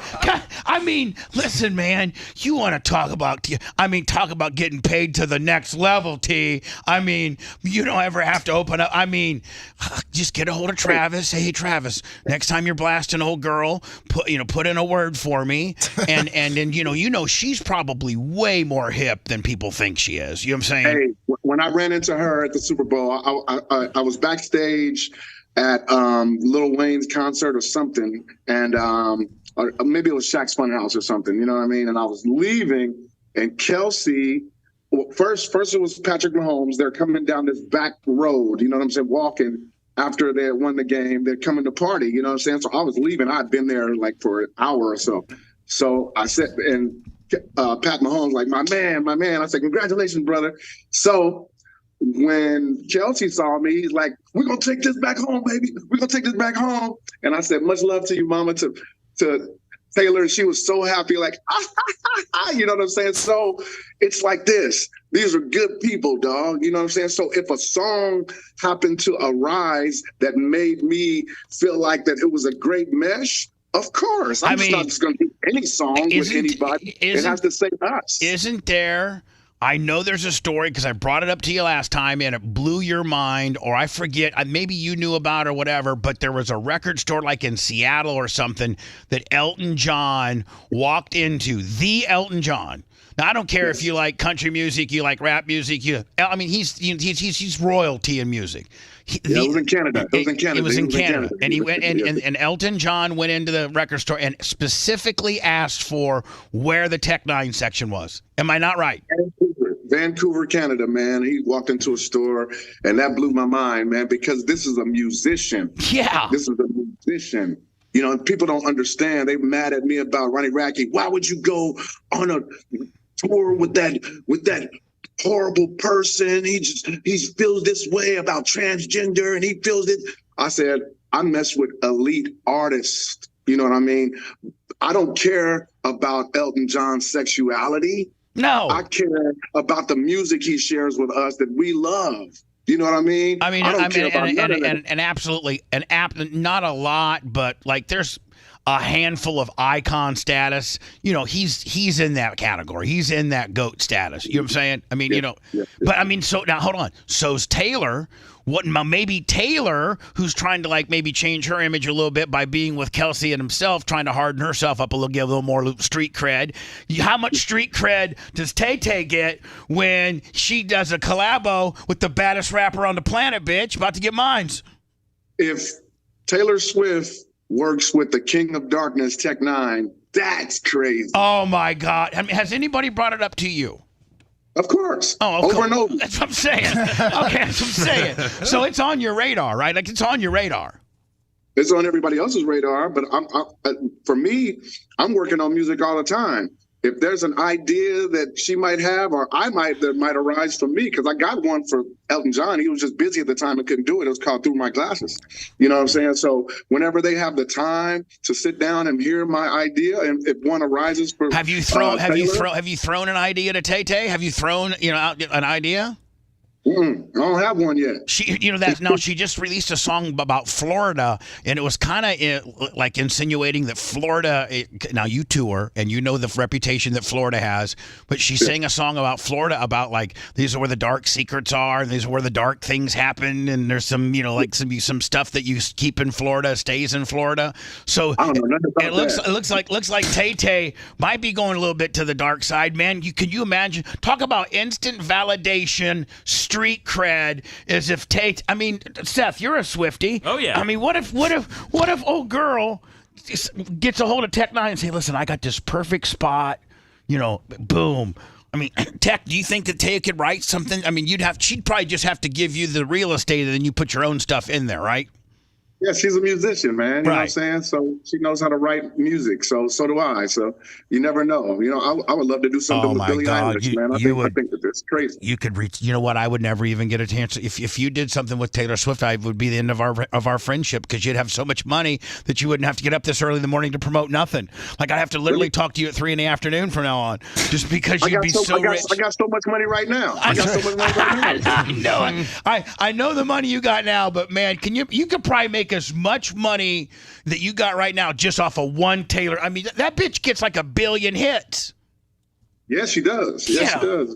And with Tech Nine, man, that'll be crazy. I can't wait to hear what that sounds like. God, I would love it. Oh, that would be huge. Oh, that would be huge. So anyway, after we won the Super Bowl, everybody was like, "You have to do a Red Kingdom remix with Taylor." I'm like, "Oh, okay." Now I feel like you're a little bit mad at me, vibe, because I brought it up, because everybody's brought it up to you. I mean, nah, that ain't nothing, man. So I told you I don't get upset, man. That's funny to me. Listen, you're my friend, and I want you to do. Like, I want my friend to do the bet. I want my friend to fly in on a G6 rather than a tour bus. And so I want what's best for my boy. And so if that means doing a little collabo with Tay Tay, then let it rip, homie. That's what I'm saying. Yeah. I think that's happening right now with the Ronnie Radke thing. So we'll see what Taylor might put me in helicopters or something. I don't know. I gotta tell you, so before I let you go, I was looking at your numbers, on Strange Music YouTube numbers, and I was looking at those numbers, and I know what, we got, I think 121,000 subscribers, and I think you got like 3 million, and some of your songs have gotten 80 million, views, and I know the kind of money we make, it's small money, so to speak, but I gotta think, and I'm not trying to catch a figure from you or anything like that, but I mean, I just looked at your stats, and I gotta say, man, your monthly YouTube check is probably pretty damn good, bud. I mean, yes, sir, man. Yes, sir. Considering you, and the thing about it is, I mean, you own Strange Music. You're not beholden to any record label. You, I think you split that maybe one way with your partner. However, you guys, whatever deal you guys got. So there's not a lot of cutting of the pie. And you'll have a lot of musicians. I think if you probably pay studio musicians day rates. Is that what you do for the most part? My studio musicians, like my engineer and all that, they get paid, weekly, bi-weekly. Yeah. But I'm saying they're not getting a point they're not going to give them no points on the album or nothing. No. Exactly. That's what I'm saying. I mean, they got their rate they make. Nobody's getting points on my album. And so I see the amount of, I'm like, man, Tech is I'm proud of you, buddy. I'm proud of you. Thank you, man. And get a little rest. I know you've been traveling since 3 or 4 from Kansas City. And if you do the Taylor Swift collabo, can you at least come on the air and say, Bubba, you weren't as fat and crazy as I thought you were. It actually ended up being pretty good. Can you do that for me, please? I'm not asking to be on the song or nothing. I'm just letting you know. No doubt, man. I'll call you as soon as I'm in the studio. Like, guess what? I'm in the studio with Taylor, man. You're lying. You're lying, buddy. You're lying. Don't look at her. Don't look at her ass, because that big ass white boy will whip your ass. So don't be getting crazy. He's right here staring at me, so I'm not gonna get near her. I'm actually kind of nervous right now. I got to tell you, man. In real, I've not seen her in real life. You have, but she looks pretty fine. Like she looks hot. Oh man, I'm about to get married July 20th, man. I ain't about to talk about that. No, I'm not. I mean, you're a grown man. You can say, yeah, she's an attractive girl. You know. I'm not trying to be disrespectful to nobody. You know. Ain't nothing wrong with Taylor at all, man. She's a beautiful girl, man. Okay, that's it. So hold on, you're getting married July 20th. Yes, sir. Yes, sir. Yes, sir. Congratulations, my friend. Thank you, brother. Thank you. Me and my lady been together for 10 years this year. You know. So what made you finally decide? Man. I'm just gonna. Because if we've been with her for 10 years, you're practically married. You know all the she knows if you like to fart in the morning, and she knows all that.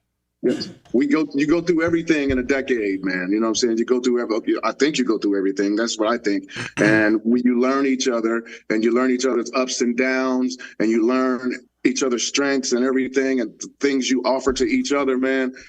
We just had a little girl. She's 1 now, you know what I'm saying? Alina, you know what I mean? We got the house, we got the cars, we got everything, and we just want to make it complete because we love each other. You know what I'm saying? And you got something that most couples have in a built-in therapy, where if you get mad, all she has to say is, "Hey, Nun, let's go outside and rap one of your mad songs and get it out of your system, and come back in here a different dude. Go out in the garage and sing Ronald, and then go ahead and get back to me. Okay, you're being a little bit impossible right now." Right. Go out and sing Ronald real quick and come back. Yeah. And we can make love. We can make love. But you got to sing Ronald at least two times, because you're way too high strung. Get that attitude out of here. I've been dealing with this baby all day, bitch. You've been on the road, rock starring it. I'm tired of your ass. That's funny, man. No, it's true. It's dead on. Hey, listen, are you tonight, rock? God, did you see how can the promotion put together this kind of lineup? Did you see? Right. My Lord. Right, man. It's a monster tour, man. So, what a monster festival that is. You know what I'm saying? It's big. It's humongous. I mean, what is it? 5 stages? 5 stages? Yeah, man. Yes. Now, logistically, how do you even get a sound check in on that? I have my sound guys here. They got there at 6 a.m. to do our sound check. Oh, okay. So they know what you like, the levels that you like. You don't even have to be there. No. So now I think after this you go to Columbus, Ohio. Do I? Yep. Just listen. just on the 19th. Oh, on the no. 19th, I think. No, hold on. I don't know if this. Yeah, this. I think. Yeah, this is what I got from. The historic Crew Stadium, Columbus, Ohio. It's the Sonic Temple art. Yes. Yeah. That's how. I mean, I can't keep up with all this, man. I know you're such a goddamn rock star. He's got buddy. managers for that. You're getting ready to do a collabo with Taylor. I'm just going to start spreading that. That's all I'm going to say. I'm going to get on my Twitter. I'm going to say, listen, I'm personal friends with Tech Nine, bitch, and he's getting ready to do a collabo with Tay Tay. Yeah, but his phone reverse. I think tour starts on the 18th of August. Oh, yeah, he's in Idaho. Yeah. What? Tech, what's Idaho like? I mean, I can ask you about it because you've been to every state in America. Give me the top couple cool states, and then give me the couple. Well, I got fans everywhere, man. We go to the towns that people don't go to over the years, man. So we always have big parties and big shows in Idaho. Boise, all types of Blackfoot, everywhere, man. You know what I'm saying? Have you played Red Rock in Colorado? Is that pretty? Man, I got so many sold out trophies from Red Rock, just my shows, period. Man, are you crazy? Yeah, that's like my second home. Is that Colorado? I've not been there, but I heard it was beautiful. Of course. Lummy, you know how I can build some cred with Dion? Because I'm going out to a game with Dion, right? Oh, yeah. I just bring Tech Nine with me. Just he'd be my guest. There you go. Tech Nine, if I told you to meet me in Boulder because we're going to be the guests of Dion. Dion's, like, you understand, like, Dion's my boy. Like, when I go, I stay at his house. Like, that's my guy. If you say Tech Nine to Dion, this is how long I've been around. He allowed me to perform at his club in Dallas. Yeah, called Prime Time 21. Prime Time's 21. years ago, man, and he loved what I did, man. I performed for everybody, his whole people, and it was a packed club, and I performed right in the middle of that dance floor, man. And guess who's and listen, I was with him for the 96 championship game that same year. We go to Primetime 21s, and MC Hammer, I probably shouldn't be saying this because it's probably, friendship stuff, but MC Hammer owed Dion quite a bit of money. Dion lended him some money, and MC Hammer, Dion said, listen, just come play a Saturday night at Primetime 21s, and I'll waive what you owe me, and MC no-showed him.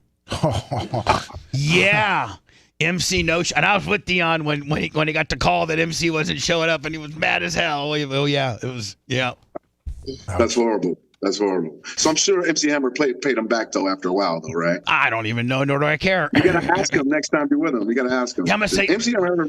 But so hold on, you're saying if I go see Dion in Boulder, you'll meet me out there.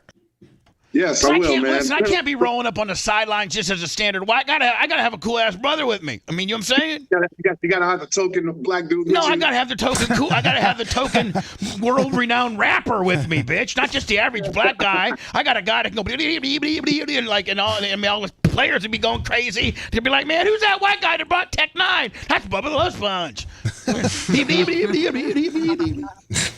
just saying. Next thing you know, these guys know who Bubba the Love Sponge is because I got the Tech 9 rub. You know what I'm saying? So I know how to work it. That's right. Yeah, man. You know what I'm saying? Yeah, if I'm not on tour, man, I'd love to go up there with you, man, with Dion, man. I'd love to see him again after all these years. He's a good dude, man. So anyway, listen. Love you, buddy. Anything, all the new stuff, make sure that we always know about it because we'll play the hell out of it. You know that we just absolutely carte blanche with you. I just want the best for you. And you're one of the coolest, most grounded, just successful businessmen that I know. You've done it all. Listen, you've done it for the most part without support of regular radio. You've done it, from the ground up and just built this huge following. And I couldn't be happier for you, buddy. And I'm proud. I'm proud and honored to call you a friend, Tech. Thank you, brother. I feel the same way, man. Right back at you, man. Thank you, brother. Again, you're gonna be my token cool rapper, dude. Okay? You notice I didn't say black guy. You're my token cool. No, I didn't. You're my token cool rapper guy. The best. Let me. When I roll up to see Dion, I ain't just bringing some regular rapper. I'm bringing Tech mother effing 9. If you roll up with Tech 9 and Dion, everybody gonna trip out. Hell in Colorado too. Hell yeah. Boulder Theater. I've done Boulder Theater and tore it down, dude. You know what I'm saying? People know Tech 9 and Boulder, dude. Dion might kick me out of practice and let Tech stay. Yeah. Hey Tech, man, get some rest, my friend. Let's be in touch, okay, buddy? Thank you, brother. Take care. Love you, buddy. See you later, Tech. All right. If you want a deep dive into the Bubba the Love Sponge show from the past, go to BubbaArmyHQ.com. We'll be back after these words.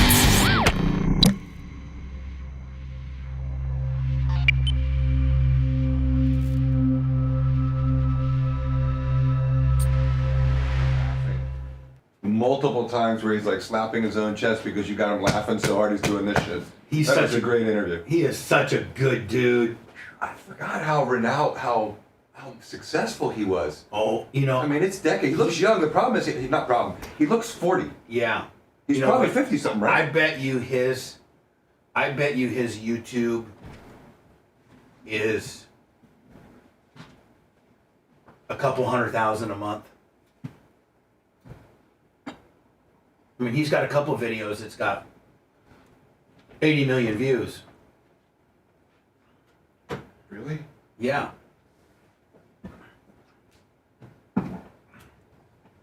He's got 1.35 million subscribers himself on his YouTube channel. 1.35 million. Yeah.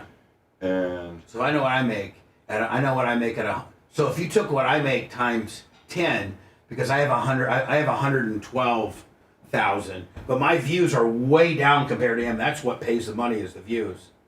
So I guarantee you, conservatively, if he's got a click rate of like 8, which I'm sure he's like more towards 13, he's probably making about $200,000 a month just from YouTube? Well, here's one: 73 million. Yeah. Views on one, 7.1 million, 2.1 million, 1. I mean, he's got a lot in the hundreds of thousands, but he's got a shitload that are like, 70. 73 million. And here's the thing that's unbelievable. But here's the thing, like most artists have to, they only get a small portion of that because it goes to the label. Then the label sends them their little check every quarter. Yeah. But he gets it because he owns it. He gets it right. Produces it, distributes He it, gets right? it. He gets his check right from YouTube. So he's doing like Oliver Anthony, that country guy. He's just doing his own distribution. Oh, but that's he's incredible. He's been doing it for 20 years. That's unbelievable. Yeah, so like, he probably gets 40 or 50 for a show, 1,000. And then all the merchandise. What a cool guy too. He really likes you. You could tell it's a real friend. What a neat guy. And Seth, wouldn't that be cool to show up with Dion with him? Of course. The side, you'd be on the camera sideline cam the whole time. I mean, he would be taking my spot, but that's okay. Well, quite frankly, I don't think a lot of people would blame me for that decision. No, I wouldn't blame you. 73 million on one download. I mean, it's just got to be nice to just have checks come in and not even know. Did you hear him say, "I'm rich"? Yeah, no, I mean, he's. I don't need, but if he would do a collabo with her. Well, it's not up to him, Bubba. It's up to her. No, I know. I understand that it's up to her. But as she's trying to become more, you could see where she might. Well, she did that new album. Didn't she collab with somebody, with Drake or somebody on Post that one? Malone. Yeah, Post Malone. So I mean, she's obviously not opposed to the concept of it. But the Post Malone isn't near the gangster that fucking. He's got some spread. He's got some. No, he's got more, but he's more corporate. He's more, Tech's more underground. Would you not agree, Seth? Tech's very underground. Yeah, I don't think Tech's big enough to be on her album. I'm sorry. I didn't mean any harm. She's over in Europe right now, playing sold out shows. Sold out everywhere she goes. Dude, all the girls, and by that I mean my wife and my daughter and people I know, all were streaming. Me too. I guess it was like you were watching it, or No, my wife and daughter do the same thing. I guess it was in the middle of the afternoon yesterday because they were in Europe and they're just. It's a new show and they were just. I was like, it's pretty unbelievable, isn't it? I mean, I'm on board with everything. I get it. I get all that stuff. I don't really like watching concerts, especially it's bootleg. Like, there's people just showing on their phones. Like, but it just speaks to how. But of all the people for your daughter to like. Oh, I'm like for me. I was like, I'm pretty glad. I love Taylor Swift. Yeah. Like, I even like some of her songs because I'm forced to listen to them now. But I love her. I think she's awesome. So. Yeah, we had tickets when you were still around back then. I could have gotten tickets to our box. They were like $3.50 a piece for seats. Oh, really? Face. We had the box. All the boys, we need to make that a standalone. There's a lot of chopping that we can do there. There is. No, we didn't sell it. Oh my god. Right now, my daughter wants to. Will you get a hold of New Orleans? his people?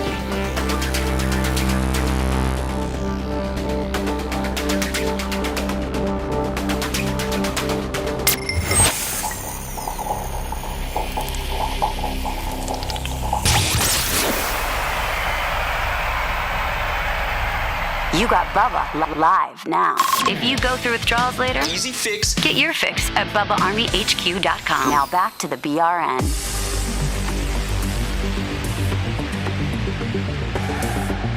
Hey Jay, can I just show you some?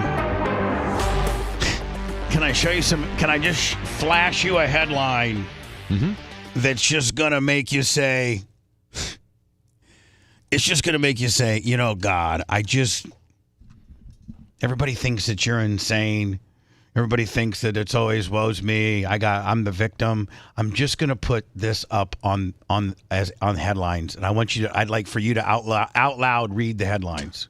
Stormy Daniels' former lawyer, Keith Davidson, cooperating with feds in Cohen probe.